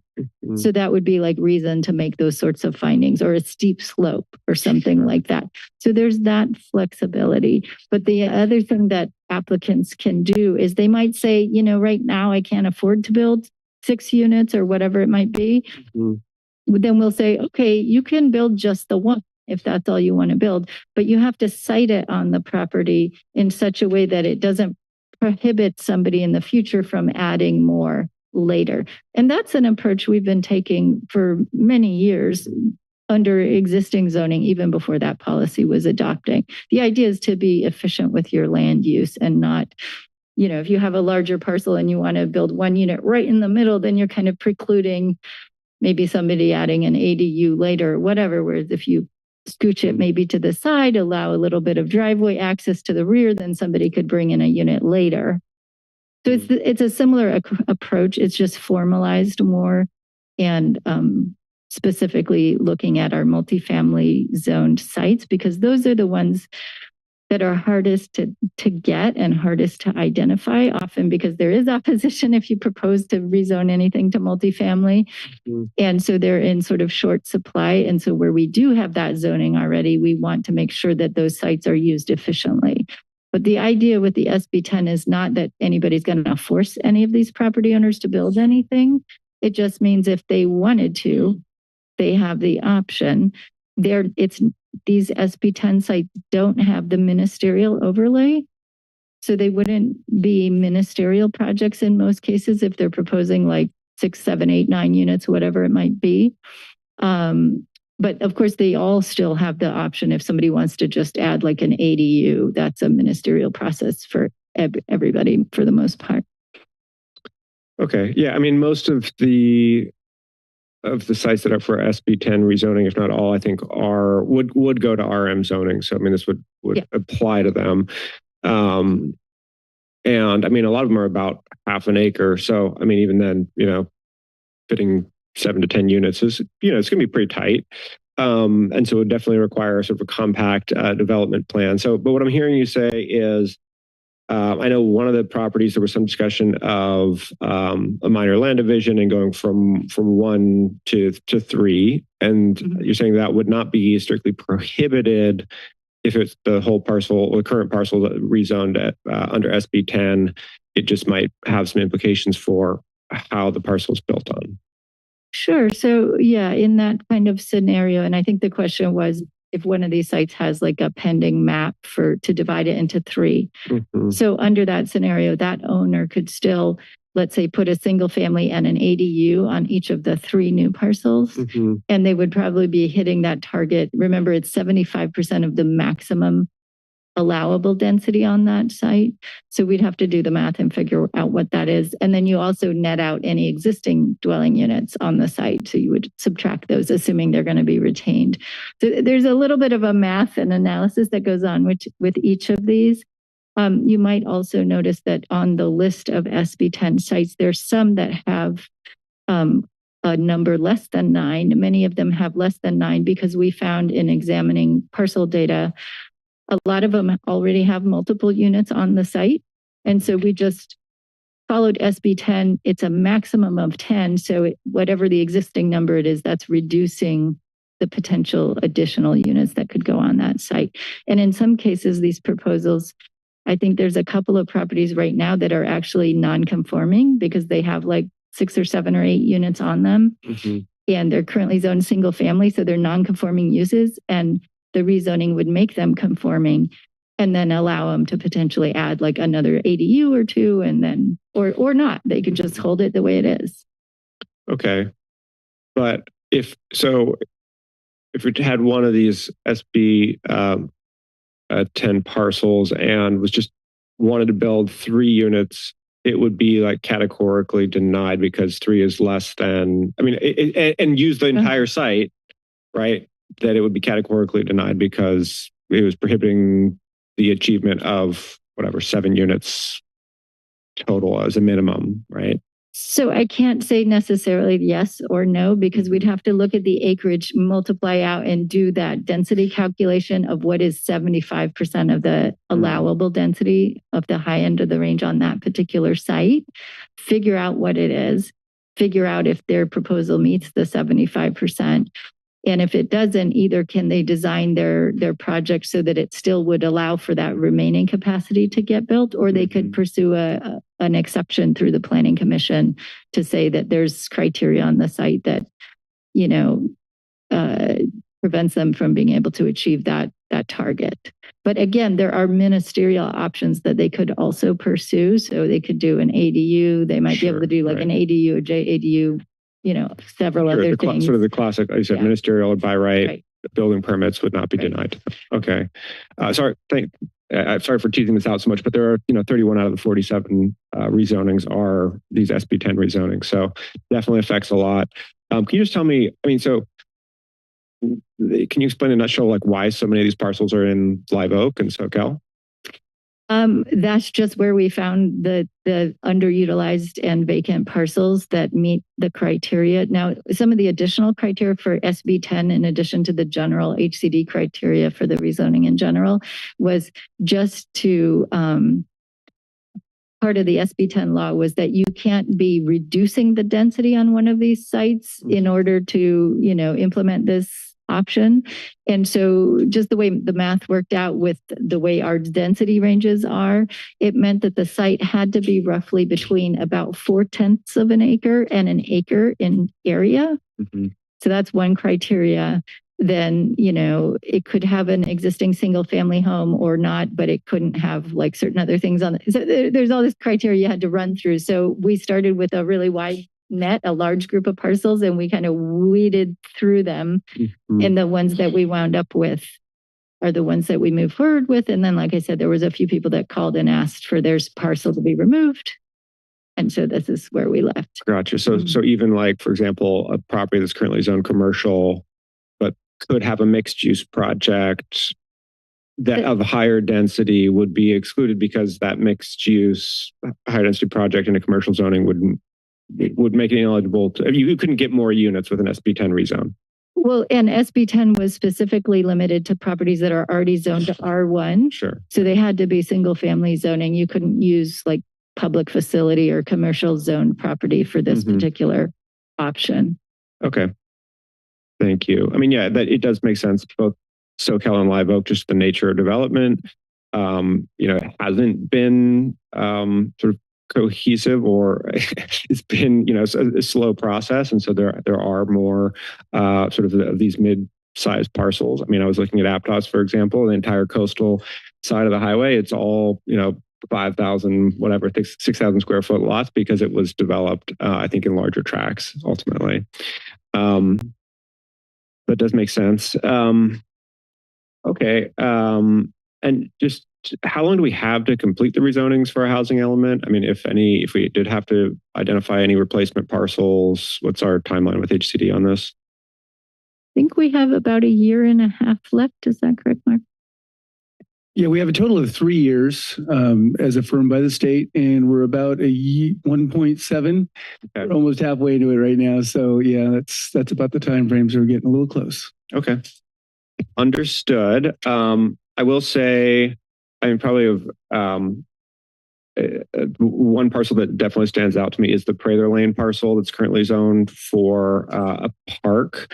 And I know we've looked at this parcel before. It's been identified as a surplus. property, but especially given all that's happened since whatever it was, 21, 22, when we did hear that report on surplus property. I mean, now we're seeing this is probably the area with the most dense housing developments. We've got Anton Thurber, a proposal for 180 units next door. I understand that the property over at Good Shepherd may have been acquired for more multifamily housing at 41st and Soquel. There's going to be intense pressure for recreational space in this area, and I think there's not really a standout park in sort of North Live Oak right now. It's going to have to be Winkle, and so I think we really should preserve this option to expand the park in the future. I mean, and plus we're only planning 5 units there. It's not going to be like a major change to the project. The only other parcel that really does stand out to me is the Paul Mini parcel that's been mentioned because it doesn't have direct access to a county road.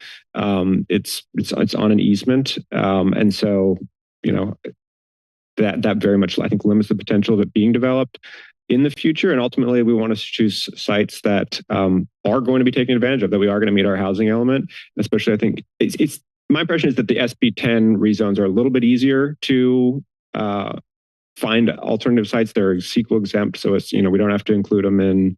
I think we did this as a sustainability update amendment to the EIR, so that any of the SB 10 rezones would be a little bit easier to find alternate sites for if we needed to. Is that right?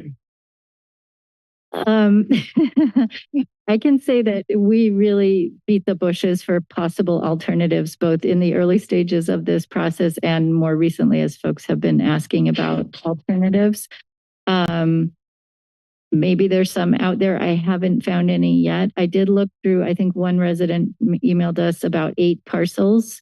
I researched them all thoroughly, and several of them are on the rezoning list already. I think a couple today in batch B and one maybe in batch A. A couple of the others are in the inventory already and being counted under their current zoning. They don't really need another zoning change, but they're already being counted. So if we use them as an alternate, it would be double counting those sites and those units. And then there were 2 that didn't meet the criteria that HCD lays out because they're like largely riparian property and things like that. So I can't say I have an easy, like just sub this one in there or there. But there may be some out there. Let's put it that way. I'm fairly confident there's other sites if need be. But we heard just finally a comment. Anything being proposed today for rezoning, I mean, anyone would have to essentially follow our county zoning standards if they want to develop. And we heard the comment of decrying 3-story buildings in a neighborhood that is largely 1 and 2 stories today. But if we fail to do this rezoning, and if our housing element is invalidated by HCD, that really pushes us back into builder's remedy. And I can tell anyone listening and the general public that my least happy constituents today are the ones next to the builder's remedy project, which is 5 stories. So really, we are trying to both do our part in building more housing here, but also walk a very fine line with what the state is requiring us to do, build more housing in our community in the way that will ultimately be the best as far as future traffic patterns, utilizing the public infrastructure we already have, whether those are parks or schools. So just a comment as we consider this as a board, and happy to yield the rest of my comments. Supervisor Martinez. Thank you, Chair. Thank you, Supervisor Koenig, for the comments. A number of my questions were resolved through the questions that you asked. The one thing that really comes to mind to me as we meet our housing goals is to really think about healthy communities and holistic communities. That involves whether it's transportation infrastructure, all types of infrastructure, including parks. And as we heard today, a number of the parcels listed to be rezoned, currently are parks, recreation, open space, and they're scheduled to be rezoned. And And we got some questions around sort of participation from the Parks Department. I personally have sat on the Parks Commission for the last several years and wasn't a part of these conversations. And so just my question is, how do we engage with the various departments when we propose these type of changes, really with the hope that as we look at future rezoning, we are able to look at a more holistic picture of open space along with our housing goals.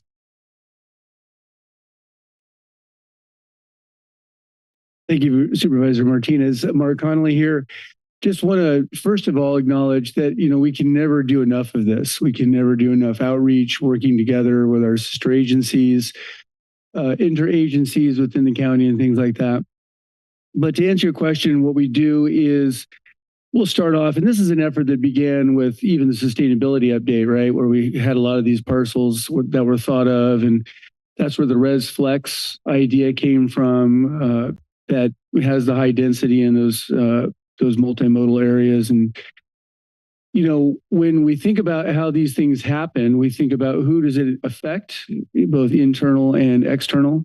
And we do it in terms of, public outreach meetings. We try to hold meetings in this day and age, both, virtually to reach our constituents and the community, as well as our agencies. So, when we think about parks here, we reach out in this particular project through the sustainability update, through the housing element, through community outreach, through the rezone specifically. I can tell you, it was kind of a, this has all been out here. We've talked about this throughout and spoke with management and its management levels and had community meetings. It was more about, hey, if you want to engage, feel free to do that. We can talk about whatever we need to. So, again, apologies. I don't think we reached out to the Parks Commission specifically. I know we didn't do that. So that's an area I was talking about where came up a little short there, and there's never enough of this that we can do. So I think in the future for these kind of efforts, and there's a lot of them coming still, so we'll be much more mindful to include Parks Commissions and even other interagency commissions and committees. But I hope that kind of gives you a broad way of how we engage and what we intend to do. And it's always our intent to get everybody's involvement as much as possible. Yeah, if I could just add a little clarifying note in terms of the zoning and what it means. So parks is an allowed use, just like public facility. It's an allowed use in any zone. So whether we rezone the Prather Lane parcel or not, Parks is not required to do anything different than they're doing with it now. It doesn't limit their ability to improve it for park space. Currently, it is in residential use. There's 2 occupied dwelling units there that Parks rents out to people. And so it is in residential use. I think there's some sort of like fence thing there, informal fence. We're not proposing to touch the rest of the park that's actually improved for park uses currently. And like I said, the rezoning itself doesn't force parks to make any different decisions. They, manage it for the county. The board decides whether or not that property is surplused or improved in any which way. So it really doesn't limit options for the county as far as what to do with that property. The other properties that are in question are all in private ownership. One of them in particular, the Par 3 site on Mar Vista, decades ago was zoned for housing, and it was proposed for a large housing development, I think about 20 so odd years ago. And it was in reaction to that proposal that it was actually zoned to Park and Rec. I think in like 2005, 6, 7, somewhere in thereabouts. So, I don't know what else to say about that. Thank you. No, thank you for that bit of history and for the further information and context. It certainly isn't my intent to slow down this process. I'm in support of this rezoning of Batch B, and just really thank you for all your hard work to meet our the goals of the state, our housing element goals, and the goals of our county to increase available housing here locally. Thank you. Supervisor Cummings. Thank you for the presentation. I had one question, actually 2 questions, and then a couple comments. 7th and Bromer side, is that property still owned by the county? It is. Okay. I guess what's the kind of update on what's going to happen with that site, since that's one of the few sites that we actually have control over. So the board did declare that property surplus in 2023. It's not our department that's managing that process. I think it's the General Services Department. I don't know if anyone here wants to answer questions about that. Yeah, there's, we can provide the board with an update on that at a future date, but there is a proposal to develop an affordable housing project on part of that parcel. There's a proposal also to do a partnership with the port, with the harbor, and possibly doing some RV parking site on part of that as well. And so Supervisor Koenig might even be more on top of it. That's both of those comments are accurate. And the only thing I would add is that there is something in our general plan that says 1 acre of the property will be preserved for park or open space with public access. And so, speaking to this concern about losing potential park space, there is that explicitly called out within our general plan, just as there is also for the Par 3 site for the 4 acres. As of course you'll remember, we passed that resolution at the board just a couple of years ago. Thank you. I guess the one concern that I think that was brought up too is that within this process, I know that HCD and the state is really fixated on the production of housing, but I think that some of the things that we've learned over time is that we should really be building communities and not just building housing. Because one of the concerns I have, and I think it was brought up, where we're building, dense housing, and at the same time, your nearest grocery store might be like 2.5 miles away. So why are we not trying to, during this process, provide, as we're thinking about building more dense housing, like building actual retail space for specific uses that can help make these communities more walkable rather than just being fixated on housing? Because to a lot of the points that are being brought up, there's going to be issues with traffic and walkability. And I feel like that's going to make a lot of these areas much more congested, and there's going to be a lot of issues that are going to be raised as we provide more housing. And again, we have many discussions around, areas where there's food deserts and wanting to overcome that. And then here's our opportunity to do so. And I don't really see that being a big part of the conversation. It's really about, trying to meet the state's standards. And I'll personally just say that I'm not a big fan of the housing element process. And that's not to say anything about the work you all do.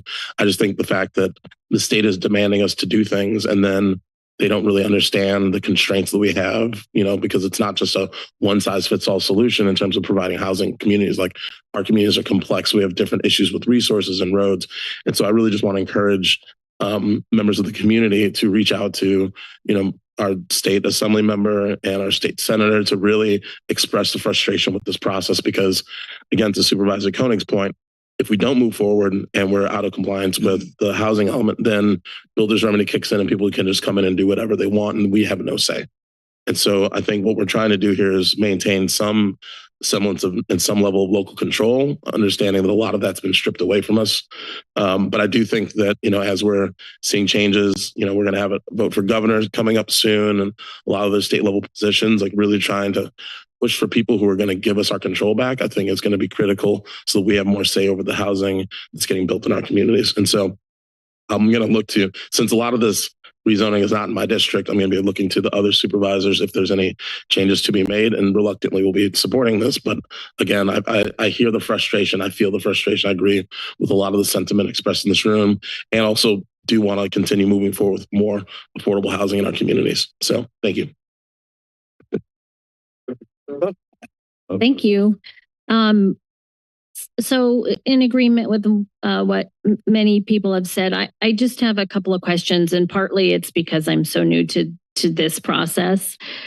So on the Primrose properties, I'm just looking at the map, and these are rural properties, bucolic. People have lived there in part for potentially their whole lives, because one of these parcels is a family home. Then they used to own the entire ranch.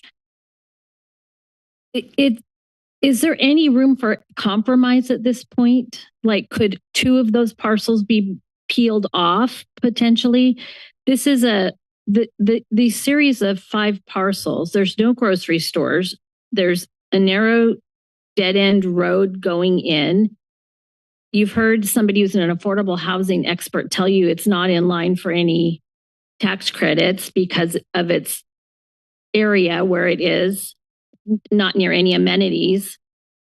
It just seems like a tremendous amount of density to put around 3 parcels that are people's homes, and it's right backed up to agriculture. It just does not fit with that neighborhood. And the other thing I'll say, I've been up and down recently on Green Valley Road, and I've seen the new bike path, et cetera. What it did was sort of, I think, if I remember correctly, remove the pullouts for the buses.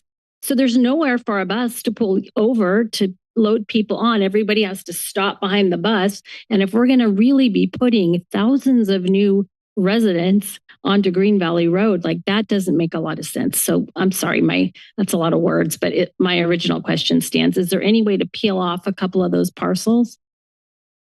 I can try to answer that. So certainly you have options to, remove or postpone some of the parcels from batch B. I would say any little bit risks what one of the callers mentioned, which is that we could get accused of not following through on our rezoning program. We don't honestly know as staff. We can't give you like it's 50% odds or 90% odds of them decertifying us. But I think that the risk that Supervisor Koenig described of if they do rescind the county certification, then the entire jurisdiction, the entire territory is subject to Builder's Remedy 2.0. And I think Natalie, our county counsel, may be able to give you a better answer. Hi, Natalie. Yes, I'm Natalie Kirkish from the county counsel's office. One additional consideration is that if we do not complete the rezoning within 3 years, then any parcel that was identified in the housing element for rezoning, the county no longer has the ability to deny that project at the density proposed in the housing element itself.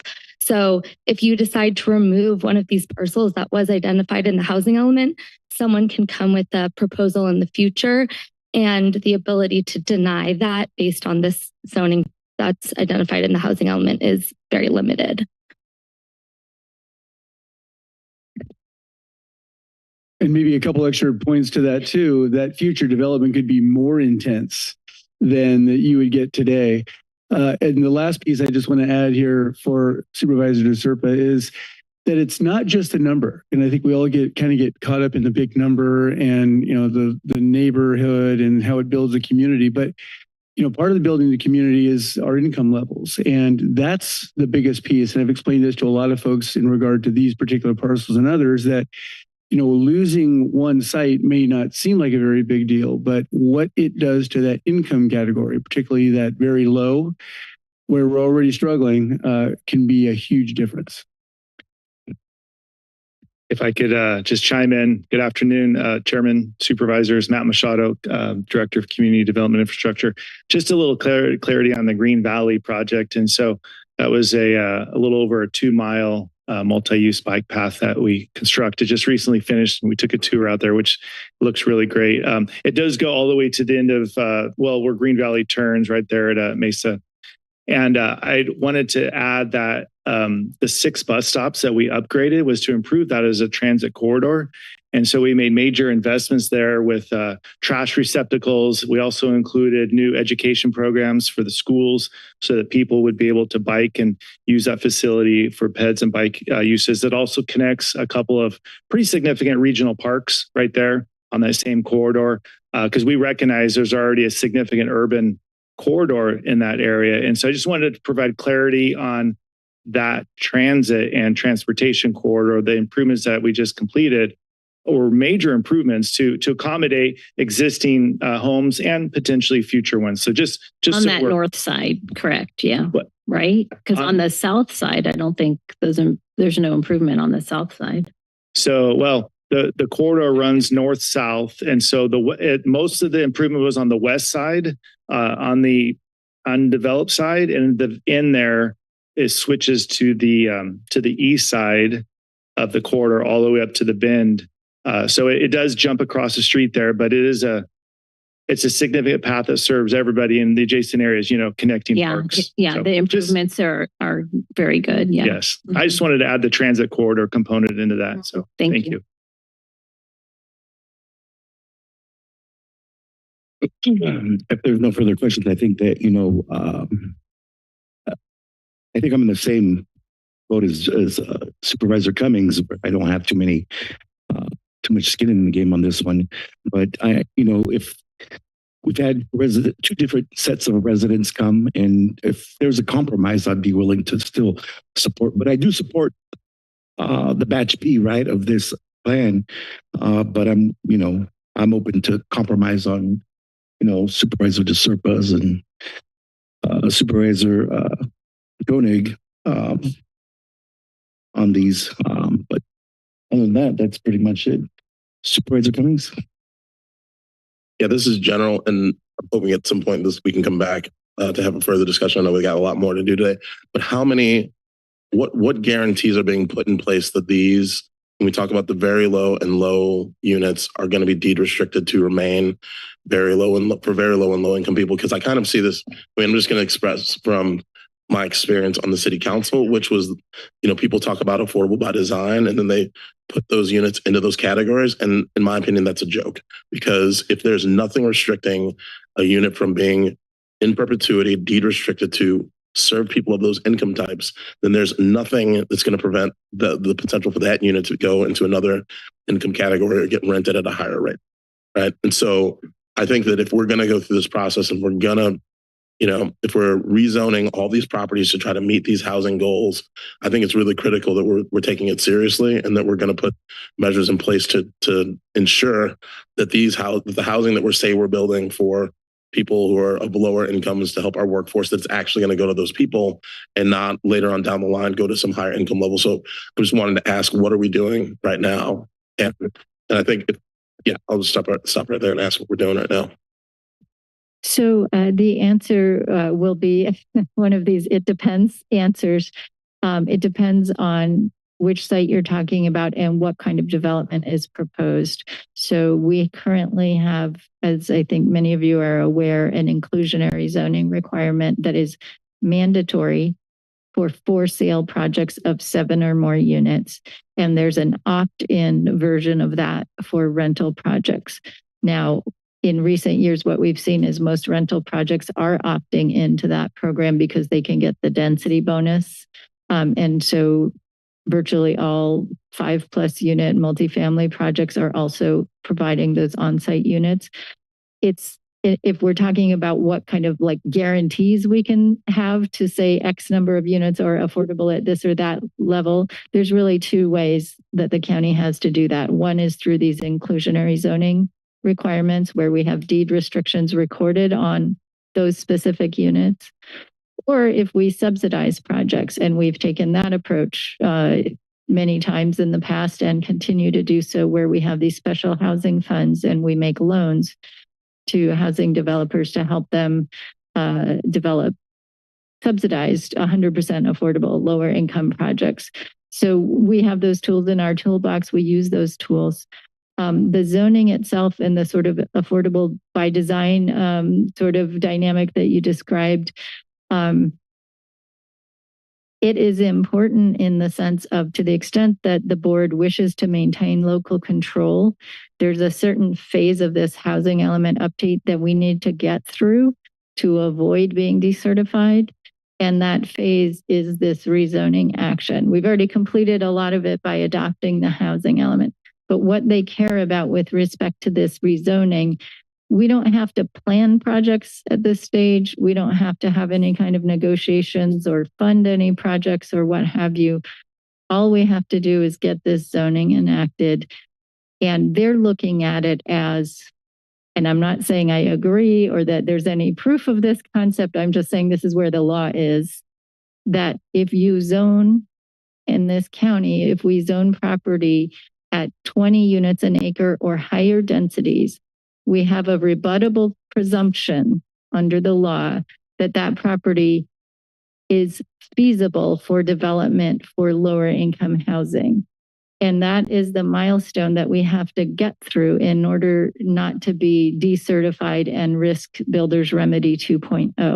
So I know many people in the community are concerned about us not being decertified. And we also have concerns about once we get through this to the development stage, what is actually going to be built there and how affordable is it going to be? Or is it a mix, a mixed income projects with both market rate and affordable? I know we have future board items that will be coming. We're working on a nexus study to update the inclusionary zoning and possibly consider putting those mandatory requirements on rental projects as well. That's a forthcoming project that will become before your board probably within the next 8 months or so.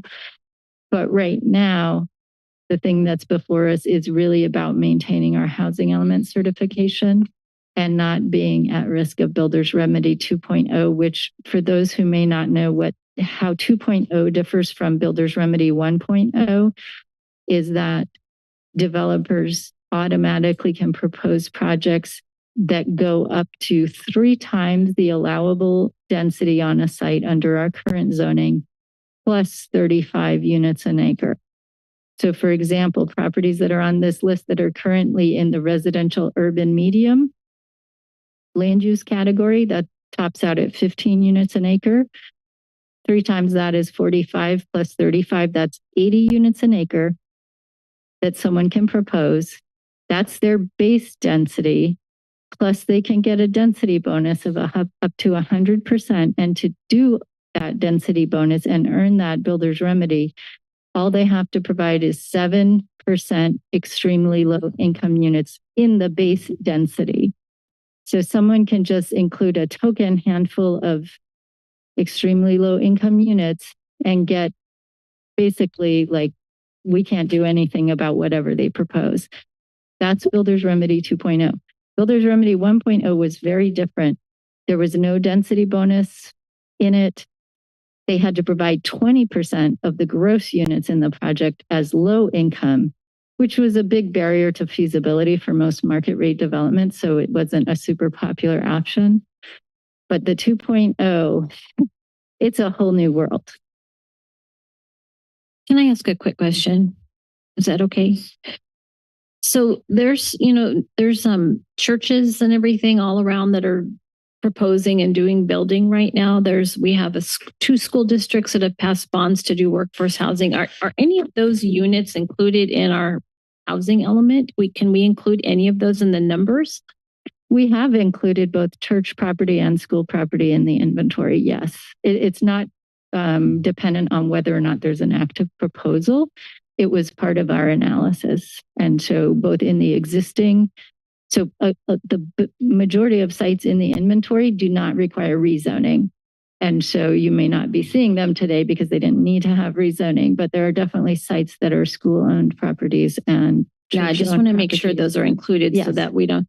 So I know in the past, some communities have been able to push back against these giant numbers but it sounds like now because of 2.0, we really can't. Well, what I would say is the laws have evolved a lot since 2018, both housing element law and this Builder's Remedy part of the law. Yeah. So have you heard about any other cities or communities being decertified? Like if some of these things are peeled back a little bit, I mean, I know that's the risk. And then I heard what the potential consequences could be. They are dire, but have you actually heard in any of the... I have seen some headlines about some communities that are in different regions than us that are later on in their housing element cycle that have been decertified. There have also been a lot that have taken a long time to get certified. And so they're exposed in the same way if they're late in being certified. The Attorney General has been pretty aggressive in going after communities. Huntington Beach has been in the news a lot. There's a handful of other cities around the state that have been getting litigated against with these kind of issues. Okay, and one more thing. So on the Seascape Golf Course property, I mean, you guys have the whole parking lot. Like that parking lot is full all the time with events. They need to have their parking there. So I know there's a teeny tiny little area that they were thinking of building out. But I had asked because there's other areas of that. They have the 158 acre golf course. There's other areas that are actually more conducive to building that they had wanted in the past to build there. I asked, could we get those areas rezoned? I was told no. Like that, I don't understand, because if we actually need the numbers, they could actually be there instead of swapped out. You know, we could swap out some of these other areas like Paul Mini. There's one driveway on an easement. Like that doesn't make any sense. There's no other ingress or egress there. So I don't know how these parcels were chosen, and that they don't make, in some cases, don't make a lot of sense. So with respect to the seascape, what we're proposing is we had an application, a preliminary application a few years back on that site. And what the rezoning that we've proposed is completely consistent with the concept that they had proposed, which was to put like just a small handful of townhomes on the edge of that parking lot. And then I think they wanted to put like a little small, modest little eightplex or something like that, sort of near the clubhouse for their golf course employees, because they were having a hard time retaining staff of the golf course because they don't earn a lot of money and it's very expensive to live in Aptos, right? So that was their proposal. And the rezoning we're proposing is essentially would accommodate that kind of proposal. Nobody's saying they have to get rid of the golf course. They could put housing above, they could put housing on the edge. Nobody's requiring them to do any development. It's simply the rezoning that will keep our housing element certified. None of these property owners have to develop anything on their property if they don't want to. Thank you. So if there's no further questions, I will look to my colleagues from D1, D2 for direction or compromise on this. Okay, well, I will move the recommended actions with the exception that the properties at 3161, 3165 Prather Lane be removed and 2507 Paul Mini be removed, and directing the planning department to identify replacement properties if needed to satisfy the HCD, and also extending the ministerial overlay to 664 Clubhouse Drive, so that both of the properties under consideration at Clubhouse are included in the ministerial overlay. Can I make a friendly amendment to that? Please. I'd like to also remove 235 Primrose Lane, parcels number 050-04135 and 050-04136. And I'll second. Is that B41, B42 you're talking about? Okay. Ask for clarification on the motion. So with that, those properties will be added, and then staff would be going out and identifying other properties to ensure that we're in compliance with the housing element. Yep. Okay. All right. So we have a motion from Supervisor Koenig and a second from with a friendly amendment from Supervisor DeSerpa.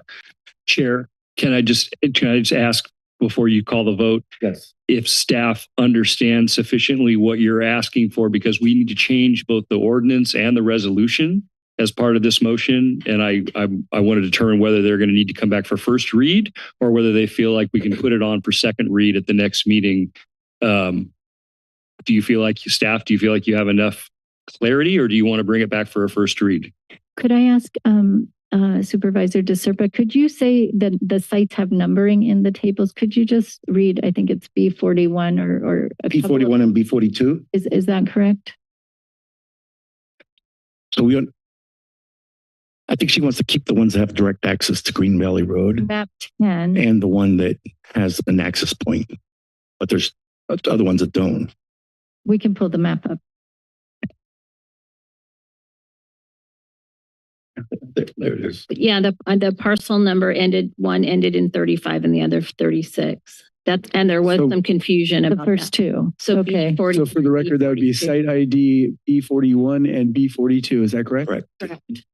And it's to remove those from the. Okay. in terms of the timing question, I don't know if Stephanie is in the room.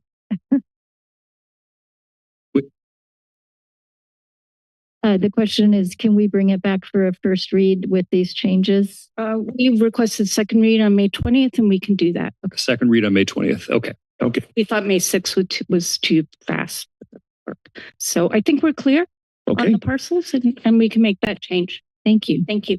Clerk, you have the motion? For the record, with the B41 and B42, is there a similar site ID that we can include in the record for the other listed parcels? You have the street address. Okay.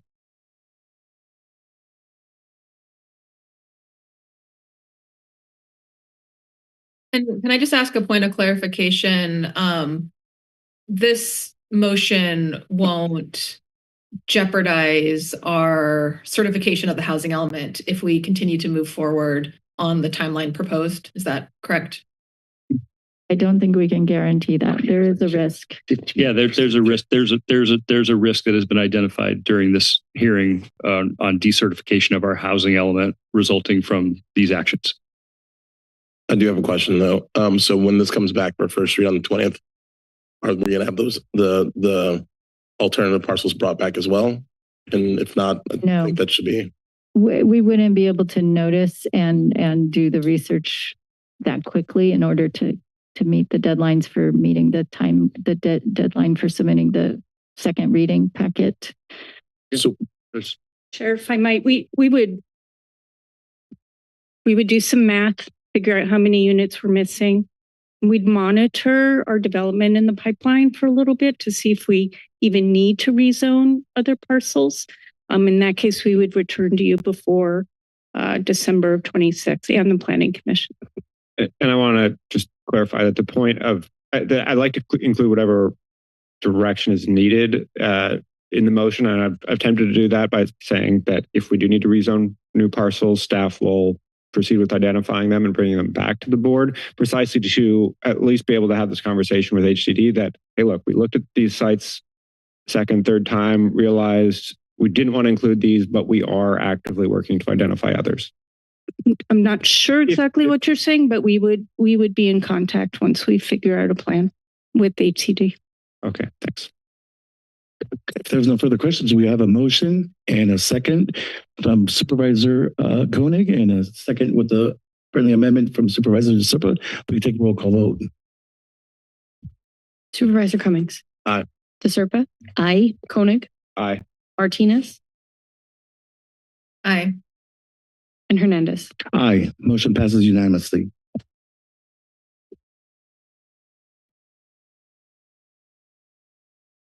All right. Next on the agenda item is number 8. Hold a public hearing to consider and accept and file the county's fiscal year 2025-2026 proposed budget and continue the budget public hearing to June 3rd, 2025.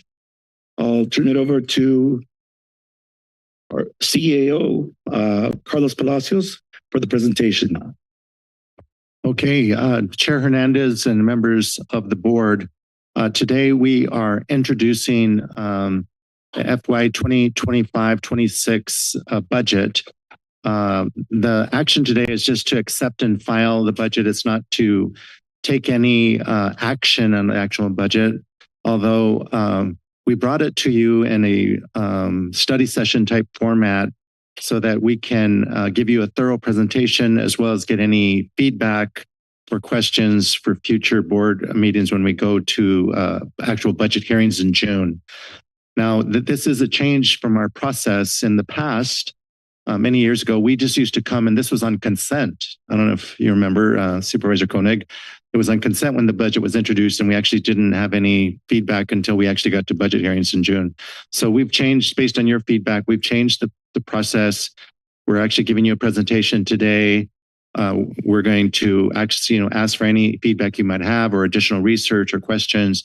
And then we're also going to come on May 20th with an update from the May revise, also get any feedback you have at that point, and then we'll start budget hearings on June 3rd. Having said that, let me start by telling you that this is really a very, very difficult time we are in, the county, the state of California, and the country. I have been in state and local government now for 38 years, if you can believe that. And I don't know that we've ever had so much uncertainty and chaos at the federal level as we have right now. In fact, I can say we never have. So there's just a lot of threats coming from the federal government right now. And I wanted to point out, just to summarize some of those, there are threats from the federal government to our safety net programs, most especially to Medi-Cal. The administration has floated ideas of major cuts to Medi-Cal.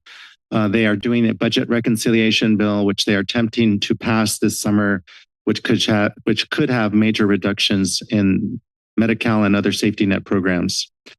Second, there are threats to other federal grants.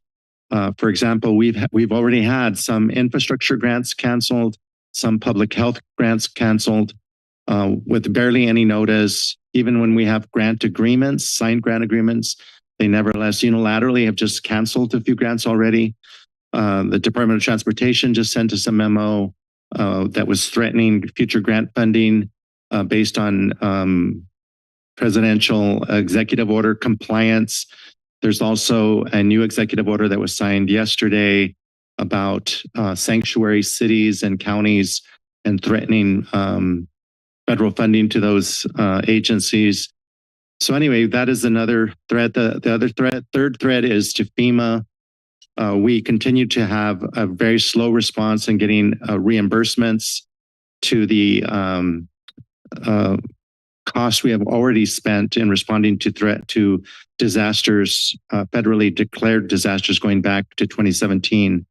And we have almost $90 million still outstanding in FEMA that has not been reimbursed. And there are threats to FEMA. As you know, there has been an idea floated by the administration to get rid of FEMA completely. There's also another idea that they're going to raise the bar for what is actually qualifies as a federal declaration that would eliminate many disasters from even qualifying for federal assistance. And then the fourth threat is to our economy now that the president has engaged in this tariff war. There's all sorts of uncertainty in the private sector due to these tariff policies. The governor has said that our state government is highly dependent on foreign trade, and we've actually engaged as a state in a lawsuit against the administration on the tariff policies. There's a very credible threat of a recession, so that is due to these tariff policies, and the governor's May revise is also threatening major cuts because of the uncertainty to next year's budget and the threat of a national recession. So I will say that we are facing these threats, and they're all self-inflicted. They're all done by our own federal administration. It's pretty unprecedented to be in this position. But absent those threats, we would still have some budget issues, but overall we would be okay, and we'd have a lot more flexibility to deal with our issues. What we're having to do is be very conservative and take pretty strong actions because we know that there are future cuts coming from the state and the federal government.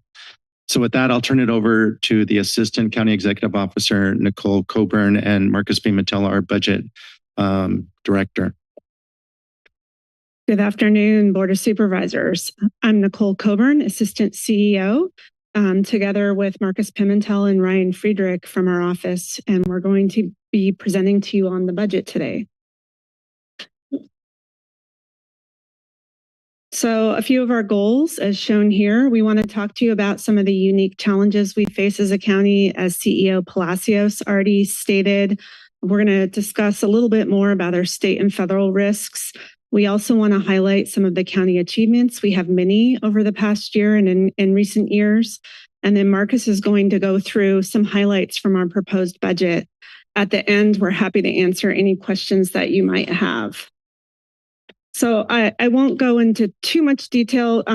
Carlos had mentioned some of the headwinds we're facing right now in terms of reduced healthcare funding, delayed disaster reimbursements, state budget uncertainty from the larger economic uncertainty that we're facing, and just all the shifts that are happening in Washington, D.C. and the risk of federal funding that we know of and that might be coming. We've already faced the impact of federal health grants that have gone away, that have been eliminated from our county. This is more than $400,000 in funding, which affected 5.7 FTE positions in the Health Services Agency. I will note that HSA pivoted extremely quickly. They have a structure set up to respond to what we're receiving from the federal government, and they were able to shift those positions to other grant funds and other administrative costs so that we could save those positions.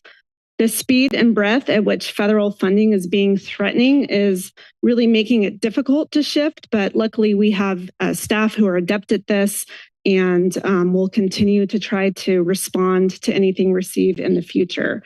So with this in mind, we've brought forward a reduced budget plan to you that does not yet reflect any federal reductions from the changes that are occurring in Washington, D.C. We have the May revise coming out next month, and we also have the reconciliation process that's going to take place over the summer. And so we expect to be returning to your board over the summer and maybe even in the fall with further budget changes. I want to highlight some of the major changes in the budget for you before we get into the details. This is a $1.23 billion budget. The general fund portion of that is a little bit over $800,000 or $800 million. We have a reduction in staffing of 74.4 FTE positions to about 2,700 FTEs. The largest reductions are in the Health Services Agency, where the 74.4 FTE positions are being eliminated.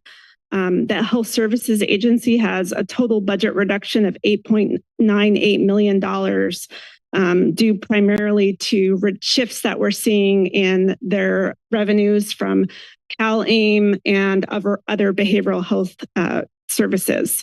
The HSA staffing reduction may require layoffs effective June 30th, 2025, which we'll be discussing a little bit more in terms of the staffing reductions there. As I noted, the HSA reductions are resulting from a revenue decline, or largely from a revenue decline of $11.1 million. In lower Medi-Cal reimbursements, there are restrictions on billable activities under CalAIM. We are also seeing significant reductions in revenue from Mental Health Services Act. And overall, we are seeing a 34% reduction in behavioral health revenue. Programs in the Health Services Agency are also getting more expensive. IMD, or locked care costs, have increased over the years from $12 million to $16.2 million. Our Children's Crisis Center project has a cost of operations of $9.4 million to run annually, and we're expecting reimbursements of only up to $4.3 million. So the net cost of over $5 million is something that the general fund is having to pick up. Administrative costs in the Health Services Agency are also going up between services, supplies, labor, utilities, phones, and all of that. So we're seeing increased costs overall. The reductions across behavioral health, health services, and the public health divisions are intended to ensure that we're focused on our mandated services, that grant requirements are being met, and that patient and community safety is preserved. In addition, I'll note that despite our numerous challenges, we were able to fund the general fund contingency at $6.9 million. This is a reduction of $1.2 million less than where we want to be at our 1% contingency. However, this is an improvement over last year. When we were here before you last year, we had nothing budgeted in general fund contingency. The budget also maintains general fund reserves at $98.1 million. This remains below our peer average at 28.1%, where in comparison, we're currently at 12.7%. Lastly, I want to note that the proposed budget assumes $6.6 million in anticipated federal reimbursements. These are going to be used to serve and reduce our 2024 disaster-related debt. As you can see here, a significant share of federal funding for California flows through the state budget. The governor's proposed state budget includes more than $170 billion in federal funds. This is over 1/3 of the total state budget.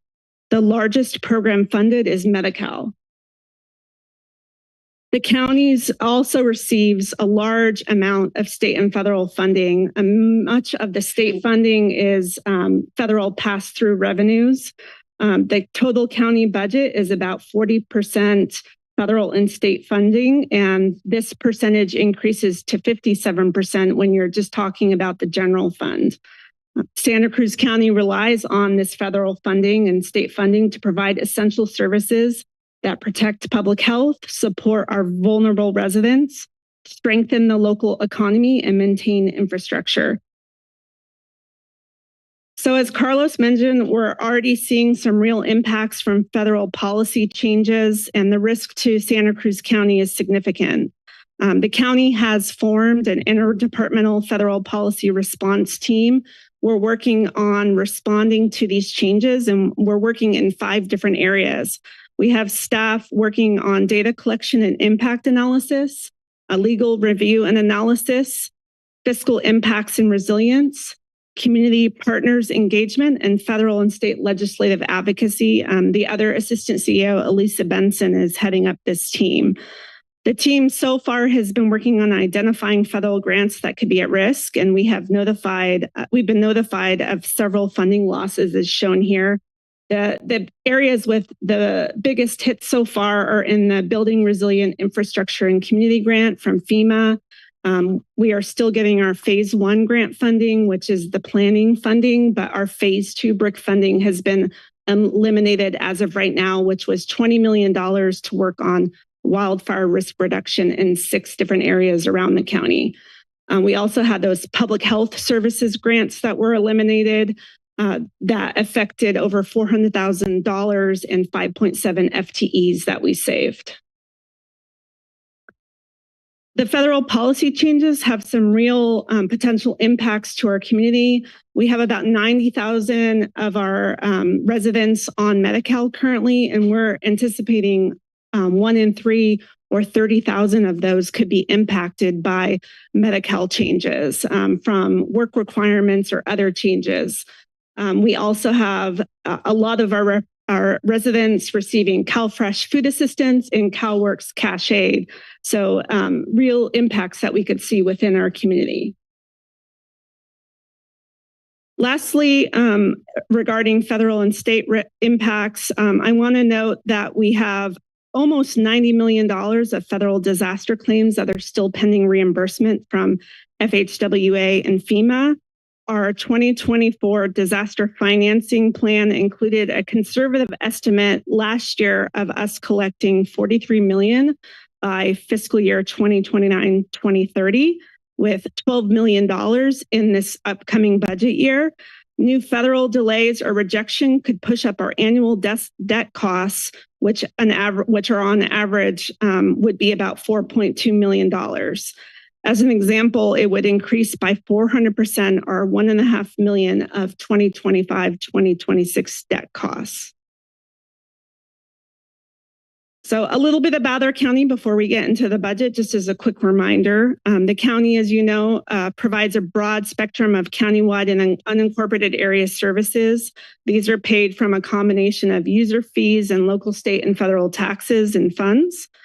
Our services are generally categorized in 3 basic areas: those mandated services that are required by the state and federal governments, the municipal services delivered to our unincorporated areas. These include fire protection, law enforcement, planning, road maintenance, parks, garbage and sewer utilities, and then the blend of mandated and municipal services that extend into cities, which include elections, property assessment, courts, probation, and emergency preparedness, just to name a few. We like to call the county the biggest city in the county based on population served, and thus our money is stretched further because we serve a great deal of the county.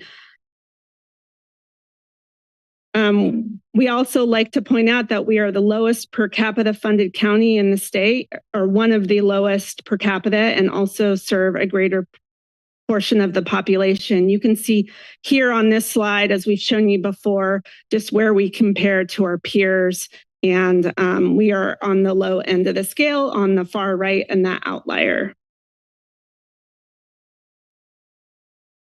This is a new graph that we included in our economic outlook section that's shown online, which provides a number of national, state, and regional indicators of how we're doing as a county, both in terms of our economy and our community. As illustrated in this chart, since 2020, county population has declined by more than 8,700 people, with the steepest single year drop over 8,100 residents occurring in 2021, which was when we were in the middle of COVID-19. So this decline has been driven primarily by net out migration, as residents have been seeking more affordable housing or relocated to more remote work flexibility. Some of the patterns of this are due to what we believe are ongoing affordability challenges, and they signal potential shifts in tax revenues, school enrollment, and infrastructure planning. Here we are tracking new apartment construction alongside annual change in rents to illustrate housing supply and affordability pressures. This slide is showing data for the entire county, including the unincorporated area and our cities. In Santa Cruz County, rent surged in 2021 and early 2022. We had 3 consecutive quarters of annual growth above 8%, while new deliveries remained limited. Since early 2024, 594 new units have been delivered to the market, reflecting projects initiated during the post-COVID low interest rate period. This lag between rent spikes and supply underscores just how delayed development can exacerbate affordability challenges and highlights the importance of streamlining housing production. So before I hand it over to Marcus, I want to note here, as I stated previously, the county's had a large number of achievements. In our county budget, we've highlighted 277 key accomplishments, in addition to completing 70 major operational plan objectives. We have a new element in our online budget that will also will highlight in our PDF that we'll be providing to the board that shows these accomplishments and the county's progress on our operational plan objectives. I'd like to specifically call out the launch of our 24/7 mobile crisis response team, the completion of our Measure S libraries and DNA laboratory, and expanded services in South County Government Center among our many achievements this past year. And with that, I'm going to transition to Marcus, who's going to start to talk about our proposed budget. Good late afternoon. We all recognize this has been a long day, and we appreciate that. I want to recognize what the CEO Palacios offered in the very beginning of this session. Is this used to be on consent. This used to be a day where it was just in the packet, 500, 600, 700 pages in the packet, and then we talk about it a month and a half later. So what we've been trying to do is a different rhythm of presenting the budget earlier in a formal presentation that allows the community and the board to be able to digest it, hear the summaries, and then over the course of the coming month and a half, provide feedback and comment on that. So within our proposed budget, we have a balanced budget. As Nicole mentioned, our total budget is a $1.23 billion budget, and that sounds large. It's $176 million less than current year's adopted budget. So our proposed budget is less than the current year's adopted budget. Some of that has timing, where we have about $70 million in capital projects that will be added to the budget in September. But some of it is just reductions. Last year, we had things like this success of collecting FEMA, ironically, advanced reimbursement from FEMA from COVID. You might recall we had a strong advocacy program for several years. We are owed millions in back payments for COVID reimbursements. And that finally came through last year. We received $30 million more than expected last year. And that was a big bonus to us. So that was a one-time receipt that isn't in this year's budget. We have reductions across the general fund, highlighted by what you're seeing in the health services department, where there are major staffing reductions and program reductions. So we're proposing a balanced yet less than general fund budget, one that we probably didn't expect to do a year ago. We didn't anticipate where this was coming. And as CEO Palacios mentioned, I think where the economic climate and federal climate different, we wouldn't be talking about this level of reductions that we're contained here today. This is nothing we wanted to see, but it's something we must do and to sustain ourselves financially for a balanced operating budget and prioritizing our delivery of mandated services. Forgot to start the slide. So 176 decrease from the adopted budget. The budget is allocated about a little less than half to salary and benefits. A large portion goes to services and supplies. And when we talk about services and supplies, it's not just directly contractors. We have partners who help us deliver services, particularly in the health and human services departments, who we rely on for delivery of services. Within the reductions contained in detail on the budget, we have 74.4 reduction in total staffing. You're going to hear that exact same number when I talk about health. There's 74.4 reduced in the budget in health.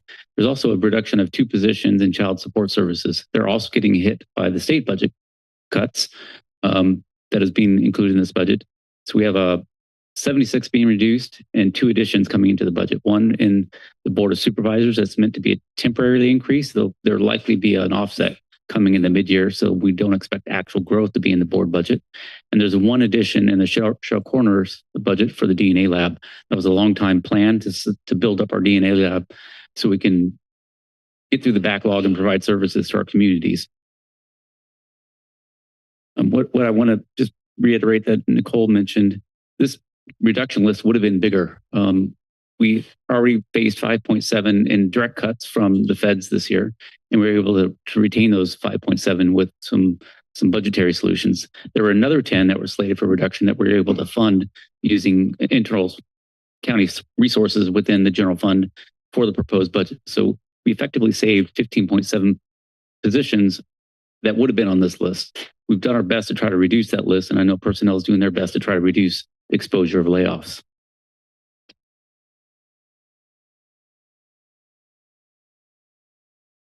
Diving a little bit from the county's $1.23 billion budget into the general fund. The general fund's a $793 million budget. It's largely funded through direct revenues, charges by departments. Think of your community and development planning department and their fees that they charge, health and human services, particularly health services and their Medi-Cal and behavioral health charges. There is a portion of tax funded and some other revenues that are received by the county, and we call those our generally available revenues able to support operations across the county. In total, we have $223 million available as a general fund contribution. And part of the general fund contribution, there's $21.4 million in sales tax that the voters have recently approved, known as Measure G and Measure K. So that's the amount of money that we have flexible. So you think of a $1.2 billion budget and you get down to about $240 million of really flexible funding. And that flexible funding goes to support departments, especially in our public safety, who don't have a lot of revenue generation and are there providing services. It goes to support our health and human services departments to the tune of north of $30 million. So we leverage that general fund contribution to maintain services where we can. And this is just a year where we're really limited to try to maintain everything. Now, as far as our revenues, so we just talked about our general fund contribution. Within that, most of it is taxes. So we have our property taxes, just a little under $100 million. A component of property taxes used to be called vehicle license fees. That's $46 million. Our sales tax has gone up to about just over $30 million. That includes our base 1% allocation of $13 million and then $20 million in the Measure G and Measure K amounts. Our intergovernmental revenue, and that's what we've been talking about today, that's our federal and state revenue. We should probably just call it that. Again, in the general fund, nearly 60%, 57% of the general fund is supported by federal and state revenue. So we are very much, unlike cities, we are very much dependent on federal and state funding streams. And when those aren't there, it's an immediate impact to us. Within our budget, we've tried to project, and we talked about this a lot more in the mid-year report about our forecast assumptions. In this current board report, there's a section that talks about all of our assumptions and our projections. We believe we're projecting a little bit better than conservative, more credible forecasts in all of our revenue streams. We're projecting property tax growth 3, 4, 5%. Sales tax, we're having to pull back, and we may end up needing to pull back more. We brought, I think a year ago, our forecast for next year was just a little over 3%. We brought that down to 2% growth, and that might be too pessimistic or too optimistic at this point in time. But we're going to continually monitor where consumers are at and what that spending trend's going to look like. So finishing with just, again, broad overview of a very large budget. Within the general fund, this is our revised forecast model. It's very similar to what you saw on February 25th in our mid-year report. We're projecting the next 3 out years. So we've got a balanced budget for 25-26, and the 3 out years of deficit starting about 7.4 million and slowly eroding to a balanced budget by 29-30. So those are going to be our better years. This is assuming a modest level of federal threats, but not to the level that we may be experiencing. So this forecast will change dramatically should there be the level of Medi-Cal cuts and other cuts to our federal funding that we're expecting, or what the state governor releases next week, and then may revise. This week is May. Today's April 29th. The calendar flips, and then next week the May revise will land by the probably May 9th. Our general fund reserves have stayed steady, about $98 million, 12.7%, and that sounds good. When you look at our peers, there's a marker there in this chart about where our peers are at. On average, not the highest, not the lowest, on average, there's a 28% general fund reserve amongst our peers. We're down at 12.7%. And then when you peel into our peers, into our reserves, we talked about this, a big chunk of that is reserved for healthcare funding. So if you pull out the healthcare funding, our reserves drop down to about $47 million, or equivalent about 3 payroll cycles. So we saw last year, we experienced the need to issue $90 million in total debt, $80 million to finance disaster funding. We're not going to be able to continue to repeat that level of advanced funding and waiting for the federal government to come and provide revenue eventually, reimbursements for disasters. So our next disasters without strong reserves are going to put us in a really difficult position. And that's been our concern for a while, and it's starting to become a lot more real to all of us. Finished with turning over and talking about some new things. So before Ryan takes over, Nicole mentioned this, we've really expanded the budget this year, and I hope you get a chance, and we'll spend some more time in the coming sessions going into it. There's a new section on debt and our various liabilities, whether it be property and risk liabilities to pension liabilities to our debt. There's a whole new section on that. We have more robust sections on departments that talk about emerging issues. It talks about their major changes, talks about all their accomplishments. And for the first time, maybe ever, we couldn't find a record of this. Within the proposed budget, we have the CIP plan. Typically, it showed up long after the budget was adopted, and we now have a more robust discussion of our CIP in the proposed budget. And thanks in large part to Ryan Friedrich, who took lead on this and took a personal interest in making this happen. What is CEP? I'm sorry, Capital Improvement Plan. Thank you. Thank you for checking me on that. That's a great segue. So as mentioned, I'm Ryan Friedrich. I'm a senior analyst in the CAO's office. I've had the pleasure of working with our departments on crafting our newest iteration of our capital improvement plan for 2025 to 2030, believe it or not. A CIP, capital improvement plan, as a key planning document, it's designed to complement the proposed budget, and by outlining our long-term infrastructure, facilities, and park needs over the next 5 years. This iteration is a little new, as Marcus mentioned, is that we published this as an online website. It's interactive for users to be able to explore our CIP, our different projects that we have, be able to look at the different funding sources that support those projects, the expenditure plans, and description of those projects. This iteration of the CIP focuses on 126 active capital projects countywide. We focus on active capital projects really to focus this plan coming out of the 2022-23 winter storms. We did not want to include any projects that were still in concepts or feasibilities or things that had not yet had committed funding. This way we present a fiscally reasonable and realistic plan for ongoing projects. The total investment for the CIP exceeds over $396 million over the next 5 years, leveraging over 45 different funding sources to support these projects. We designed the CIP to be divided really into 3 different project portfolios, one for public infrastructure, one for parks and open spaces, and one for county facilities. In public infrastructure, we've identified 91 projects worth over $200 million being constructed around countywide. Parks and open spaces, we have 12 projects totaling $127 million, most of that driven from the rail trail segments 10 and 11 project, which is a massive, massive project. And then finally, our county facilities, we have 25 projects worth $68 million over the next 5 years. It's important to stress that the CIP is a planning tool. It's not a budget. It helps us to align multiple year priorities, long-term capital priorities, identify funding sources and opportunities, as well as prepare budget requests for a given budget year. All the spending authority for these projects to execute these projects still lies in the annual budget that we're discussing here today. So we want to make sure that when we stress these numbers that you're being seen in the CIP, these are projection numbers, not budgetary spending authority dollars. But speaking of budget, we do want to highlight here on this slide that the CIP does call out for FY26 some modest additions to the CIP, which include $1 million general fund contribution, as well as some other revenues we've identified for some critical facilities maintenance work, as well as to augment some existing park projects that are ongoing. We're really excited for this for the CIP to roll out in conjunction with the proposed budget in parallel. It's a foundation for a smarter, more coordinated capital investment plan, and we look forward to building on it in future years.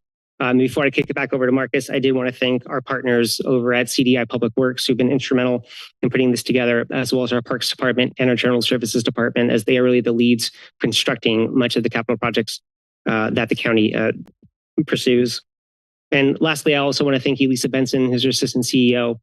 She's been instrumental in providing guidance and coaching as we put this plan together. So I'm here to answer any questions there is after we go with the presentation today on the CIP. Thanks. So what I'll share with you again, this is an overview. On June 3rd, June 4th budget hearings, we'll have 2 days for each of those days. We'll talk a little bit deeper about the projects within the capital improvement plan.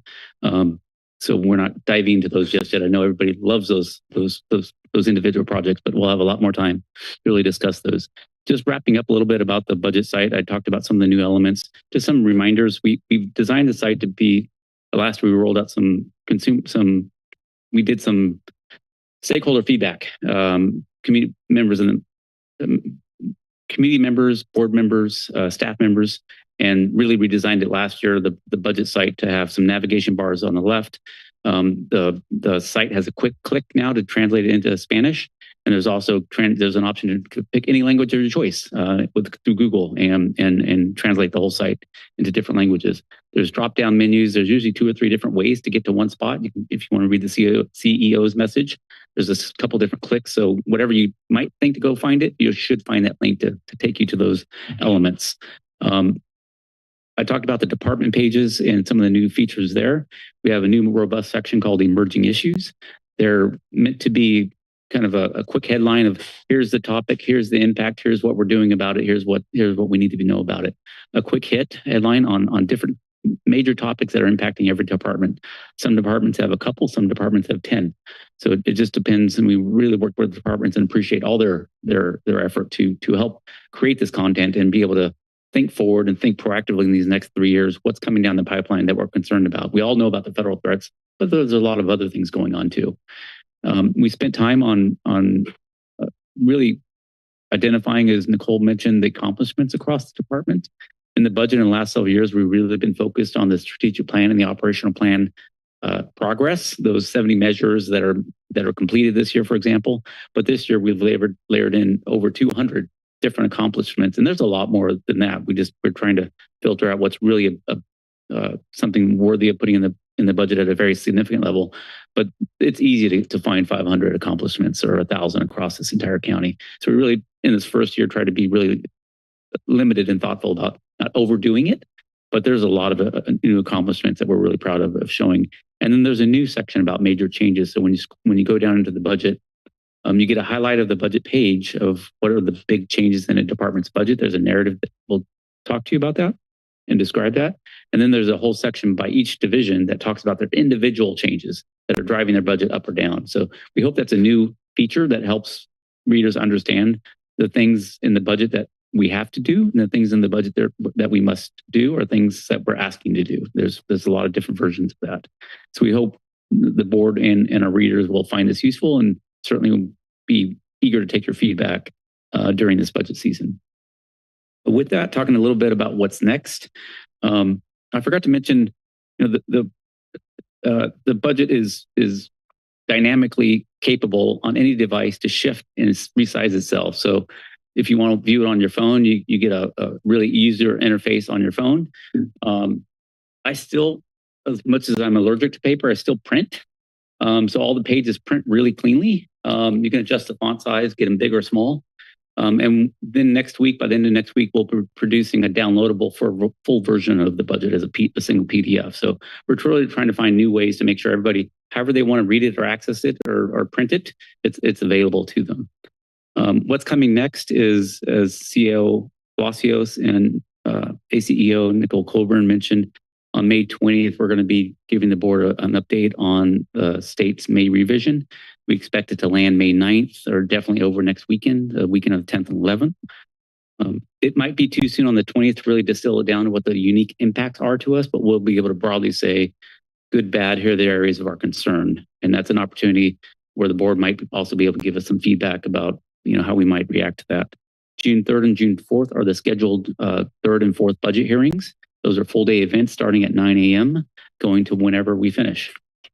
Day one is really a health and human services with a focus on our capital projects. Day two on June 4th is public safety, land use, with some of the a reminder about some of the capital projects in public works. So that's day two. And then we come back on June 10th, consider final changes and action to approve the budget as submitted, with concluding actions that as a county, we have a lot of requirements by the state that we work on in July and August to finalize the budget and bring it back to the board for final action September 30th to adopt the budget. We do expect June, July, and August to be very busy budget season, kind of a part two budget season, as the federal budget will be coming together. There'll be a lot of reconciliation acts and then a single budget reconciliation bill. We expect to be something of concern to us. So we expect to have a kind of a 2.0 budget season in the fall or as soon as we know it, and discussing what that means to us and what those impacts are. So that's an element we kind of haven't pinned down as when that might start. We don't have scheduled dates yet, but you can anticipate that in July, we're going to have a busy staff month. And then in August, one of the two meetings in August, we expect to have a scheduled update on what's going on at the federal level. It's possible we might not be able to take those actions until October, November, depending on, of course, what we learn and what the timing is. So with that, we're available for questions and good opportunity time just to tell us where this fits in alignment with your priorities. With that, I'd like to first open it up to the public for any public comment on this item.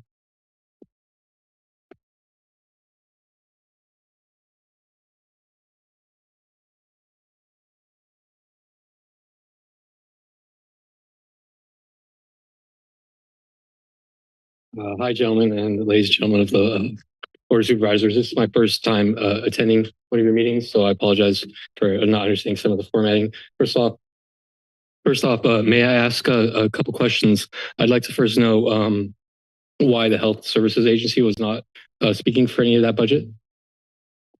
I believe she's here. Anyway, so no answer there. Okay, great. Well, I'm the Executive Director of MHCAN. My name is Tyler Starkman, and I would like to reach out to you logically. Closing MHCAN will basically costs you a lot more money than it's going to save you in the long run. You guys all stood here and listened to our petitions for funding. And I noticed a lot of you were laughing and were rolling your eyes at some of our members. I want you to realize that these members that you're going to be displacing are going to be out on the streets, and that's going to be people that you're going to have to deal with on a daily basis. From Pure Respite, peer supports, we're able to deal with them. Not only deal with them, but I understand where they come from. I come from a background of IT, and I understand logistically you guys have an impossible background right now. This is my very first time working doing budgeting, and I really realized that as you guys have an impossible task, and that you guys are sorry, I'm extremely nervous. You guys have a very hard time doing what you're doing.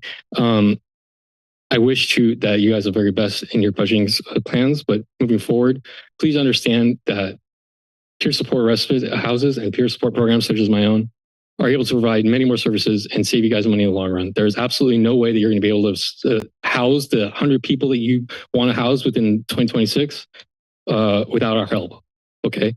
Because we have the unique ability to listen to people with severe mental illness and adjust accordingly. And I think you'll notice that based on Don Hightree's next explanation behind me. Thank you.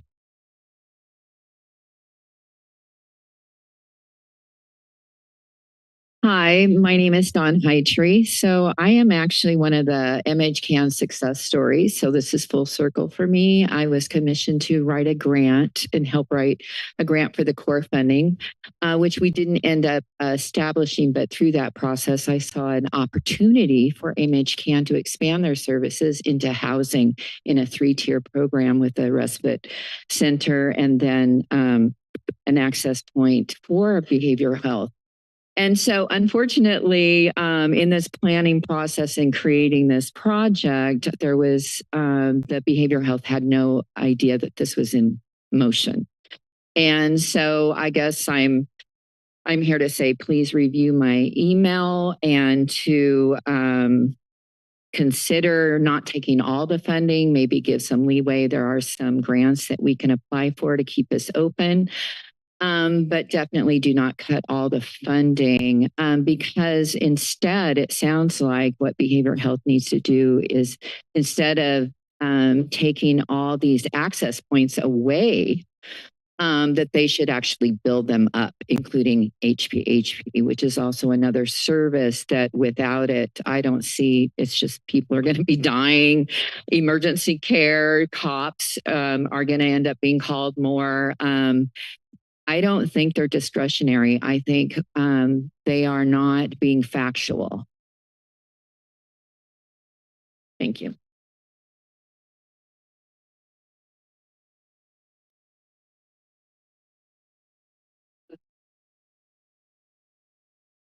Hello, I'm Laura Chatham. I'm here mostly to support. I just passed out an overview of the Living with Dignity program that Dawn worked on.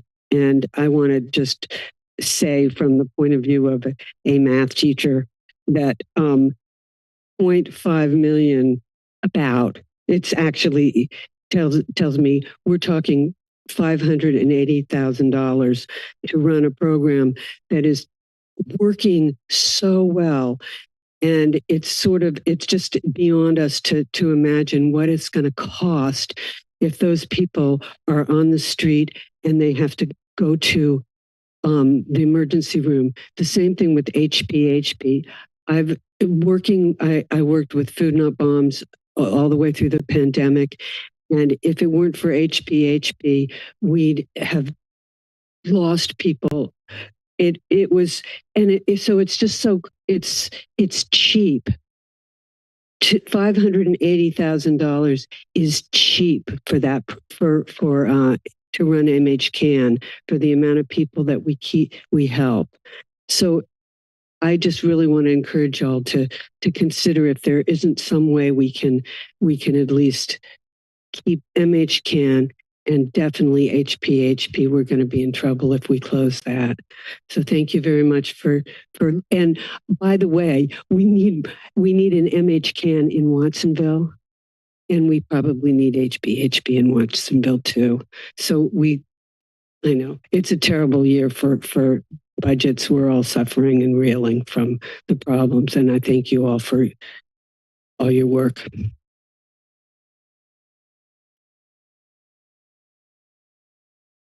It is good afternoon.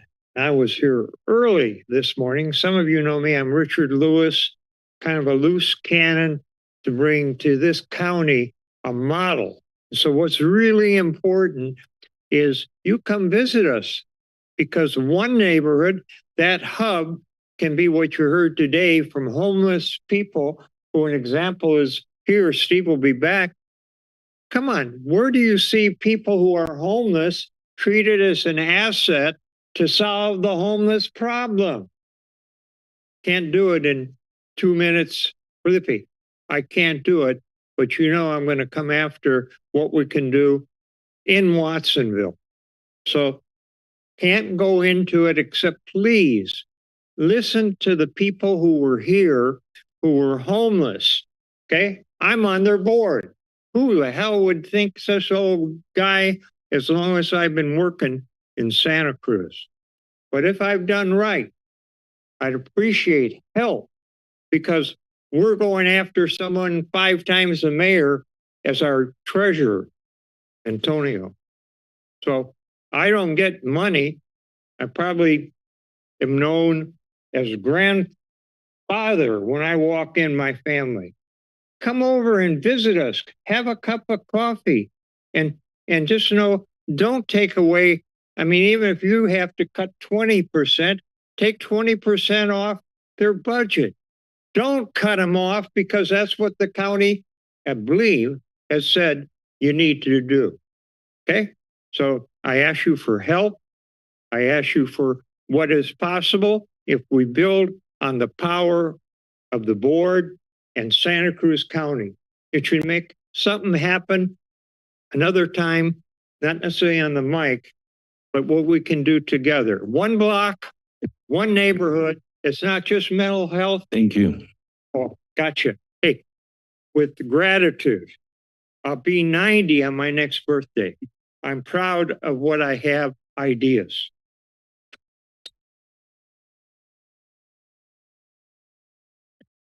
Good afternoon or good evening.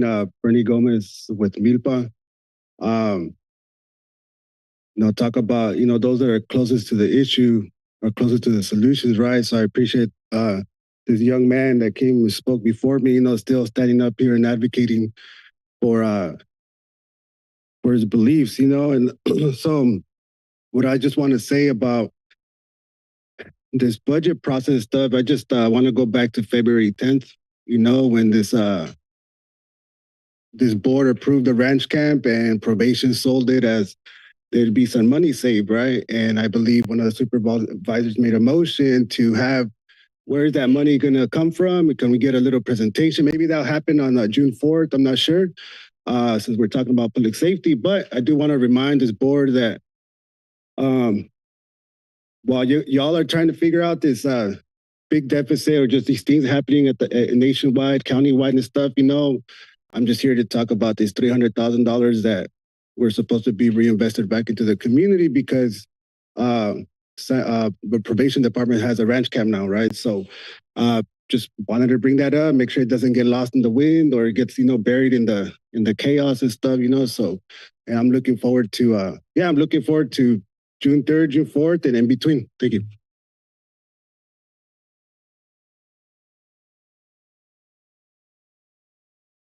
Good afternoon, Becky Steinbrunner.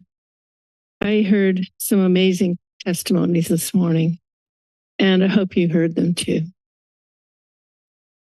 I have heard only part of this presentation. I was actually following it at the public library and decided I really needed to come and talk with you, because what I'm not hearing is anything about cuts to your salaries, to top level administrator salaries. That's not even been mentioned. I want that. And I think the public deserves that, to know that if all of us are going to be suffering, you're going to give a little bit too, including the CAO, who is one of the highest paid people in the county. It's not fair to ask the people to accept cuts for budgetary things when you are not even willing to discuss it yourselves. So please take some cuts too.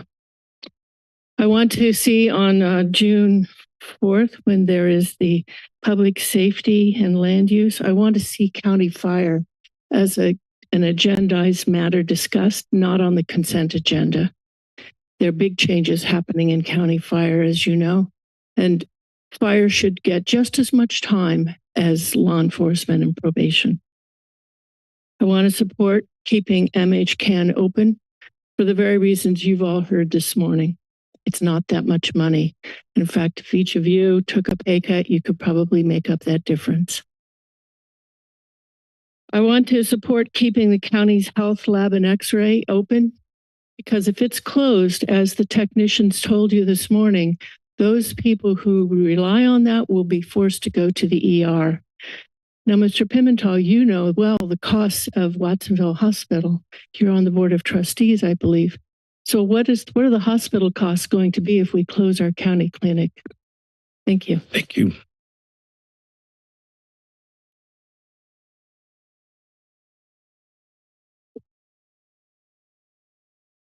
I'm a little nervous, but I'm gonna read this. So Tyler Starkman, the executive director of MHCAN, underscores the indispensable role of mental health client action network in Santa Cruz County. He contends the cessation of its funding would have catastrophic repercussions for the community. Starkman implores the board to deliberate on the ethical ramifications of their decisions, and the vital support of MHCAN extends to individuals grappling with mental illness. Consequences of MHCAN closure: the termination of MHCAN would precipitate augmented costs for the county, stemming from the eradication of crucial resource that mitigates crises and aids individuals in sustaining stability in housing. This would engender far-reaching effects across various systems, including hospitals, correctional facilities. Appeal for ethical consideration. Starkman exhorts the board to harmonize their actions with the professed values of dignity, compassion, and equity, asserting that MHCAN is integral to the county's mission. He accentuates the necessity for collaboration to preserve the essential service, particularly during Mental Health Awareness Month. Would you like any further adjustments or additional information? Good.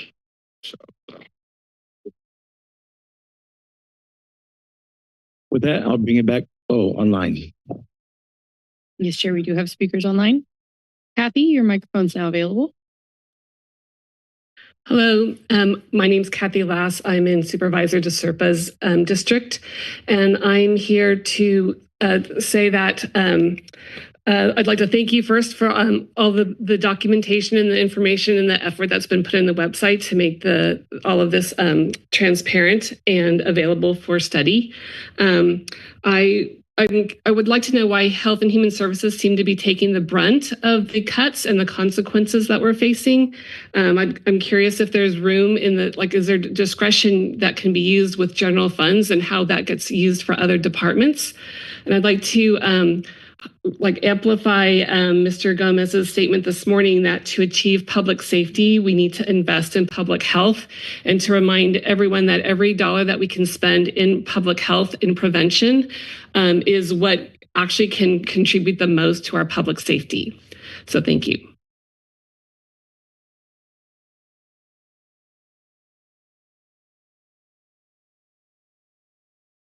Call-in user 4, your microphone's now available.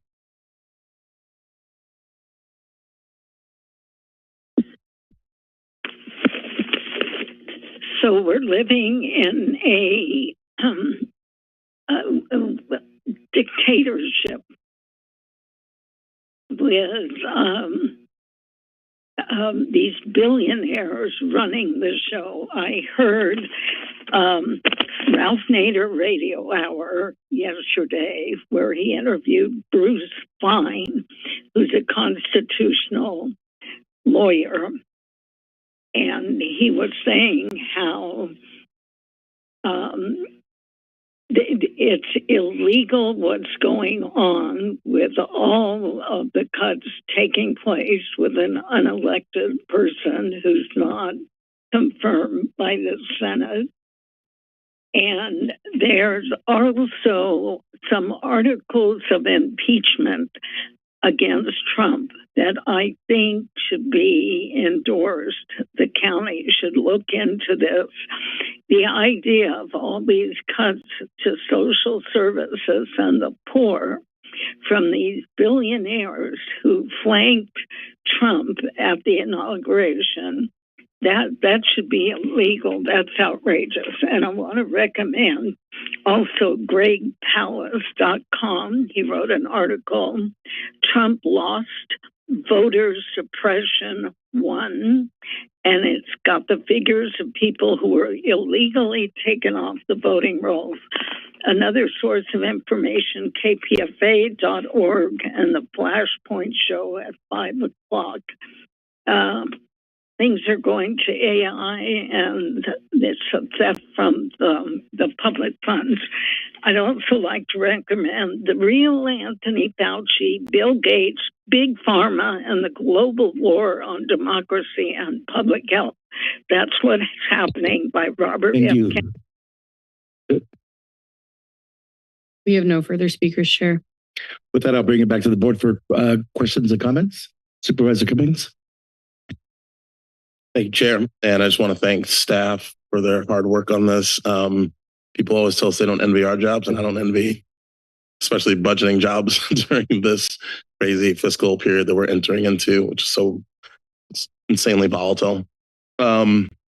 I also want to thank all the people who showed up today for all of their comments and their support for the various programs and services that the county provides.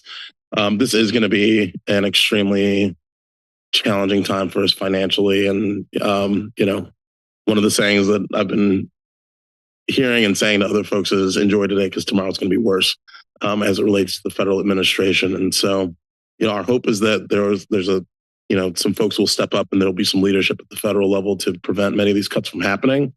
But again, we're going to be entering into some pretty dark times here. I just want to make a clarification on the agenda under budget summary changes. There's a bullet point that I'll just read. $1 million for environmental and parks capital projects, $200,000 for each district, including $100,000 allocated by District 3 for the Davenport Sanitation District and Shark Fin Cove parking study for Medicaid district sales tax. I just want to clarify that in this year's agenda, in this year's budget, I allocated the $50,000 to the Davenport Sanitation District.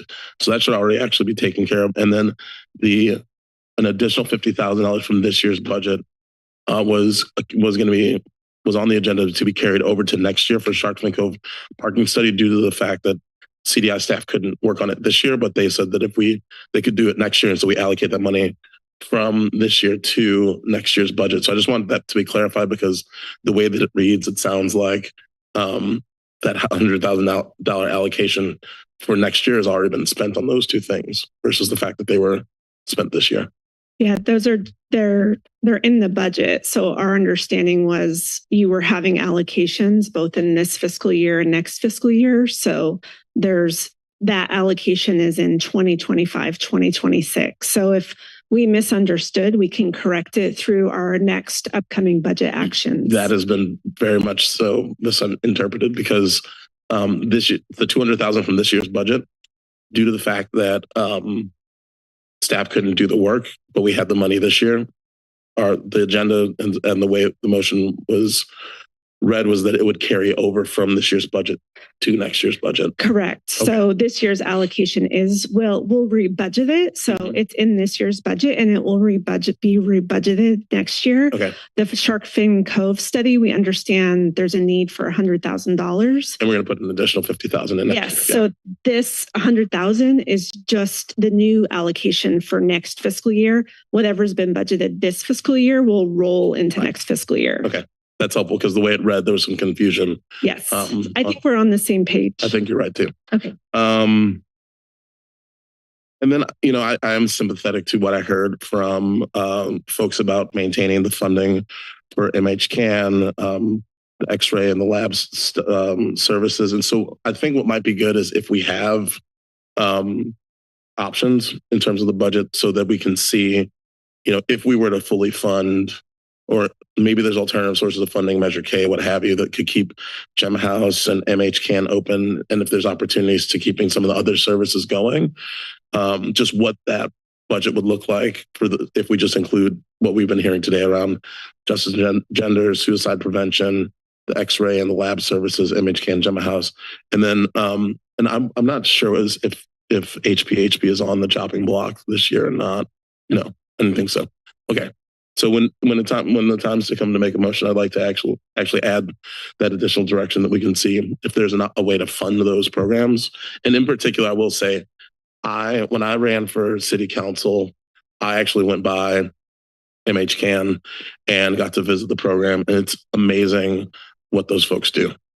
I mean, there's not a single day service outside of MHCAN in the county for homeless individuals. I mean, maybe the downtown streets team, but it's very different. I mean, this is kind of a drop-in location where people can go get food. They have community, and the support network that's there on the budget that they work on is just so incredible. And it's something that if we lost those services, especially here in the 3rd district, I think a lot of people would be really upset with that, because again, if you're homeless and you're having mental health issues, like, where do you go during the day? You're on the streets, you're in a park, you're going to be more subject to having interactions with law enforcement, and to have that type of facility and those types of services being offered at such a low rate, I think it's worth its weight, and it's worth considering how to continue that. Similarly with Gemma House, we right now with the Trump administration, women, people of color, many of us are under threat, and with people who are coming out of the jail system, having a place where they can land, where they can get support services to reduce recidivism, in the end saves us money. Right. And so I think that those two programs are really critical in terms of finding funding to support. But again, I think that if there's an opportunity to see, with these programs being sustained, what does that mean in terms of the budget? If we remove those programs, what that means in terms of the budget, it'll at least provide us with options to consider. And so I'm very supportive of trying to make sure that we keep some of those services and at least have a look to see, what it could mean and where funding could come from. I mean, many of us, we have our budgets as well. And if there's a way for us to allocate funding from our district budgets to support some of what's, potentially going to be cut, I think that it's an opportunity for us to do that as well. So I'll end my comments there, because I know we still have like 7 other items, and it's like 4:40. I do just want to clarify. You asked a really good question about HPHP. The program isn't like being targeted for reductions, but in health, there's a lot of vacant positions that are going to be eliminated. I believe there's maybe 6 in HPHP vacant positions that are vacant positions. Yeah. Okay. So I do have a question, and you just kind of brought something up, but I wanted to see, so from the 74 positions, 63 of those, or 63.4 are vacant positions, correct? Or is it 6? Yeah, we have yes, we have about 11.6 FTEs, equivalents positions, that are technically filled. And I think personnel is working on solutions. So in-house solutions, like to keep them within the county. Yes. So they'll look on placing those positions for whoever wants to remain a county employee. They're going to go through that process to try to place those employees, and there are about 12 of them. I know everyone that came here today, but is there any, like, of those 11.4, 11.6. do we know all the departments that they're from? They're from the health centers and behavioral health primarily. So I think 2/3 of them are from the health centers, and 1/3 of them are from behavioral health. And that 0.6 is a part-time position? Correct. Okay. There's questions? A couple questions. I see our health services agency director here in the audience. I know you've been waiting patiently all day, and since some of the topic of discussion involves you, I'm wondering if you could come up to answer a few questions. The first is around lab and X-ray, right? I know we're talking about ultimately outsourcing these services, and it seems easy enough. I know we're not the first jurisdiction to do this, But some of the testimony we heard today is that because the county serves a particularly vulnerable population, these folks are going to have a hard time making the connection, to get that blood draw, to get that X-ray from a third party. Surely there must be data about this from other folks who have already done this transition. Do you know kind of what the impact of this kind of transition is based on other jurisdictions making the switch? I'll start high level and then have the opportunity for our chief of clinics to also speak. This is a very difficult point in time for health services. What we're seeing, unfortunately, has been said over and over, and I think to simplify it is we're not prone or shield from the recession. So we're seeing a lot of increases in costs for basic supplies in our clinics, for staffing, and also even some of our contracts that we have. And so we had to make a very difficult decision, and we will present on this in more detail June 3rd. Today is just a highlight of the key budget for those wondering. But we had to make very difficult decisions to make sure that we focused in retaining core services of our primary care. And so we looked around what our neighboring community clinics are doing, like Salud para la Gente and Santa Cruz Health Centers. And we were also looking and made an assessment of where are the units where we're losing money that are not generating revenue. And so unfortunately, when we looked across what our other markets doing, other centers are doing, we realized that they actually outsource these services because in fact, they don't generate revenue. And it is a model that we were hoping to retain. This is not something that we want to do. Absolutely not. We understand the need to have holistic approaches to care that are accessible to our clients. But we also know that we have to retain primary care services. We have to. And so after making a very hard analysis and decision, this is a proposed recommendation that we're doing. Salud para la Gente also uses Quest, for example, or the hospital for some of these services. The information I received from other entities is that they do have to, it's not the same being able to walk next door, right, to the next door of a building and get the care. We understand that, but they also haven't seen significant impacts to the care of the client. Now, I'm not saying that that's what we're going to see here. We know that it is best for us to have all of the units in place, but considering the hard choices that we've had to make, this is a proposal that we're bringing to the board. Sure, and thank you for your question, Supervisor Koenig. More specifically to the services, should our proposed budget get approved, we understand the blockages that this could potentially give to our patients. And we understand that our patients are certainly among the most medically and socially complex in the whole community. And all of us in the Health Services Agency are there for the patients and for our community, and none of us want to see less for them. And that's why this is such a hard decision. So we are very committed to making sure we do everything we can to minimize the barriers to patients. And so we are working with multiple different lab agencies to see if we can get perhaps somebody in-house to do the blood draws for our patients, or maybe a mobile unit, something that wouldn't require people to have an appointment and go through all the rigmarole that many other people do. So we're doing that with X-ray as well. We have staff who are already adept in paving the way for our patients to get what they need, who might not be successful elsewhere. So I do want to reiterate, we're not eliminating HPHP or our health centers, but we are working hard to make sure that the services that our patients will access for lab and X-ray are as easy as possible and ideally as close as possible to our clinics. Okay, thank you. Another question for you. I mean, you said you've looked everywhere for ways to ultimately slim down the budget. Could you speak a little bit to this claim we heard today that, we've seen an increase in management staff from 17 to 31. And, why not propose cuts there rather than frontline staff? Could you just walk through some of your thinking on that? I don't have all the numbers in front of me. I will say that I've been taking that since I've been here for 3.5 years, very seriously.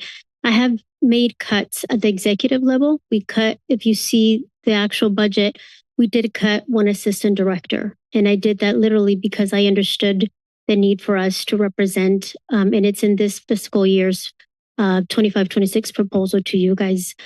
I need to go back and make an assessment. What I know though is that HSA has been growing tremendously over the past 5 to 8 years. And that growth also comes with having to ensure that we have proper supervision, proper management to mentor and support the program growth that we've had. I will be going back and doing a thorough assessment of that.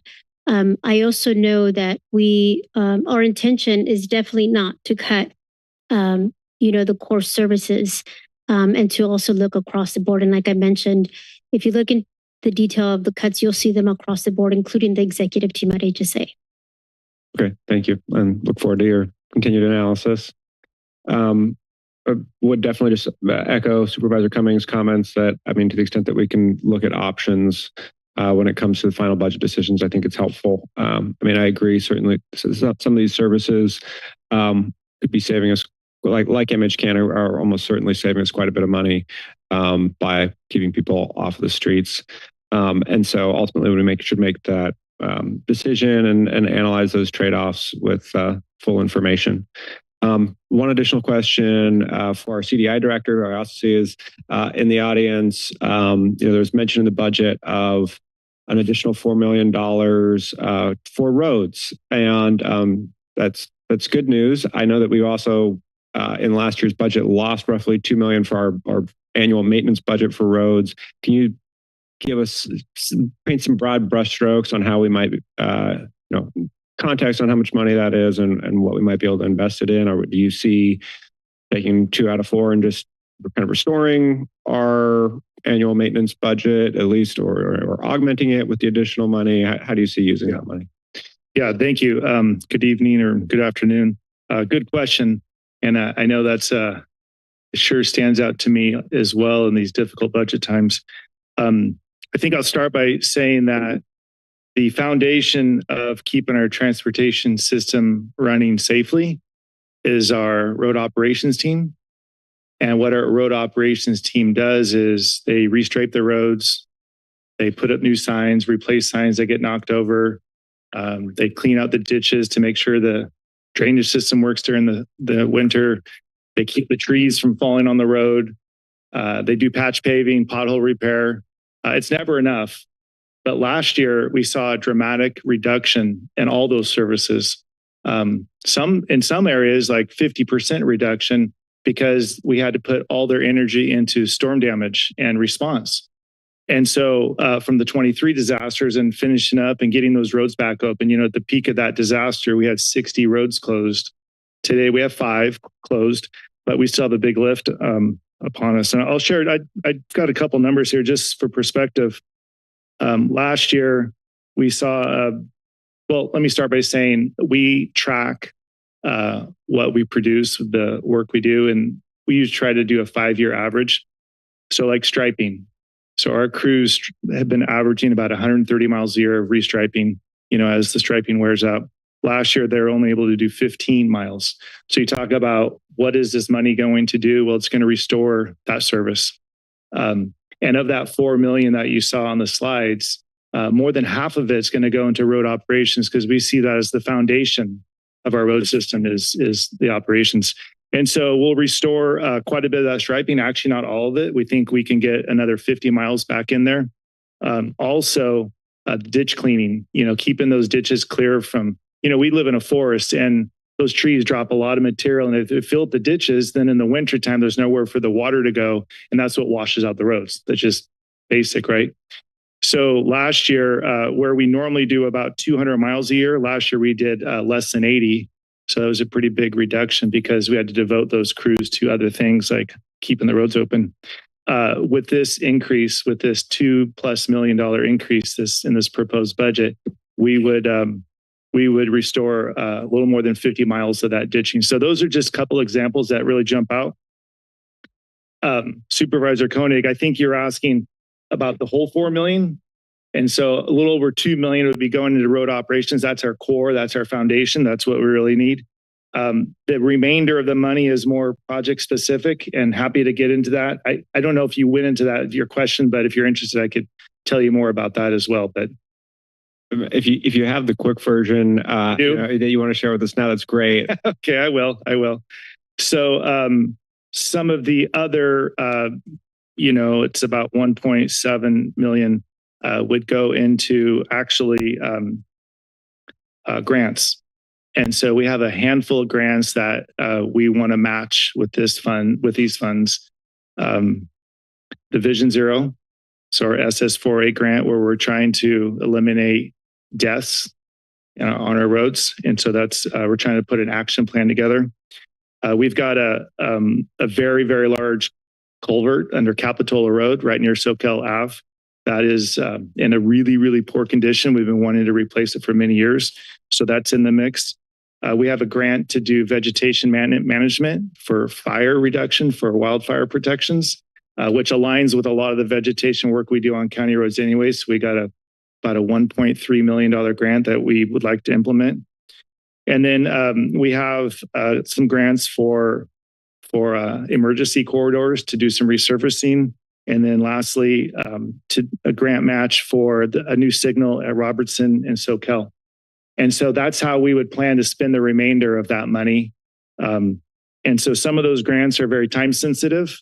So I just leave that with you, but I also defer to your direction. So that's it. All right. Thank you for the cliff notes. I certainly agree that anything we can do in preventative maintenance, particularly the ditching, will be essential, given that if we're seeing the increase of what the federal government will consider or declare a disaster, maybe of like 7x or more, then we really have got to do everything we can to keep the roads from washing out, because chances are that when they do, there won't be a federally declared disaster to provide that FEMA money to get the repairs done. So that's right. Yeah. Thank you. Well, while you're up here, I do have one more question. Are we utilizing the prioritization tool for any of this, or we're just kind of picking and choosing which ones? Yes. Well, so for the $4 million that we're talking about, that money is not going into the storm disaster repairs, and that prioritization tool is that is just used for the disaster repairs. And so that's a different tool. So this is like road operations isn't really part of that prioritization tool. Okay. So the grants, they're just opportunities that come up. Well, these are grants that we got in years past. And so we're just trying to deliver those grants. When we first got the grants, we had match money figured out, but that money was spent on storm damage. And so that match money is gone. And so now we're faced with a tough decision in trying to find match money for these grants. So these are grants that we got.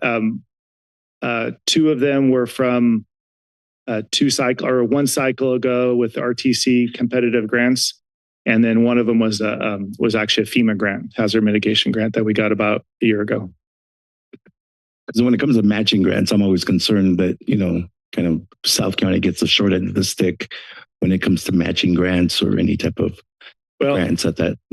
Some of the greatest projects that we've been celebrating lately are like Green Valley Road, where we got a $5 million grant, and Holohan Signal, where we got about a $3 million of grants. So we've been very successful. There's always more to do. So I'm not saying that we've done it all. There's a lot more to do for sure. Okay. Supervisor Martinez.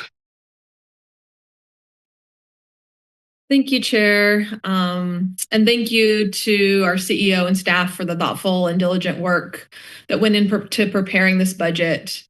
I really feel like it's a sobering moment. I want to express my gratitude to everyone who worked on this proposal, but I also want to be clear that I take what's in front of us very seriously. We're being asked to make significant decisions about how we provide services, how we support our workforce, and how we meet the moment at a time of deep financial uncertainty. And there are a few core pressures driving this budget, and I want to name what I'm seeing as most urgent today.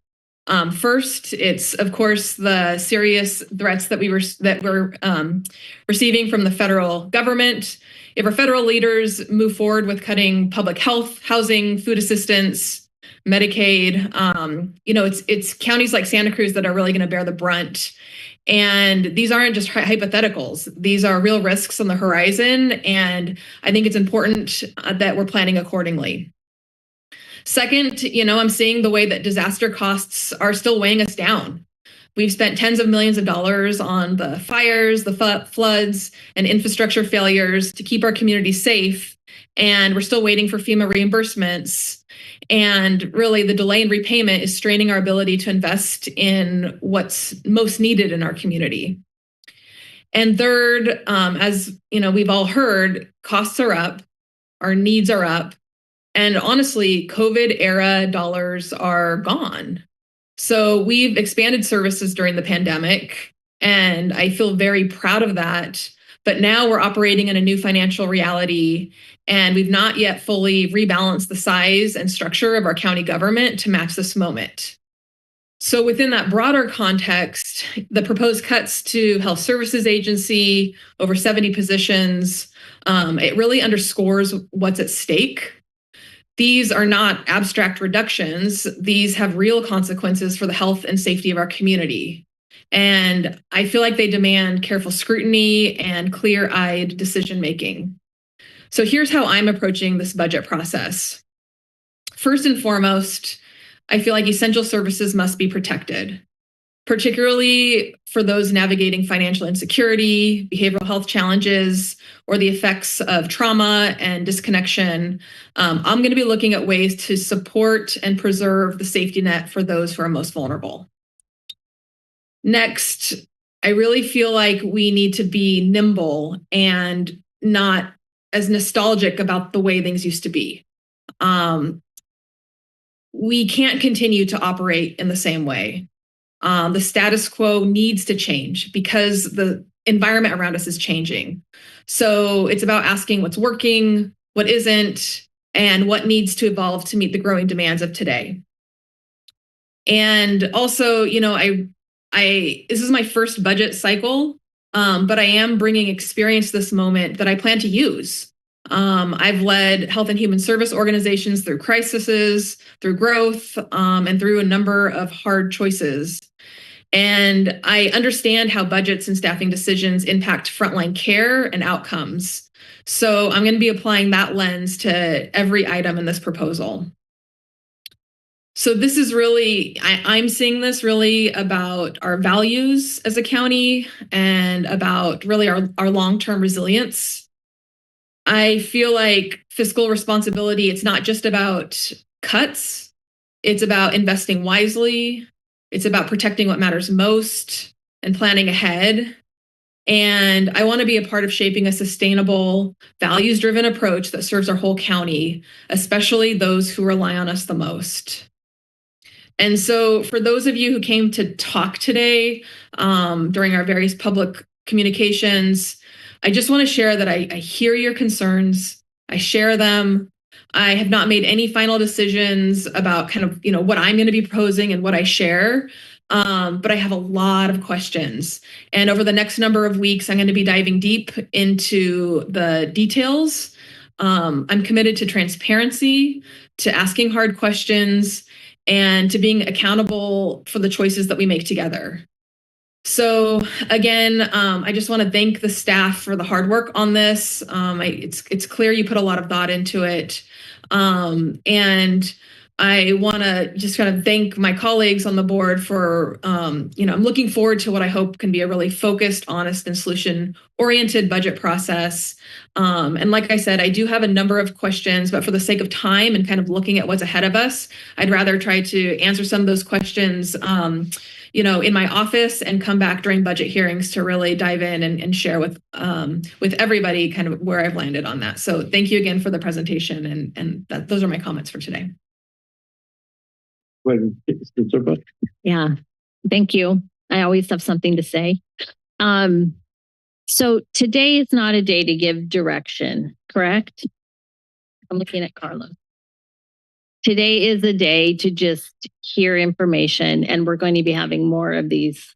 Correct. And if you have questions that you want us to research, or some of the supervisors said that you want us to come think about different options to fund different programs, that's certainly appropriate. And we can work on that and come back at future budget meetings.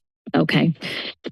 Because there are a number, I've gone through, especially the HSA budget line by line by line by line. And I do have, like Monica said, Supervisor Martinez, I have really specific questions about some of the reductions there. The other thing that I've heard is that in terms of the 11 lab and x-ray people, like some of them will retire and some of them will do this. Well, we haven't even voted on this budget. So I'm wondering, is that plan already being implemented within HSA in terms of closing down those particular areas? No, not yet. Okay. And then it's 5 o'clock. We have several other items to get through still tonight. For the future, this would be a great special study session. This is how we did these things in the school district where I served for 14 years. We would have a special 3-hour session devoted to the budget or to whatever the item was that we knew was going to take extra time. So I'd like to see that here in the future potentially, so that we don't have to feel rushed, and that the public doesn't have to feel rushed. So that's an idea. Have the meetings in June are study sessions, and then today was meant to be that way, but we spent almost 3 hours in public comment. So yes. And, to the people that came today and gave their testimony, very appreciative. I, at one point, was in tears listening to a young woman with a baby on her hip. We do not take these cuts. They cut deeply, and these are in services that are very, very important. I serve on the Mental Health Commission. Of course, it was a surprise to me, just like it was to them. And it was hard for me to be getting emails over the weekend about the complete elimination of the budget for MHCAN. That was, I have to tell you, that was not a happy moment for me. So in the future, it would just be good for the supervisors to have a heads up that something is coming, if possible. And okay, with that, I look forward to hearing more about budget in the future. Thank you. So I had some questions, but I still have some comments.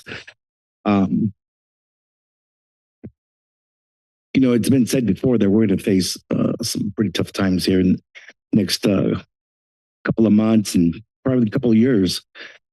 So I think that our county really must reflect the shared values of safety, accessibility, and the well-being of our residents. As we continue recovering from recent natural disasters with almost 90 million in FEMA reimbursements still pending and more than 50 million in unfunded storm damage, it's essential that we prioritize investments that protect and connect our communities. I see, we didn't even discuss our own personal district priorities that we have within our districts, but I do urge that funding be allocated in this year's budget for improvements of Paulson Road, specifically to raise the roadway, eliminate seasonal flooding. This road is a critical connector to over 4,000 residents in my district, and continued delays leave entire neighborhoods vulnerable. Part of my reasoning for supporting some changes in the housing element, or the batch B that we had, was that, folks, it is a congested road on Green Valley. And there's only one way in, one way out, unless you have to go all the way to Paulson, which half the year is closed. We must also address the condition of Casserly Road, which remains at serious risk of closure one day with just one major storm.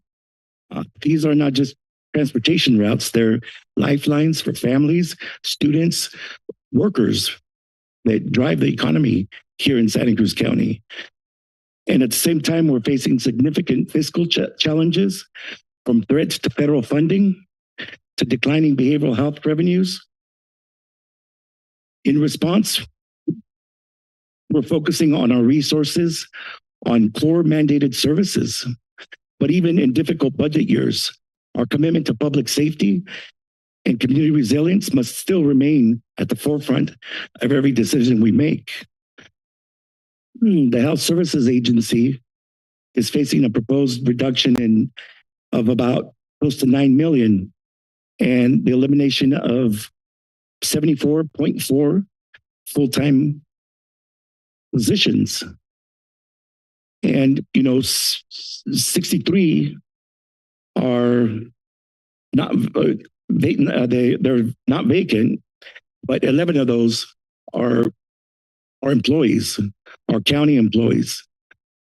For those positions that are filled, we need to make sure that we ensure that the affected employees are supported and that we really work to keep them or their programs for them within the county.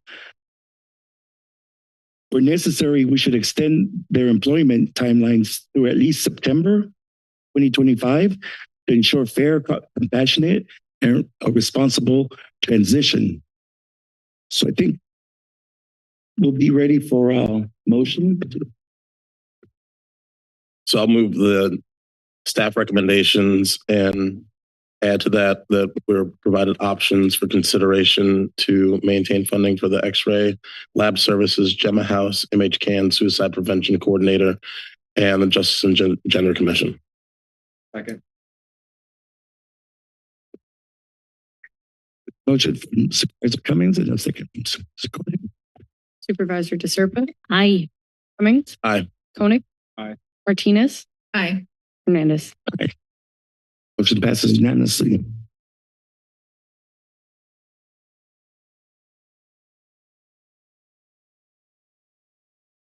I know. 9, right? Yep.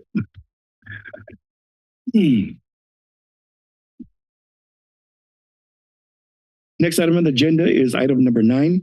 Consider a report of the impacts of Assembly Bill 1416 on the 2024 election cycle.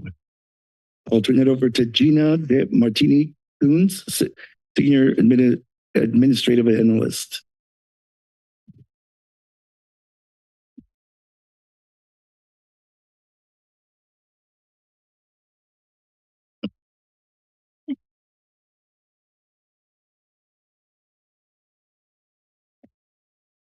Good afternoon, Chair Hernandez and members of the board. I'm Gina DeMartini Coons, Senior Administrative Analyst in the County Executive Office. I'm here today to provide an update on Assembly Bill 1416, or the Ballot Disclose Act, and its impacts on our local election processes as directed by the board. AB 1416 amended sections 303, 9050, 9051, 9053, and 13282, as well as added section 9170 to the Elections Code. It was approved by the governor in 2022. The legislation requires listing the supporters and opponents on the ballot itself for statewide measures. It gives the counties the option to do the same for local measures or to opt out. The legislation intends to enhance transparency by listing nonprofits, individuals, and businesses in support or opposition of proposed measures. Its implementation, however, comes with significant operational and fiscal impacts. Printing this information would require more space, creating longer ballot cards, which increases mailing and printing expenses in addition to complicating ballot logistics. Per section 9170 subdivision D, the decision to implement AB 1416 for local measures is up to the County Board of Supervisors. In November 2023, the board adopted a resolution to opt out of AB 1416 for local measures in both the 2024 primary and general elections, and directed staff to report back on its effects. We worked with the county clerk of elections to examine how implementation would have affected election operations and costs. In 2024, we had a primary and a general election. For the March primary, there was 1 state measure and 8 local measures. While a second ballot card would not have been necessary, implementing AB 1416 would have required approximately 48 additional staff hours and $13,500 in costs to manage ballot layout, translations, and quality control. In the November general election, the ballot included 10 state and 17 local measures. The county clerk's team used a 3-column layout to optimize space on the ballot card. If AB 1416 had been applied to local measures, it would have added more than 70 lines of additional text and required a second ballot card. A 2-card ballot would have cost an additional $300,000 for paper, printing, mailers, and postage. Staff time for training, preparation, processing, and canvassing would have cost another $150,000. Both elections would have incurred significant costs if AB 1416 had been implemented. At this time, there's no evidence that AB 1416 improves voter understanding or engagement. There are also concerns about potential voter confusion and the possibility of political actors manipulating the system to mislead voters. Voter information guides already include information about support and opposition of the measures. If the board wishes to continue this practice, please accept this report and provide additional direction to staff to return with a resolution to opt out of AB 1416 for local measures pursuant to Election Code 9170 Subdivision D. The County Clerk, Tricia Weber, is available for any questions. Thank you. Do we have any public comment on this item?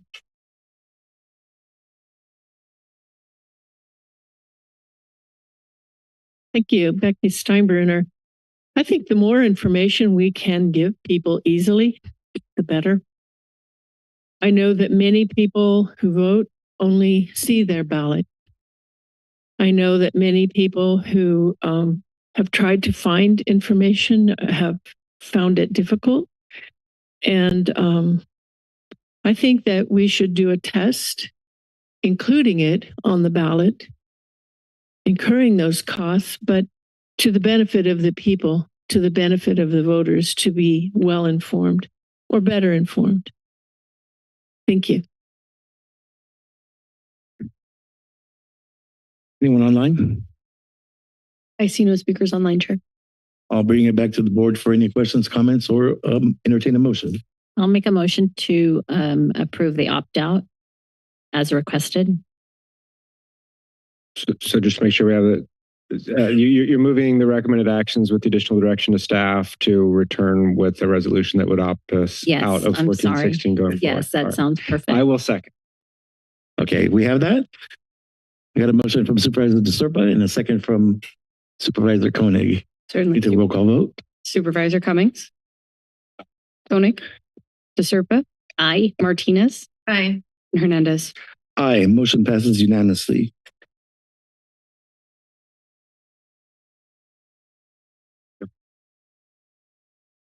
Next, we have item number 10.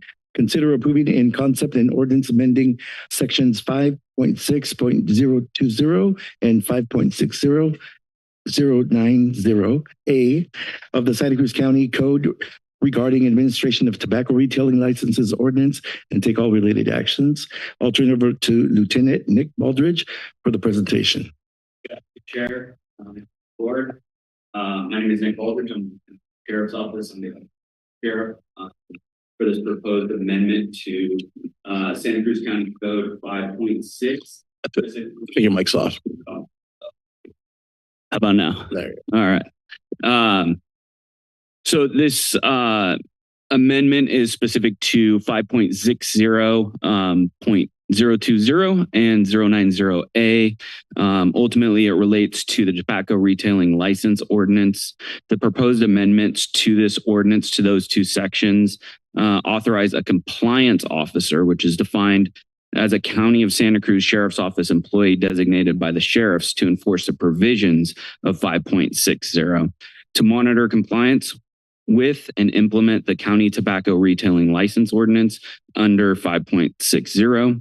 The amendments remove law enforcement officer from the definitions section under 5.60.020 and replace references to law enforcement officer under 5.60.090 with compliance officer, ensuring that Santa Cruz County Sheriff's Office has the flexibility to designate personnel as needed to enforce the provisions of the tobacco retailing license ordinance effectively.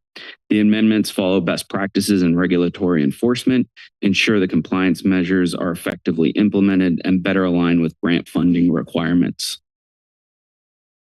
Thank you. Is there any public comment on this item? See none, anything online? I see no speakers online, Chair. I'll bring it. I do have one question. The compliance officer, do they come from Health Services, CDI, or from the sheriffs? They're employees of the sheriffs. Okay. I'll bring it back to the board for any comments, questions, or a motion. Yeah, this just seems like kind of a cleanup item. It's going to make it easier for you all to do this and not have to have a sworn officer be the one who's in charge of that. So I'm happy to move the recommended action. Second. We got a motion from Supervisor Cummings and a second from Supervisor Koenig. Do we take roll call?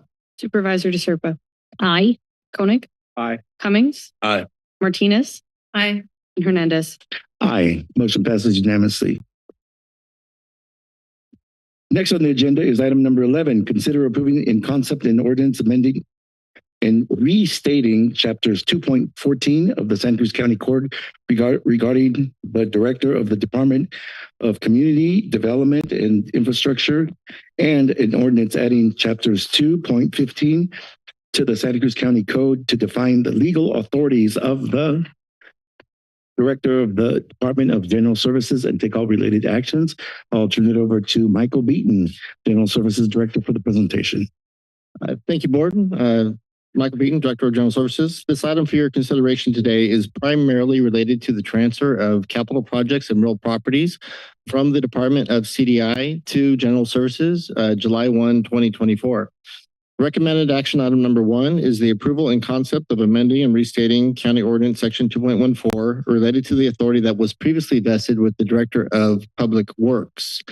The changes in this ordinance is the change from the Director of Public Works to the Director of Community Development and Infrastructure with the appropriate title change, as well as moving the authority that was previously vested with the Director of CDI out of that ordinance section, and with the creation of item number 2, the authority vested with the Director of General Services to basically transfer the authority that would be required for the management and oversight of the real properties unit and capital projects unit.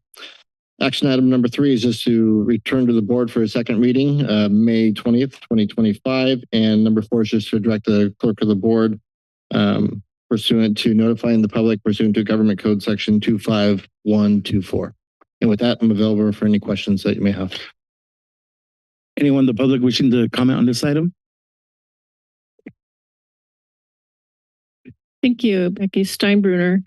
I read this, and what I saw was a strikeout underline version for the code that applies to the Director of CDI, but I did not see a similar strikeout underline for the addition of what would now be transferred over to the Director of Department of General Services. So it's unclear to the public what exactly is happening. What is being taken off from CDI is clear, but how is that being all transferred over to, or if it is all being transferred over to the Department of General Services? And I think that's an important question of transparency for the public, and I hope that you'll address it. Thank you. Chair, I can provide feedback on that. We don't do a strikeout underline version when we're just adding a new provision to the county code, because that's contained in the actual ordinance itself. Okay. Anybody online? We have no speakers online, Chair. With that, I'll bring it back to the board. I'll move the recommended actions. 2.15 is completely new. No strike through underline necessary because it's, I mean, it could all be an underline, but it's new. I'll second. So we have a motion with Supervisor Koenig and a second from Hernandez. Supervisor DeSerpa. Aye. Cummings. Aye. Koenig. Aye. Martinez. Aye. And Hernandez. Aye. Aye. Motion passes unanimously. Next on the agenda is item number 12. Hold a public hearing to consider proposed fiscal year 2025-2026 benefit assessment rates for county service area number 3, Aptos Seascape. Continue the public hearing to June 24th, 2025 to allow for tabulation and certification of ballots and take all related actions. I'll turn it over to Christine Hicks, Administrative Services Manager. Thank you, Chair and Supervisors. We got too late, so I'm taking this one. But Matt Machado, your CDI Director. So the item before you is the county service area number 3. It's in the Aptos Seascape area. This is their election to increase their benefit assessment for 25-26. This CSA consists of 1,500 parcels. Today, their assessments range from $50 to $400 per year. The CSA has proposed to double their assessments, which is real close to an inflationary increase. The last time they had any type of an increase was 1996. And so ballots, based upon their desire to increase their own assessment, ballots were mailed to the parcels on February 11th of this year. And if passed, the election would increase the annual assessment revenue from about $81,000 to about $162,000 per year for the CSA. The recommended actions today are to open the public hearing to hear any objections, to request the submittal of the ballots, to close the public comment portion of the hearing, and to continue the public hearing to June 24th to allow us time for tabulation and certification of the votes. And I can answer any questions that you may have. Is there any comments from the public on this item? Thank you, Becky Steinbruner. I was involved with my friends who at that time lived in CSA 3 3 years ago when this similar action was put forth and it failed. So what I want to know is what is the governance structure for CSA 3 now? That was a problem. And I want to know for sure. My friend no longer lives there, but she got a ballot in her new her new location. And what I want to know is the governance. That was a huge issue before, and the lack of transparency about how it would be spent, about how the numbers came about, and how it would be spent and managed if it were to pass. Thank you. Thank you. Any public comment online? I see no speakers online, Chair. With that, I'll bring it back to the board for any comments, questions, or entertain a motion. So do we need a motion on this or open a hearing? Well, it was open the public hearing and then close the public hearing and then take the action. Okay. So we'll close the public hearing and take. Then the action would be to continue the public hearing to June 24th. So there would be some action required here. Did we ever open the public hearing? Yeah, we did. Okay. And now it's closed. So I'll make a motion to continue the public hearing until June 24th, 2025 to allow for the tabulation and certification of ballots. Second. I have a motion from the SERPA and a second from Cummings. We could take a roll call vote. Supervisor Koenig. Aye. Cummings. DeSerpa. Martinez. Aye. Hernandez. Aye. Motion passes unanimously. Next on the agenda is item number 13. Consider authorizing the establishment of a subcommittee composed of Supervisor Cummings and DeSerpa to review the collective results of evidence-based core investments funding process and take related actions. And also we have item 6.2 with this that was pulled from the consent. I almost forgot. I'll turn it over to Supervisor Cummings and Supervisor DeSerpa for the presentation. Thank you, Chair. Good evening, everyone. The item before us is a proposal to create a subcommittee comprised of myself and Supervisor DeSerpa to review the core process and to bring back recommendations for revised safety net service funding program on or before the second board meeting in August of 2026. I, as a city council member and now as a county supervisor, have been involved in the core process for multiple rounds And in particular, this year, when we were going, or last year, sorry, when we were going through the core process, there were a lot of concerns that were raised by many of the nonprofits that had applied for some of the funding. And there were a lot of concerns that I personally had as well. In particular, some folks had concerns about the process and how overly bureaucratic it was. Folks had to invest in, especially smaller nonprofits in the community, had to invest in grant makers and grant writers who then wrote grants, and those grants were denied. In terms of the process and how transparent it was, many folks had concerns with this, myself in particular, due to the fact that board members were not allowed to read any of the applications. We weren't allowed to see the scoring and why certain programs were proposed or denied. And as a result, some of the programs that actually were doing very well were denied funding. And I'll just give an example, and it's partially why I pulled the item number 6.2, because within that item, it identifies the Teen Kitchen Project as being an example of a very good program that has benefited from this funding. But turns out that that program was not funded in this next cycle of core. And so for me, that's a big concern. We have a program that's doing very well. It's being highlighted as a pillar program, and yet it was not. It wasn't identified as a program to be scored in that process. It wasn't a program identified to be funded in the next round of core. And for us, for me in particular, as a former nonprofit director and as a former co-founder of multiple nonprofits, for me, it was really, I really just wanted to understand, why is it that in this cycle, these certain programs are getting funded, and now in the new cycle, they're not? And that lack of opportunity to be able to even just review the applications and see the scoring and see the comments and compare, I think that that's a failure in that process. And I do appreciate all the work that's gone into core, but I know that we can do better.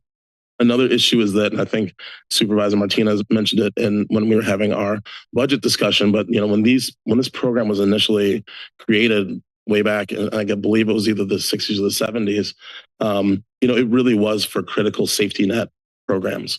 And given what we're seeing with the Trump administration and the cuts that we're going to be receiving, it really is critical that, if this is going to be a safety net program, that's really focusing on those types of services. And I think Supervisor Koenig and I both made some comments around some of the programs that were being funded and some of the programs that were being cut, just because of the fact that while some were nice programs to have that were getting funded, there were essential services, food programs for seniors that were being cut.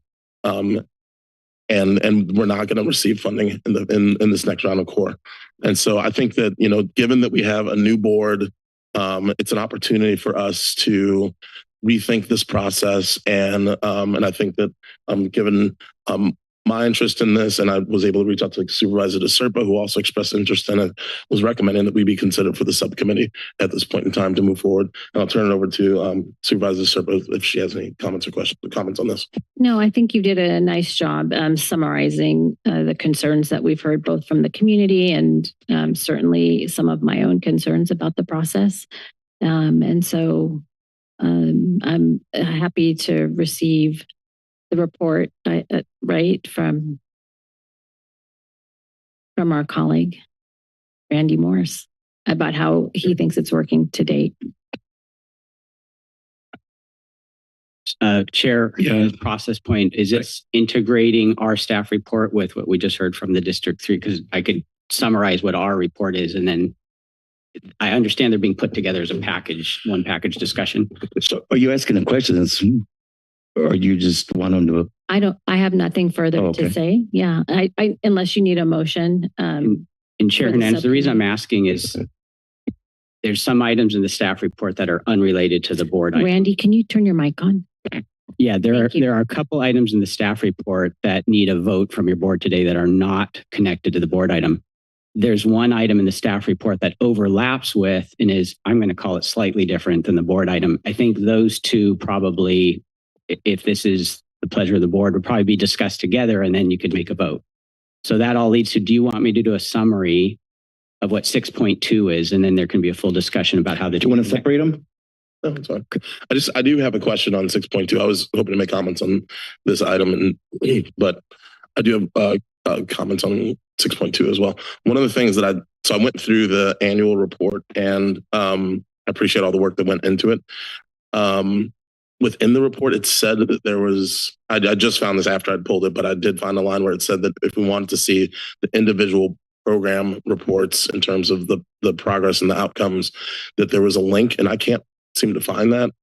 Initially, my question was going to be, why don't we have those reports? But then when I saw that language in here, and then after I pulled it, I realized that I then went through it again and couldn't find the links to that. But I do think it's really important because what's in the report is helpful in a lot of ways in terms of demographics. But I'm really trying to get into like, what was the program offering? How did they achieve their goals in terms of what they said they were going to do, in terms of what they accomplished, the target audiences? And so I think it's really important to have that information. And I just couldn't find it in here. And so if I can confirm, I understand if it's not clear that is one of 3 items in 6.2, which is a board directive to give an annual report on the status of the current core contracts. If there is a reference to a link, it's not clear, we can get back to each board office to make sure that's clear. If there's a hyperlink that's dead or something, we'll make that very clear.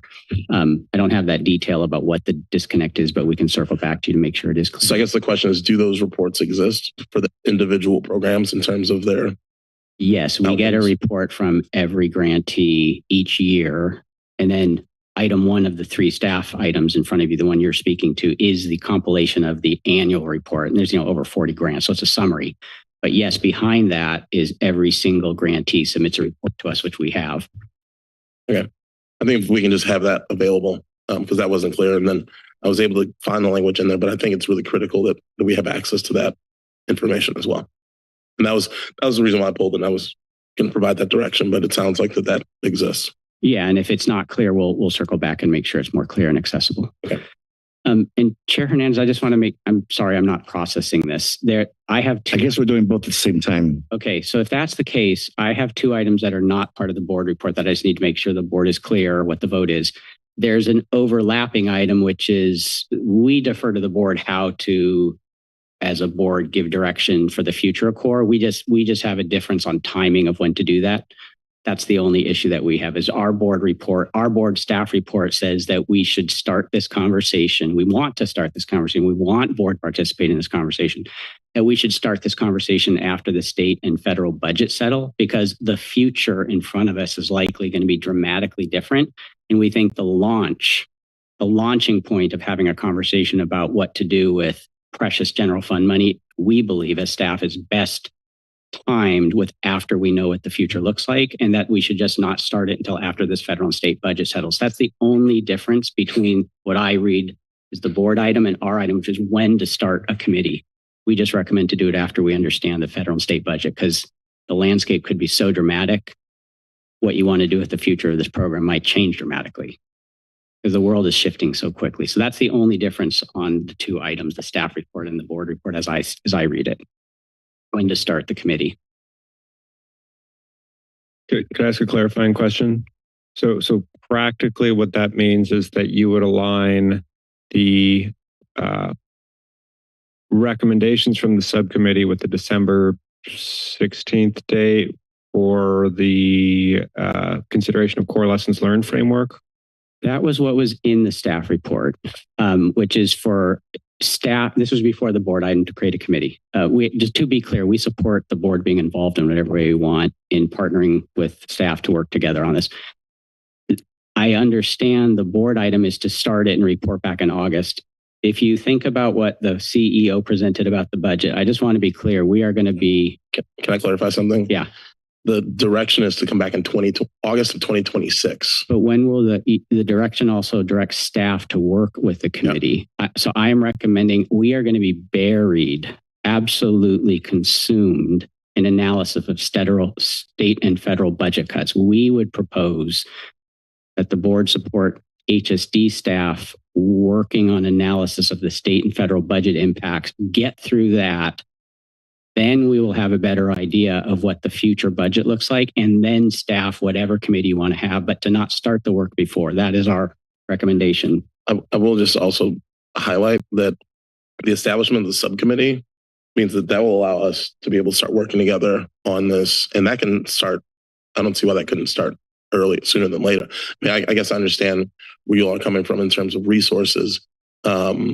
and being able to figure out everything that's happening with the federal and state budget. And I feel like that's heard by us, but I don't see there anything wrong with us establishing the subcommittee now. So if we want to continue, I think that just gives us the authority to start working together, and especially for me, coming up to speed, being able to sit down and, I mean, I guess we could do that anyway, really. But. So to be really concrete, I just read your item that had a second direction to direct staff to work with the committee. If that is the request, and I don't know, maybe this is a councilor CEO question, if this is going to be a Brown Act governed committee, there is administrative time and work done to staff a formal committee voted on by the board. If that's the case, we have to put that staff time in to support the committee. That is staff time we would recommend we focus on analyzing, including direction earlier today, analyze options for the board on the bigger sets of cuts that are coming. So that's my question is, are you expecting and asking us to staff the work you do between now and whenever? Yes. And I think that we can sit down with you all and we can have a conversation about like timing and calendar, like what it looks like. It sounds like, and I hear where you're coming from on this, but in order for us, per the new guidance policy that the board voted on at the end of last year, we can't work with staff anything more than 8 hours unless we get the board's approval. And so that's why we're bringing this to the board today, so that we can get the board approval. We can work out the timing, and we understand, what's happening right now at the federal level. So, we're not going to be unreasonable about this, but we have to get direction from the board just to even work with staff. And so I think it's an opportunity for us to sit down and have a meeting and look at what the calendar can look like in terms of us working with you all. But this has been something that's effective that Supervisor Koenig and I have done as it related to tobacco waste. We're going to have other partners because the city of Santa Cruz is involved in this too. We may need to reach out and have meetings with them to determine in the next core cycle, do they want to be involved? Because they did express at last year's meeting that they weren't sure that they wanted to continue moving forward with the county. So it gives us an opportunity to start working on things, getting Supervisor to SERP up to speed, us starting to figure out what issues we want to address, and it gives us time to pull ourselves together so that when the time comes that we work with staff, then you all know what we want to do and what we want to work on. County Council has input. Yeah, just to clarify, I think there's a disconnect here. This is a temporary ad hoc subcommittee of the board made up of 2 board members. So it's not a Brown Act legislative body. There won't be Brown Act meetings. And what I'm understanding is that the 2 supervisors on the committee just want to get to work right now, and they want the authority of the board to do that. And I'm sure they will be receptive to your concerns around how much staff support you can provide immediately, given the constraints that you've spoken of. That is helpful. I'll just wait till further discussion. I do at whatever point, Chair, want to make sure it's clear the 2 items that need a vote of the board on our 6.2. Again, we got to come. When you have, wait, we have a more comment from the SERPA, or no? I'm sorry. Am I making a motion now to? No, we haven't even gotten to public. Supervisor Martinez has her hand raised. Oh, okay. Sorry. Thank you. Supervisor Martinez. Thank you. I just appreciate the opportunity to share some comments and perspective on this topic. You're right, Supervisor Cummings, it's a new board. And so I haven't had the chance to talk to my colleagues on the board about my experience with the core funding process. And I bring a lot of really relevant experience to this. The core process was established to make nonprofit funding more transparent, more equitable and competitive and outcomes driven. And for a large part, the goals were substantially achieved, even though I agree that there is room for refinement and improvement, as is the case in any process. My experience with core goes back nearly a decade. The organization that I led previously used to receive the largest allocation of community programs funding back in the old model, which basically means that as the CEO of that organization, I had the most to lose. But when the call for reform came, I said, yes, I support change. Let's put my funding on the table, because even though it means that there's a chance that I could lose funding, because of the community values of equitable distribution and a competitive process and greater transparency as to like who and why, funding is distributed to our really important organizations.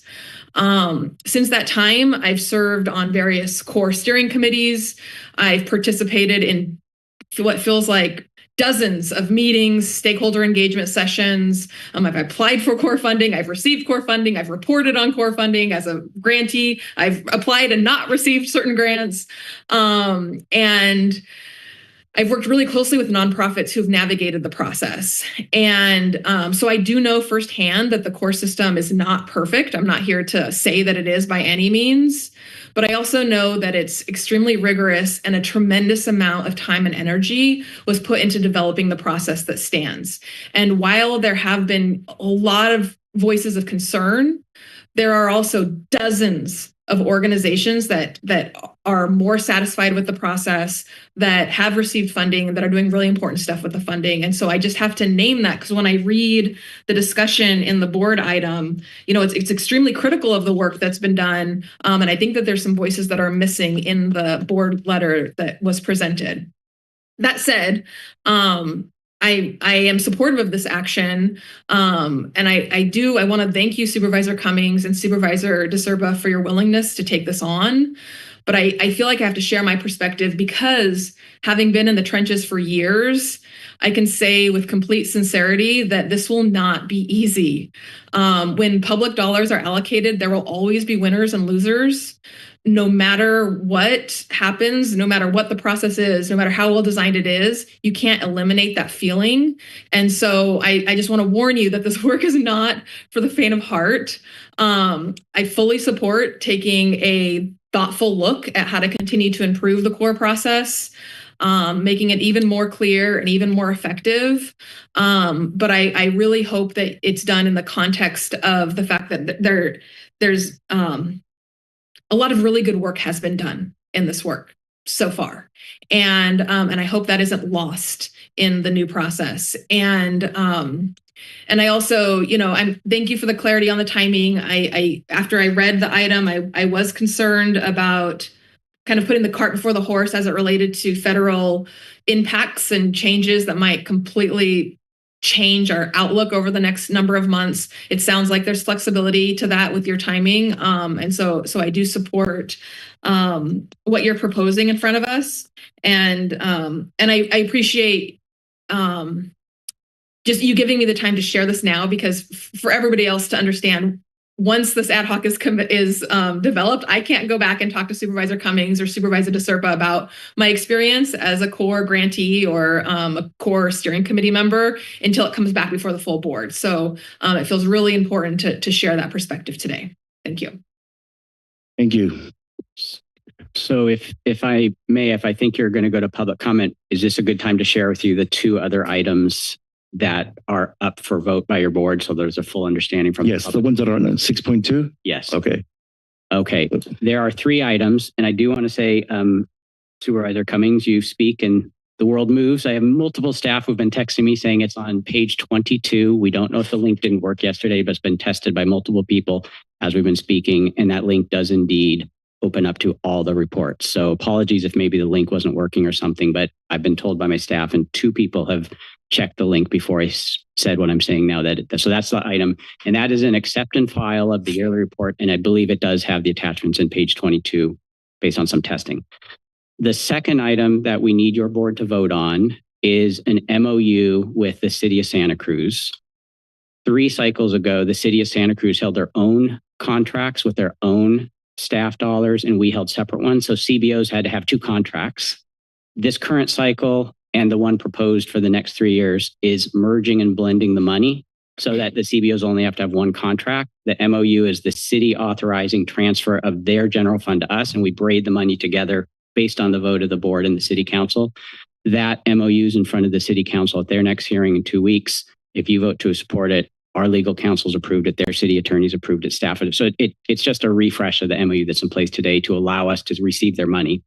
And then the third item was the recommendation to delay start. I think I have much better clarity. This isn't Brown Act governed, which was my misunderstanding, which would be a lot of staff time.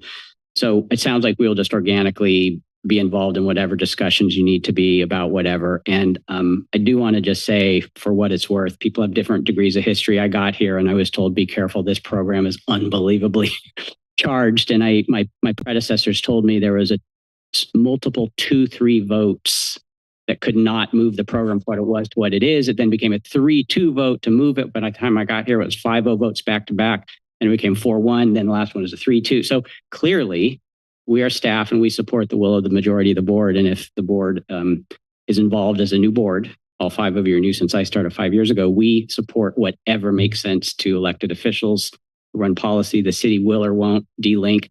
But whatever we can do to work that through, as long as we don't get pulled in too much time when we are going to have to be digging deep to analyze federal and state cuts that are probably going to propose. That's what I just wanted to make clear.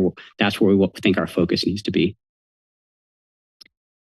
I just ask one other question. Is there, my colleagues, the August date, was there a logic behind that? Or is it just sort of maximum flexibility?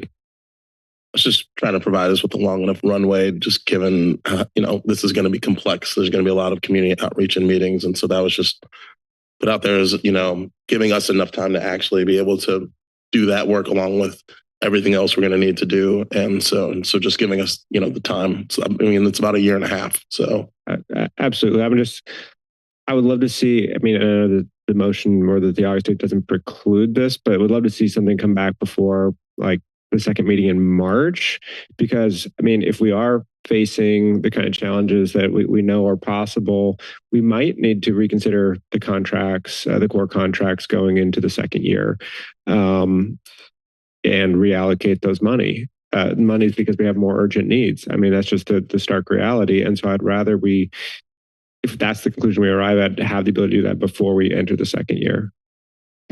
I think you're exactly right on that, Supervisor Koenig. And, part of sort of the fact finding of doing this work may be that we come to a conclusion that we can no longer afford to continue to fund these contracts to our community. I hope not.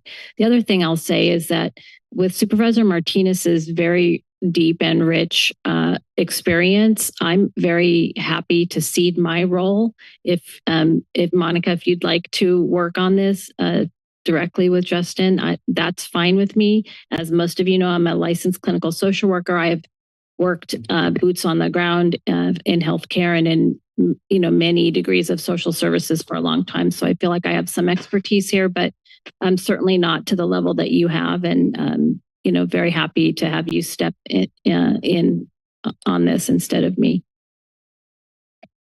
I'll just respond, Supervisor DeSerpa. Thank you for the opportunity. I feel like I've had a voice at the table at the development of the core process for the last nearly a decade, and we've gotten to where we are. And like I said, I do believe there's room for improvement, but perhaps not the dramatic changes that might be coming from the committee. So I'd be interested to see what comes from the ad hoc committee based on your new voice and new experience in our social safety net. And so, yeah, I will defer that to you. But thank you for the opportunity. All right. Well, we got one more comment, but we got to pick it up to the public. And just to Supervisor Koenig's point, I actually am really concerned about the fact that we are on a 3-year cycle. And given the new administration, the impacts that we're facing, I think that there are programs, again, that were approved that I think would be better. They are kind of pie in the sky programs versus some of our safety net programs. And I think we should bring it back. We should have another conversation about whether we may need to, reduce the timing of some of these contracts, because as things continue to get worse, there's certain programs that may need to we may not be able to fund at this time because of the loss of critical services that may need more attention. Are those RFPs say that they're contracts that go out? Yes. So let me clarify. And if I may, hearing this, just say one other comment to put this in context. So yes, this was the November 19th vote, 3-2 of this board, 5-1 of the city council that evening, supported a 3-year term. Our contracts unit and HSD are working on all of those contracts with all 41 grantees right now. To be clear, your board retains full authority at any point in time with notice to end any of those contracts. But I do want to share, I hope this feels relevant, mindful, really late. This was really important to me, and this gets back to why I think we need time to do analysis. This is $5 million and it's 41 grants. Health and Human Services together have 764 purchase orders and grants for services in the safety net. So 764 is the ecosystem of Health and Human Services grants, which total $184 million of money. This is $5 million. So I feel very responsible to make sure that when we have a discussion, the reason this $5 million is so important, as I see it, is because it is completely at your discretion as general fund. Most of that balance is federal and state. To have a discussion to figure out how to toggle back and forth with all the dramatic change, I think as staff, the responsible conversation is to think about that $5 million in the larger context so that you have full information in the community does. That's the main hope I see going forward. And that will happen through the budget process inevitably. So I hope that was helpful, but I didn't realize how large and where the scale and where this fits within the larger ecosystem of contracts we all hold in Health and Human Services. You want to restate it? I'm going to go out to the public. Okay. Anyone in the public wishes to comment on this item? Yeah, because it's the budget. My name is Olivia Martinez, and our members have real concern with HSD leadership, particularly Randy's leadership. He is not listening to its workers, to its workforce, and that has a huge impact on the budget. Workers have tried to work with HSD. He comes from a different county, Alameda. Under Cecilia Espíndola, this HSD department was amazing. I think you need to have somebody come and do a report around the services that you're providing and how that's impacting our community. Our members did a flyer that says what HSD really means, hovering over their workers, scorn for its mission and values, and apathetic to workers' concerns. Anything they bring forward as an issue and concern is gaslighted by his management team. These workers are harassed. There's a punitive approach, and this is impacting budget and monetary outcomes if your workforce is not happy. I think you need to look at his leadership and his management because services are not being provided as they should in our community. Thank you.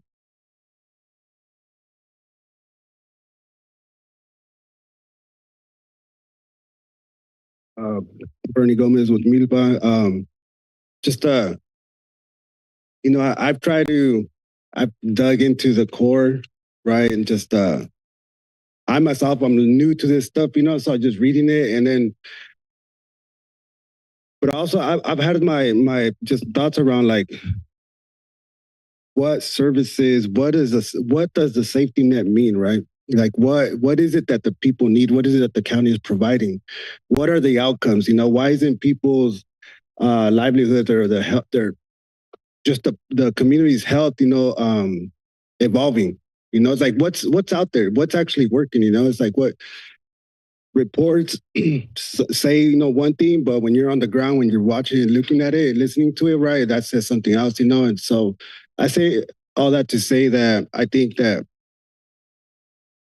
we gotten this far, right? There's been a lot of good work that's been done by nonprofits and community-based organizations and folks supporting people, vulnerable people out there.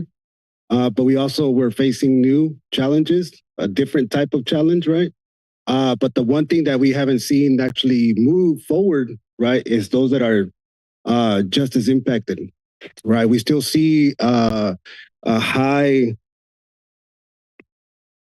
discrepancy in incarceration and policing in young people, brown young people in Watsonville, and the data is there to prove it.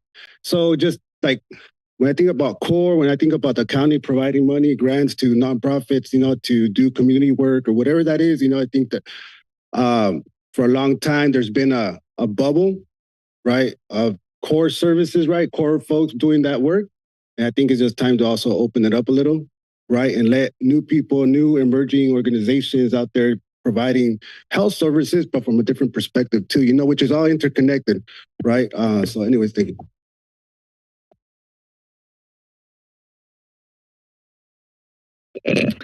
Thank you, Becky Steinbruner. I commend Supervisor Cummings and Supervisor DeSerpa for being willing to take this task on. It sounds like it is sorely needed. And I do think that given what we have heard and expect to hear further, that those who have been funded with a 3-year contract should be alerted that that may change and that it could and perhaps should be reevaluated to support basic services. I also want to thank Supervisor Martinez for weighing in as the former CEO of Encompass. As she said, it was and has been the largest recipient. For that reason, I really think that she should recuse herself from any vote in this matter, because I believe that the FPPC requires that for transparency and accountability, not influencing anything at all that could be of a favorable outcome for her very recent employer, Encompass. So I hope that Supervisor Martinez will recuse or abstain. Thank you. Oops, sorry. Anyone online? I see no speakers online, Chair. With that, I'll bring it back to the board for motions or comments. Well, first of all, Randy, I'd like to just thank you and your staff for all the work. I know it's a tremendous amount of work for $5 million compared to all the other things that you have to focus on. So hopefully you won't add too much more to the plate. So I'd like to make a motion to approve item 13. Is it 13? Which is development of a subcommittee of Justin Cummings and myself to take a look at the core process. And 6.1, are you also including that as part of the motion? I think we'll do a separate motion on that. Separate motion, yeah. Okay. Because I'm not exactly sure what that motion should say. So let's just do this one first. Do I have a motion? I'll second. And this is just the recommended actions. Okay, we have a motion from DeSerpa and a second from Cummings. If we can take a roll call. For you call roll, Madam Clerk, I'd like to respond to the one public comment about my eligibility to vote for this. While I would be eligible to vote on any sort of future contracts related to Encompass Community Services, I have stated in prior sessions that I won't be voting when an item comes up over the first 1 year of my term related to Encompass contracts. However, this item does not relate to Encompass contracts. Therefore, I will continue to vote as planned. Thank you. Supervisor Koenig. Aye. Cummings. Aye. DeSerpa. Aye. Martinez. Aye. And Hernandez. Aye. Motion passes unanimously, and we still have 6 point. I'll move the recommended actions for item 6.2. It's 6.1. Oh yeah, 6.1. 6.1, and it's items 52, actions 1 and 2. I'll move the staff recommendation. And I have a bit of clarification. Item 3, if it stood alone and you voted on, would direct us to report back to you in December. But I want to confirm, I read that your vote to establish committee kind of. Yeah, we're not voting on item 3. Okay, so we're not voting. It's just number 1 and 2. 1 and 2 of item 6.1. I just want to be clear. And 3 is now moot based on your board's action. Well, wait, can you explain that a little bit? Because I don't, because 6 point, because under that item number 3 is bringing back a lessons learned report, correct? Yeah, so as I hear that, we would instead work with you as the subcommittee and follow your direction about when and how to report back, as opposed to having the standalone isolated, because we're just going to follow your lead. But I think isn't the lesson learned about what you've learned from this past cycle? That's how I interpret that, because this, as we move into fiscal year 25, 26, then that's going to be the beginning of the next round of core, right? And so the lessons learned is going to give us information about the previous so round. This is a language issue. We just to be clear, we will still report back on an annual basis on the performance of the contracts, and you have the authority to change them at whatever point. That's what I'm hearing you say, is we always report on status of lessons learned. How's it going? What's the compliance, the deliverables in the contract? Mm-hmm. To me, that's separate from, and I think the language is getting conflated. There's been a history of every RFP iteration has led to a kind of an after action review, and then get together and then bring something to the board and then figure out what the next iteration is going to be. To me, that action is now taken by this committee, and we will follow your board's direction and your committee's direction on what to do with the future of how to procure or not this money. Mm-hmm. That's what we meant by item 3 of our report. That seems like there's two things there, right? One is, what have you learned from this past cycle? And the other one is next steps. It seems like the next steps piece is kind of what this subcommittee is going to be working on with you all. But it seems like the lessons learned from this previous cycle, that's information that we'll still want to have reported out to the board. Oh, okay. So, this already sounds like the committee already discussing terms and timelines.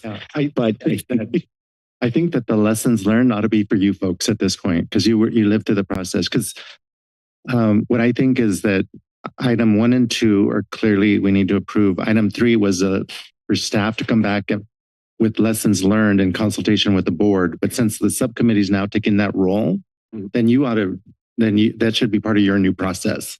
So we shouldn't, as staff, coming back with our lessons, because now it's more important what you folks want to do in terms of what did you learn, the board learn, and how you're going to put that in the new process. So that's why I'm recommending you just approved, which we've talked about, just action items 1 and 2. And we'll work with your subcommittee to figure out a way to connect it. I mean, it makes sense to me that we're following your lead. And if you need, this is the timing issue analysis we'll work with you on that to bring back to you. All right, then I'll move items 1 and 2 from agenda item 6.1 as recommended by staff. A second. We have a motion from Supervisor Cummings and a second from Supervisor Kim-Serpa. If we could take a roll call.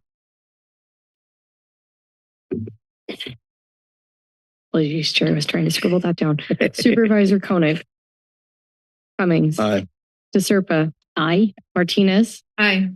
And Hernandez. Aye. Motion passes. And we have one more item, 6.3. 2 more items. 2 more items. Wow, that's a lot of items. That's just one more item. Yeah.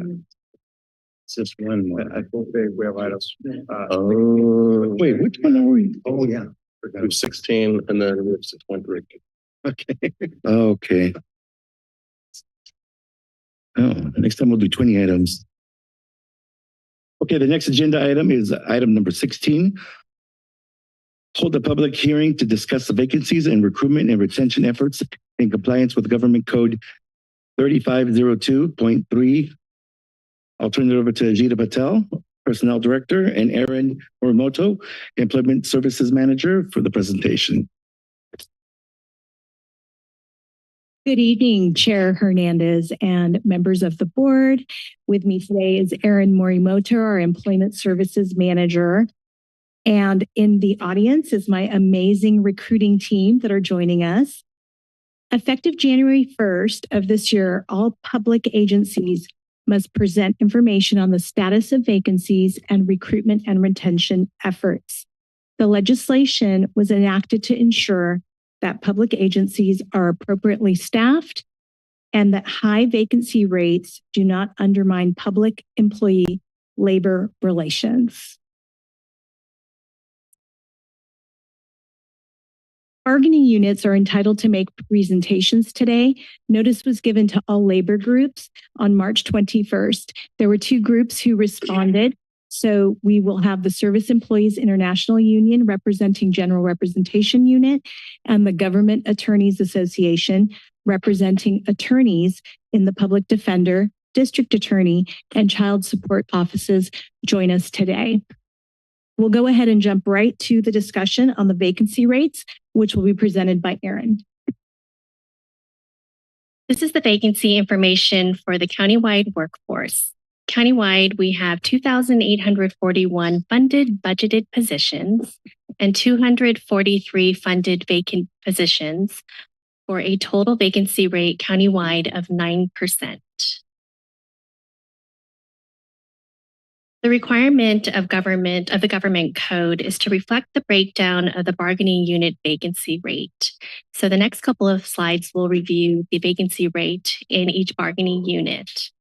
And I just wanted to mention that the figures that you see on the next couple of slides have been updated since the submission of the board letter. So this data is reflecting the data from April 11th. The first bargaining unit is the General Representation Unit, which is our largest unit and represents over 400 classifications throughout the county. The General Representation Unit has a vacancy rate of 10% with 199 vacant positions out of 1,948 budgeted positions. The Government Attorneys Unit represents the Public Defender's attorneys, the District Attorneys, and the Child Support attorneys. They have a vacancy rate of 3% with 2 vacant positions out of 69 budgeted positions. Middle Management Association represents managers across the county and has a vacancy rate of 10% with 32 vacant positions out of 334 budgeted positions. The Physicians Representation Unit, which represents the clinic physicians and psychiatrists, have a vacancy rate of 24% with 5 vacant positions out of 21 budgeted positions. And then we have unrepresented employees, which is made up of department heads, assistant department heads, and third line executive managers with a vacancy rate of 5% and 6 vacant positions out of 126 budgeted positions. The deputy probation officers represent the probation officers in the probation department with a 0% vacancy rate with 0 vacant positions out of 59 budgeted positions. Corrections officers, which represents the correctional officers with a vacancy rate of 3% with 4 vacant positions out of 116 budgeted positions. District attorney inspectors have a vacancy rate of 7% with 1 vacant position out of 15 budgeted positions. Law enforcement unit, which represents the deputy sheriffs, has a vacancy rate of 3% with 3 vacant positions out of 119 budgeted positions. The law enforcement middle management unit, which represents the sheriff's lieutenants, has a vacancy rate of 0% with 0 vacancies out of 10 budgeted positions. And the sheriff's supervisory unit, which represents the sheriff's sergeants, has a 0% vacancy rate with 0 vacant positions out of 24 budgeted positions. And I just wanted to highlight a couple of our units. One of them is the Physicians Representation Unit, and they have the highest vacancy rate of 24%. But we do want to recognize that this specific bargaining unit poses some pretty difficult to recruit challenges because there is a nationwide shortage in licensed individuals. And we also want to highlight the law enforcement unit, which has a very low vacancy rate right now of 3%. Traditionally, this is a very difficult to recruit for bargaining unit due to the nature of the work. And they go through a pretty strenuous background check as well. So we're pretty pleased with the low vacancy rate of 3% we're seeing right now.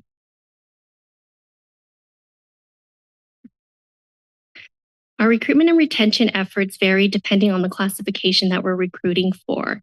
And we work very closely with our hiring departments on designing customized outreach plans for each recruitment. Some of the most effective methods of outreach that we conduct are social media campaigns, career and internship fairs, online job postings, and employee testimonial videos, which we've been producing throughout this past year and utilizing as part of our outreach efforts. We have gone back to our grassroots efforts, and we are doing a lot of direct contact to prospective job seekers. And so that includes direct phone calls, emails, and direct mailings to these folks. And one of the things that we're really concentrated on, focused on, is really building our local talent pipeline. And so we are really trying to connect with local schools and educating the youth in our community about county careers so that they will one day, hopefully when they're ready to enter the job market, consider the county as a career. And we are also conducting monthly community workshops. And this is really an effort to educate community members regarding our recruitment process, because we do recognize that the county recruitment process is a little different than what most people are used to in the private sector. And as you are aware, we do offer recruitment and retention incentives. We have currently 10 recruitment and retention incentives that are offered for difficult to recruit for classifications. And they've been quite helpful in our recruitment efforts. We are also marketing some other strategies to fill vacancies. For example, we have alternative ways to fill vacancies. An example of that might be that we have something called a provisional appointment.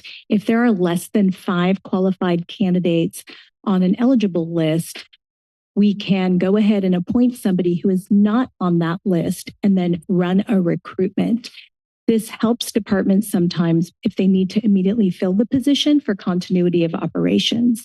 We also have something called emergency appointments, which means that we can make an appointment if there's a critical need or a staffing urgent issue where we can assign somebody to the position and then do the recruitment afterwards and onboard the folks later.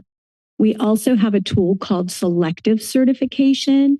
We oftentimes have a number of candidates on our eligible list, and sometimes it's a double-edged sword. We really love that we have a robust certification list, but that means departments may have to actually interview 60 people, but they may be looking for some very specific skill sets. So we can use this tool and departments can identify the skill sets that they're looking for, and we certify those names that have those skill sets.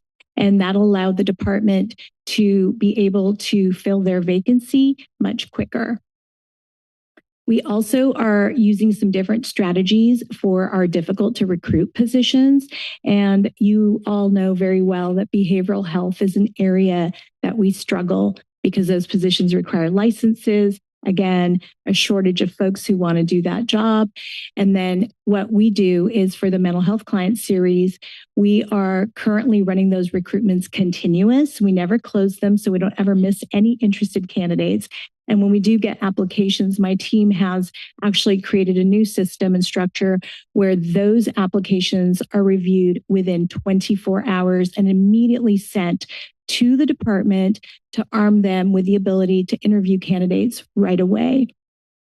The other thing that we are marketing to departments is we don't always have to do a 6-week recruitment. The civil service rules currently allow a recruitment to be done for 7 days. And so we're trying to adapt to the current environment where you don't want to lose candidates. And so an idea, if it works for a department and they want to do that, is let's do shorter recruitments, but let's do them more often. So we're just trying to adapt to the current environment and try a whole bunch of different things. So that's a little bit about what we're currently doing. Oh, and I would like to also mention that once we do have candidates that are interested in working for us, there's a couple of perks that we can offer that we're using, which is that there is a relocation assistance of up to $10,000 if we're trying to relocate somebody to Santa Cruz and they're moving into the area. And so then we also have something called advance accrual rates for anyone who has already served in another public agency If we want to lure them here, one of the things that's valuable to people who are already seasoned and have seniority elsewhere is the ability to take time off, vacation or sick. And so what we will do is we will try to match and advance their accruals to where they were when they left. We, of course, also have the remote work policy, and that is coming in very handy, especially at a time where some public agencies and private sectors groups are bringing people back to work 100%. So we have that tool for us. And last but not least, we always have the ability to look at salary and compensation. As you know, when we are bargaining with groups, we tend to do a salary survey. We look to see where they're at in compensation, and we try to make strides to bring them to market. We also have that ability to look at things. If we see that we are facing recruitment retention issues around a particular classification, we can also mid-contract take a look at that. And we'll continue all of these efforts. So an aspect of the legislation is to identify necessary policies, procedures, and recruitment activities that may be needed to address vacancies. So we've talked a little bit about what we've been doing, and some things that our team would like to focus on is making some more adjustments to the civil service roles. We had come to you in April of 2023, and we brought phase 1 changes, which were very helpful in creating some flexibility for our departments in the recruitment process. We'll be coming to you in the next couple of weeks to bring you phase 2. The phase 2 changes that we're going to be bringing you are really to help modernize the public sector hiring and still maintain some balance of the merit system. We've recognized that we need to really increase educational sessions on the hiring process and available tools for our departments. We're having some longtime employees in department lands retire, and those folks have history and knowledge, and they don't do this work day to day. So my staff are recognizing that we really need to spend a lot of time reminding them. It's very inherent to us. We know all the lingo and all the technical avenues and pathways, but we need to keep educating our departments about that. We're noticing that we need to support departments and help them improve their hiring department practices.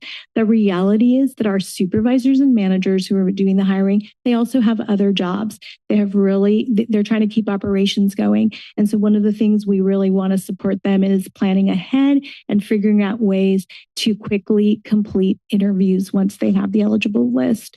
We're also wanting to support them in helping with reference checks and helping to speed up that process and negotiating candidate start dates. So we'll be working with departments on those areas. One thing we have noticed that there are some classifications where we're seeing a high no-show rate to the examination if we're proctoring a written exam. We have been looking at doing alternate exam dates, times, and locations. And one of the things that's really working is evening times. Most people are working at other jobs during the daytime, and when we're conducting examinations during the day, it makes it difficult for people to show up. So we've been trying some in the evenings. So those are some things that we'll be focusing in on. And that concludes our comments. And we also have our 2 bargaining units who would like to make some presentations around the vacancy rate and recruitment retention efforts.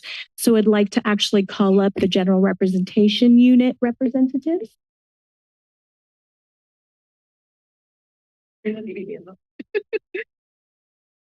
thought we were going to sit in the big chair. So we have some copies for you.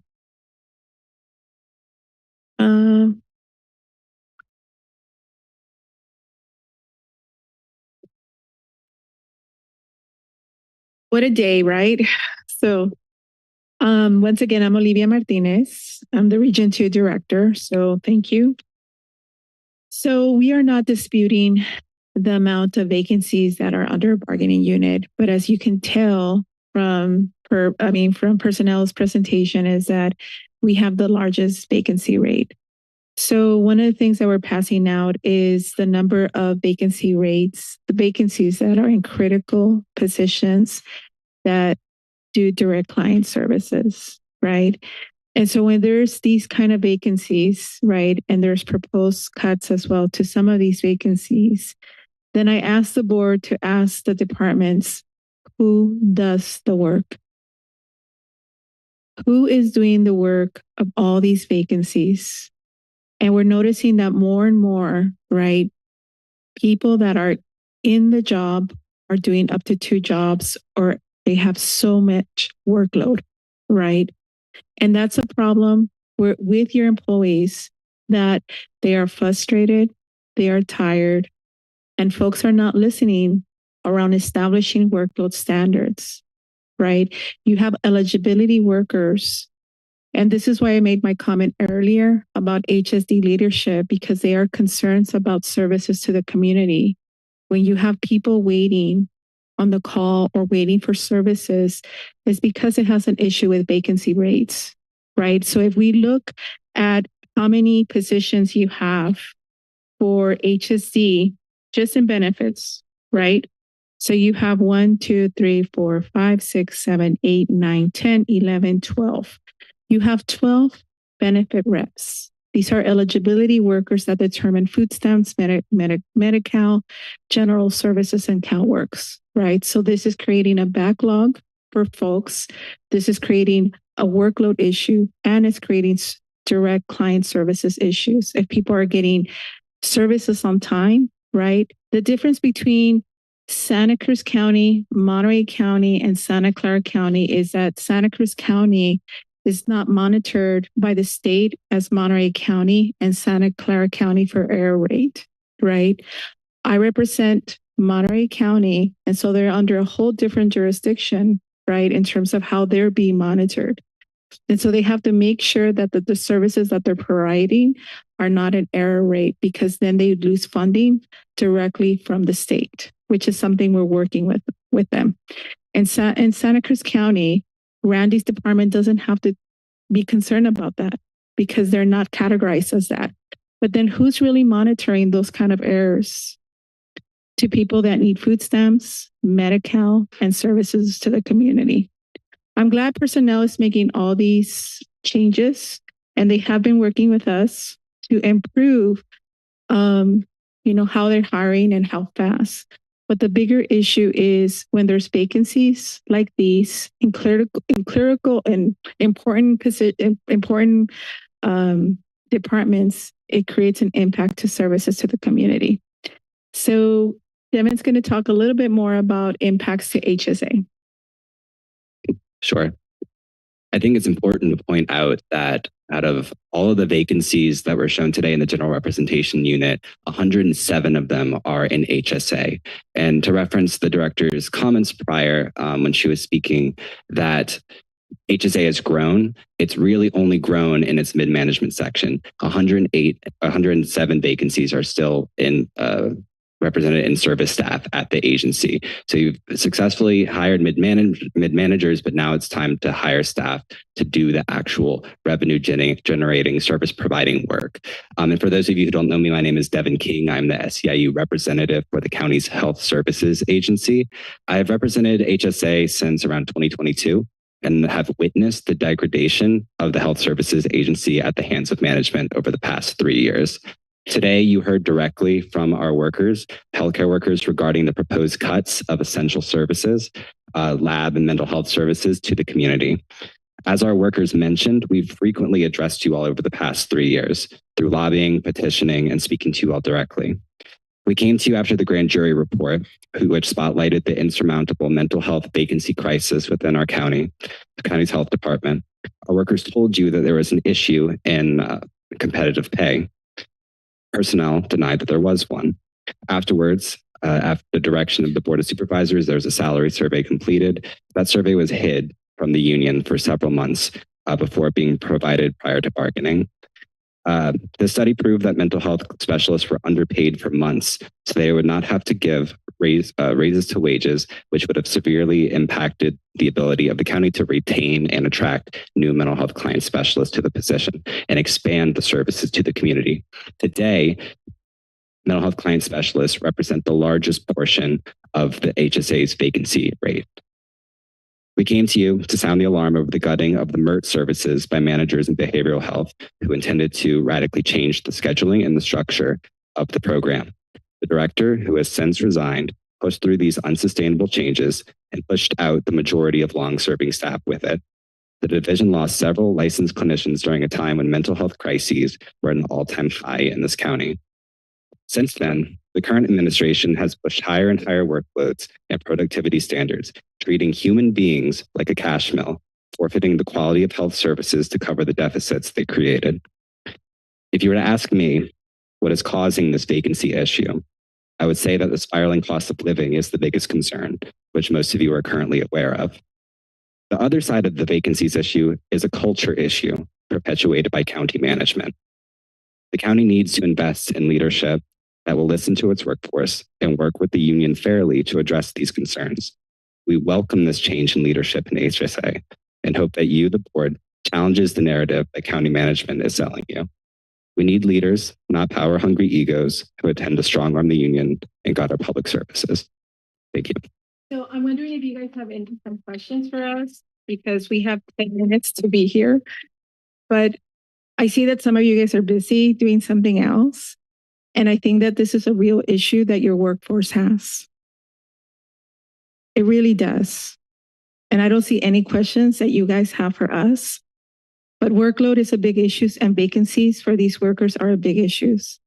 We noticed that after the pandemic or during the pandemic, that what held together this country was workers. Workers held this country together. And since then, their workload has not reduced.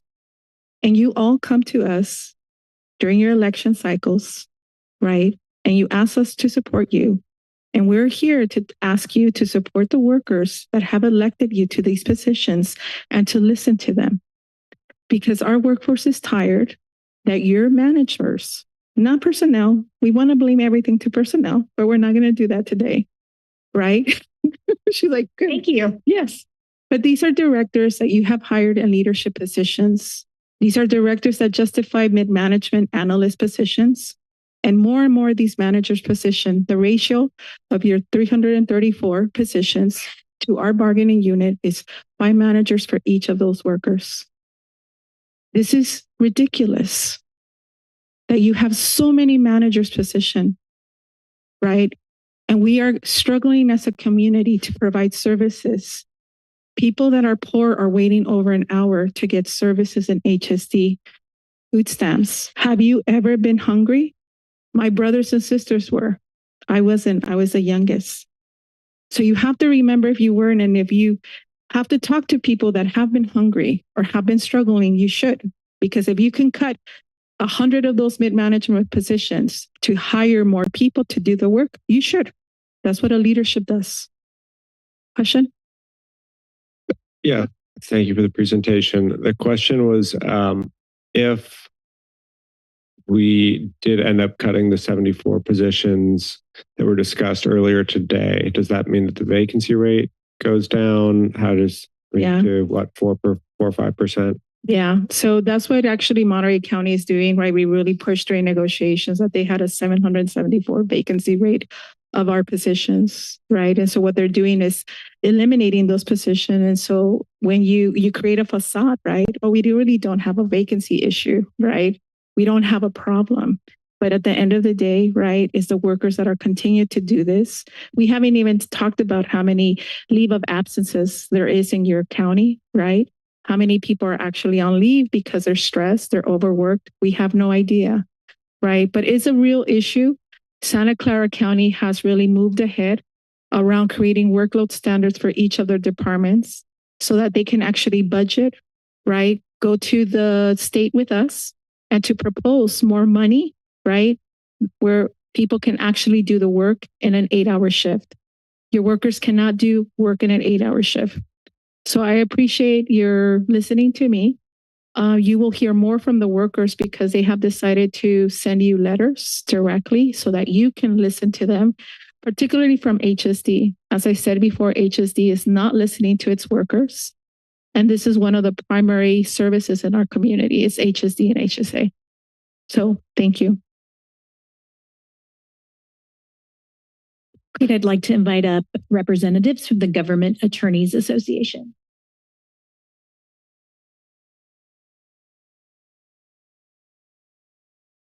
Good evening, supervisors. Thank you for having us here today. We know it's been a long, difficult, and emotional day discussing cuts to essential services.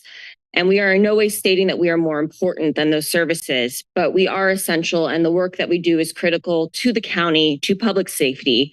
We are upholding both state and federal constitutional mandates for both victims and defendants and the community who want to live in a safe and just county. I'm going to speak on behalf of the district attorneys largely. My name is Lauren Apter. I'm an assistant district attorney, and then I will turn it over to my counterpart, Deputy Public Defender Max Hare. So in terms of the district attorneys, we do a lot before things even get to court. We review thousands of pages of search warrants. We assist in investigations. We respond to the scenes of critical incidents, including homicides, vehicular manslaughters. It is incredibly heavy work. We review every crime report in this county, every single one. We file only about half. So there is an incredible amount of discretion and editing that we do to try to both preserve public safety and use resources effectively and sensibly.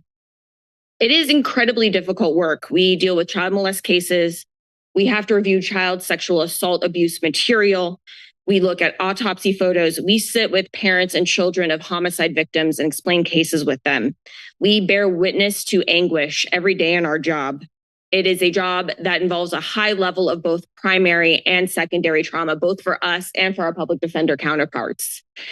This job is getting even more difficult with data. Everybody's carrying a cell phone. So now it is not just a 20-page police report. We have 20 body cams that we're reviewing, 20 vehicles cams that we're reviewing, and thousands of pages from computers and phones.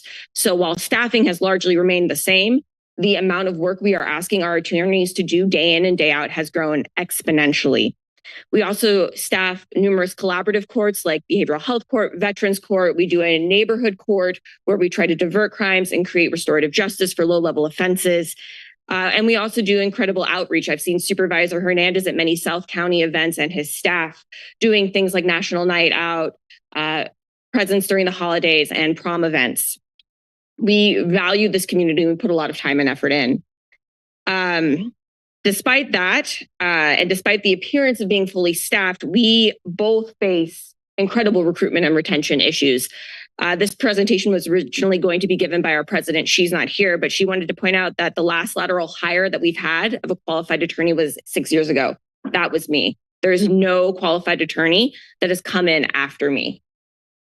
Over the past 4 years, we've had only 13 applicants to more senior attorney positions, despite ongoing recruitment, continuous and open recruitment, none of which were hireable.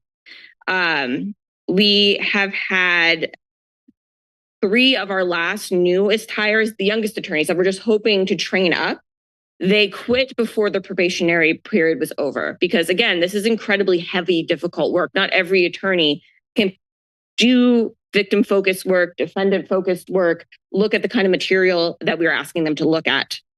Our most recent round of recruitment for our most inexperienced attorneys, Attorneys 1, produced no qualified candidates to take on the job. So we are looking at a cliff. Many of our members have high student loans. I graduated with $200,000 in student loans. That was 10 years ago. It's only getting worse. And we are now facing public service loan forgiveness, which was a critical reason I was able to do this job, being on the chopping block federally. I submitted my application to the Department of Education in October. That department doesn't exist anymore. So how are we going to attract and retain young attorneys? Applications for DA's positions are down statewide. I participate in our California District Attorneys Association. Everywhere is struggling. But again, we haven't had anybody come in after me. And on June 5th, 2023, the public information officer relying on grand jury reports acknowledged that half of the offers to our brand new public defenders were being rejected because once they came here and they looked at the cost of living in the specific county, they realized they could not do the job. And we were competing over the hill with Santa Clara. That brings me to the point of comparison counties. So the comp counties that we're using are from 2002. Cost of living in Santa Cruz is obviously very different than 2002. And our grand jury reports did state that we need to look at different counties that are more comparable who are going to poach our more qualified attorneys. For example, Alameda County is included when we're looking at pay increases for our conflict defense attorneys, but it's not something that we're going to consider when we're looking at our in-house defense attorneys, which is problematic. Additionally, many counties have longevity differentials now at 10 years, recognizing that's a critical stage of an attorney's competence, 15 years. And here we don't. We just have it at 20 years as kind of a golden handshake. So how are we retaining critical attorneys? So our position is that we need to really look critically at who our comparison counties are when we're talking about how we're paying our employees and how we're trying to bring them in. Look at longevity a little bit differently, given the changing in the workforce and how people are more mobile and are less likely to stay. And also consider the fact that we can offer local student loan repayment assistance in recognition that we need to bring in and train new attorneys. So now I'm going to turn this over to Max, who can talk a little bit about the difficulties the public defenders are facing. Thank you for your time, everybody. My name is Max Hare. I'm a deputy public defender here in Santa Cruz County. I've been here for about 2.5 years, and I represent the public defender members as part of our bargaining unit. The report was that there's 3% vacancy for our bargaining unit. It's actually currently 0% for my office, but that doesn't tell the entire story. Because that's as of, I think, April 11th. And my office is only about 3 years old. It's only been 3 years since it was a county department. And for those of you who have had the opportunity to hear Heather Rogers speak about our office, you know that it was created with an intention and an innovative purpose of holistic and vertical representation, meaning we stay with our clients every step of the way. We do not hand them off to other attorneys. We are also trying to help them, not just with their case, but with other circumstances in their lives that we think produces recidivism and leads to them being wrapped up in the criminal legal system. This takes a lot of work, more work than most other offices who do not combine holistic and vertical representation put into their cases. Because again, we're not just focused on one aspect of representation. And this means that it's more work per case, but our caseloads are comparable to other counties that are not doing this type of work. Additionally, so right now we're at 0%, but within the first 6 months that we were created as an office, we lost 16 of our 32 members. 5 of those 16 were attorney ones. The rest were more senior attorneys. All 5 of those attorney ones were attorneys of color. 3 of them went to competitive offices in the Bay Area, Santa Clara, San Francisco, and Solano.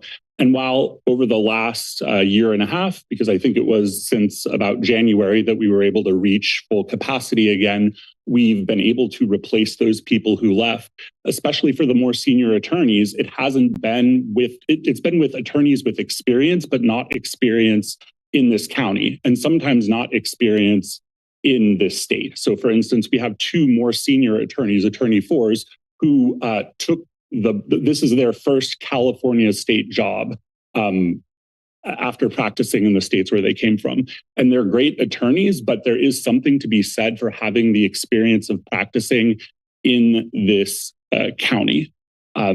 So I was invited here to report on issues regarding recruitment and retention from the perspective of my members. So with respect to retention, I would say that the 2 most important things for my members are longevity benefits. So making sure that the people, the attorneys who were working at BCM, which was the former law firm that contracted with the county before it became a county model, making sure that those service hours that they put in when they were working with BCM are represented when it comes to eligibility and calculating their longevity benefit. The second one is what we're calling a deep class, or the C class, the supervisor class, which is something that the district attorney's office currently has and the public defender's office does not. So people in our office, attorneys in our office who are supervising other attorneys are not getting any kind of pay differential for those management and supervisory positions.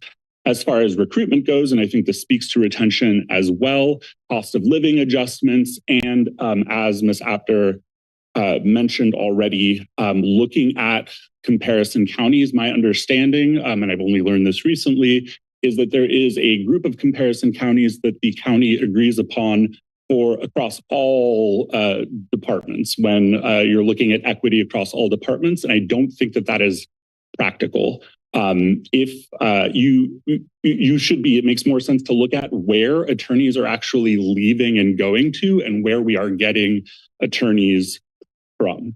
And that's all I have to say. Thank you for your time. If there's any questions, we're happy to answer them. If not, thank you very much for your time. Thank you. So we have nothing else for our presentation, and we're happy to answer any questions if you have any for Aaron and I and our team. Well, first we'll take it to the public, see if there's any comment from the public on this item. We have one.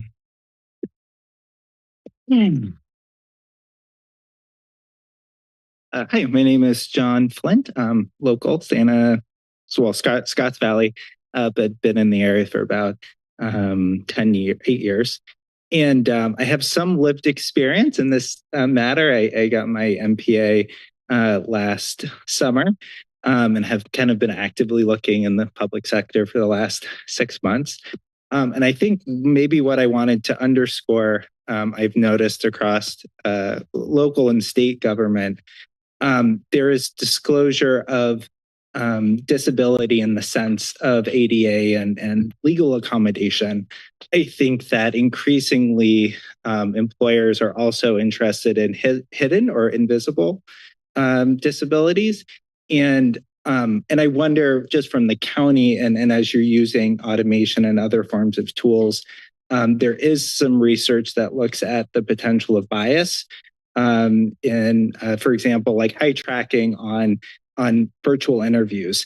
There's software that is used commercially that can score people based on nonverbal or other cues like that, which could be a part of a disability or other communication barriers. So I just wanted to encourage that as you're becoming more efficient, that to really keep that sense of equity and particularly people who are applying who may have hidden or invisible disabilities. I saw you had 8,000 applicants for 130 positions. That's an acceptance rate of 1.6%. So a lot of people are being screened out, of course. And so I think to really ensure that as you're becoming more efficient, that you keep the effectiveness in that same line. So thank you.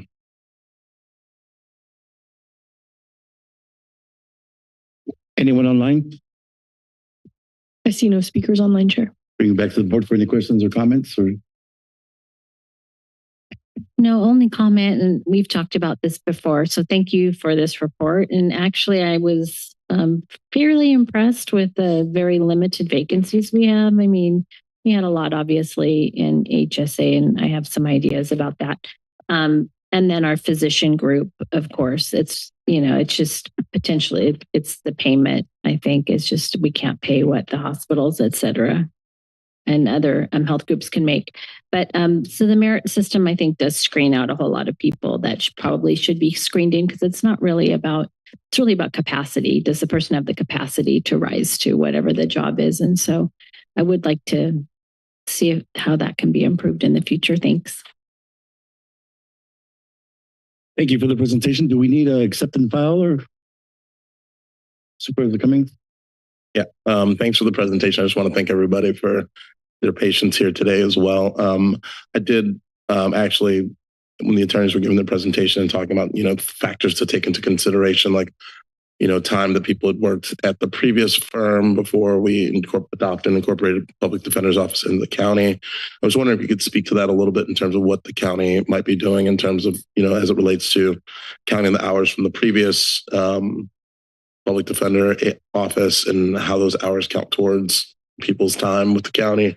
And then also they mentioned, how that reflects on longevity benefits. And because I thought there's a lot of good ideas that were coming up during those presentations. Yeah. So actually, I will be coming to closed session. So some of the items that the government attorneys representatives mentioned are items that are part of their opening proposal. And this venue is actually in the text of the legislation. It does say that this venue shouldn't be used for bargaining. Right. And so I can speak in more detail in closed session about their proposal and their ask. But in general, your question about when we transitioned from Bigham, Christensen, Minsloff, the employees who were hired here from that law firm, they did not carry over any service hours. They were hired here at the county fresh, like they didn't carry over any seniority, if that was your question. That is my question. And they've been accruing seniority as they've been here with us. Okay. Yeah. I mean, maybe it's something that we can discuss. Yeah. And just to give you, as you think about this, the concept of longevity differential that we have in all of our other contracts, because we have 10 different labor groups, it's the same, which is that for the purposes of longevity differential, we use that as a retention tool, and we hope that folks will stay with us. Right. And right now in most all the groups, the majority of the groups, it's 3% extra pay for 20 years of service. And that's been our retention tool that we've used. And in all of those contracts, it's about county service, the time that you have put in here at Santa Cruz County as an employee. Got it.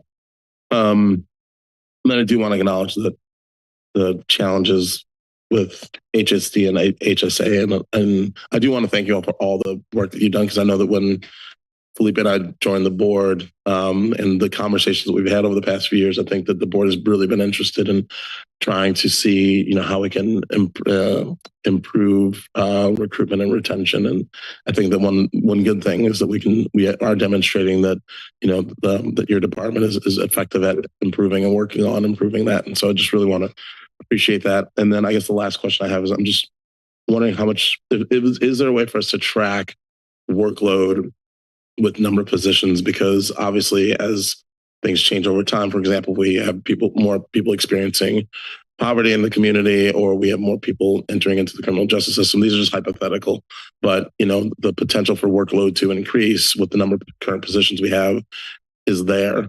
And so I'm just wondering if there's a way for us to track that, because to some of the points that have been brought up, if we have vacancies, or even if we have full departments that have all the positions filled, how is their workload changing over time? Because that can have an impact on whether or not somebody sticks around or not. Yeah. So what I would say is that every department has different standards and measuring tools for what happens in their operations. I think that many of the departments do track caseloads, workloads. I think, for example, SEIU spoke about benefits representatives who answer phone calls all day long and help people with food stamps, et cetera. So I know that from talking to that department, they actually do track the number of calls, and they do know how many positions they have filled, how many people are on the floor answering phones.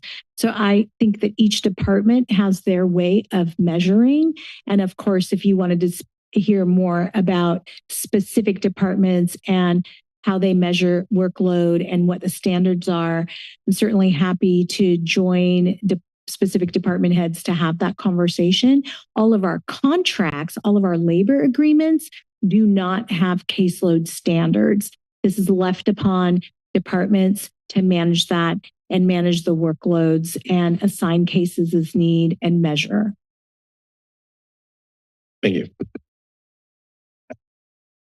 Supervisor Koenig? I just want to appreciate all the work you have done to improve the hiring process. And we're looking at success, as you said, with law enforcement and the correctional officers. So I think if we looked at that a couple of years ago, it would have been more like 24% vacancy in correctional officers. So big strides have been made, and want to celebrate success where I see it. Thanks. Yeah, thank you. So with that, also, thank you very much for the presentation and all the work that you guys are doing. And with that, I'll close the hearing and bring it back to the board to entertain a motion. I'll move the recommended action. Second.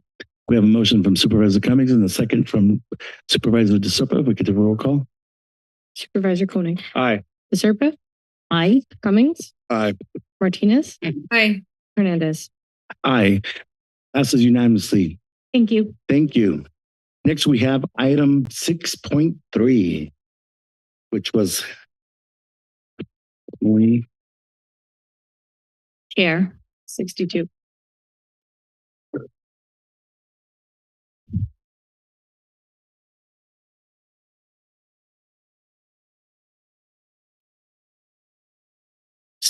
This was 62. Yeah, 6.3. Just wanted to find it. This was item 62. It's so late in the day at this point. I think I would just like to move approval of the Second. item. Oh, we need to Open up the public comment. Anybody in the public wishing to address us on this issue? Anyone online? I see no speakers online, but if we could restate the seconder of the motion. The super was made the motion. All right, if we could take a roll call. Supervisor Koenig. Aye. Cummings. Aye. DeSerpa. Aye. Martinez. Hi. Hernandez. Aye. Motion passes unanimously. And meeting is adjourned. The next regular board meeting will be at 9 a.m. Tuesday, May 6th, next Tuesday. Recording.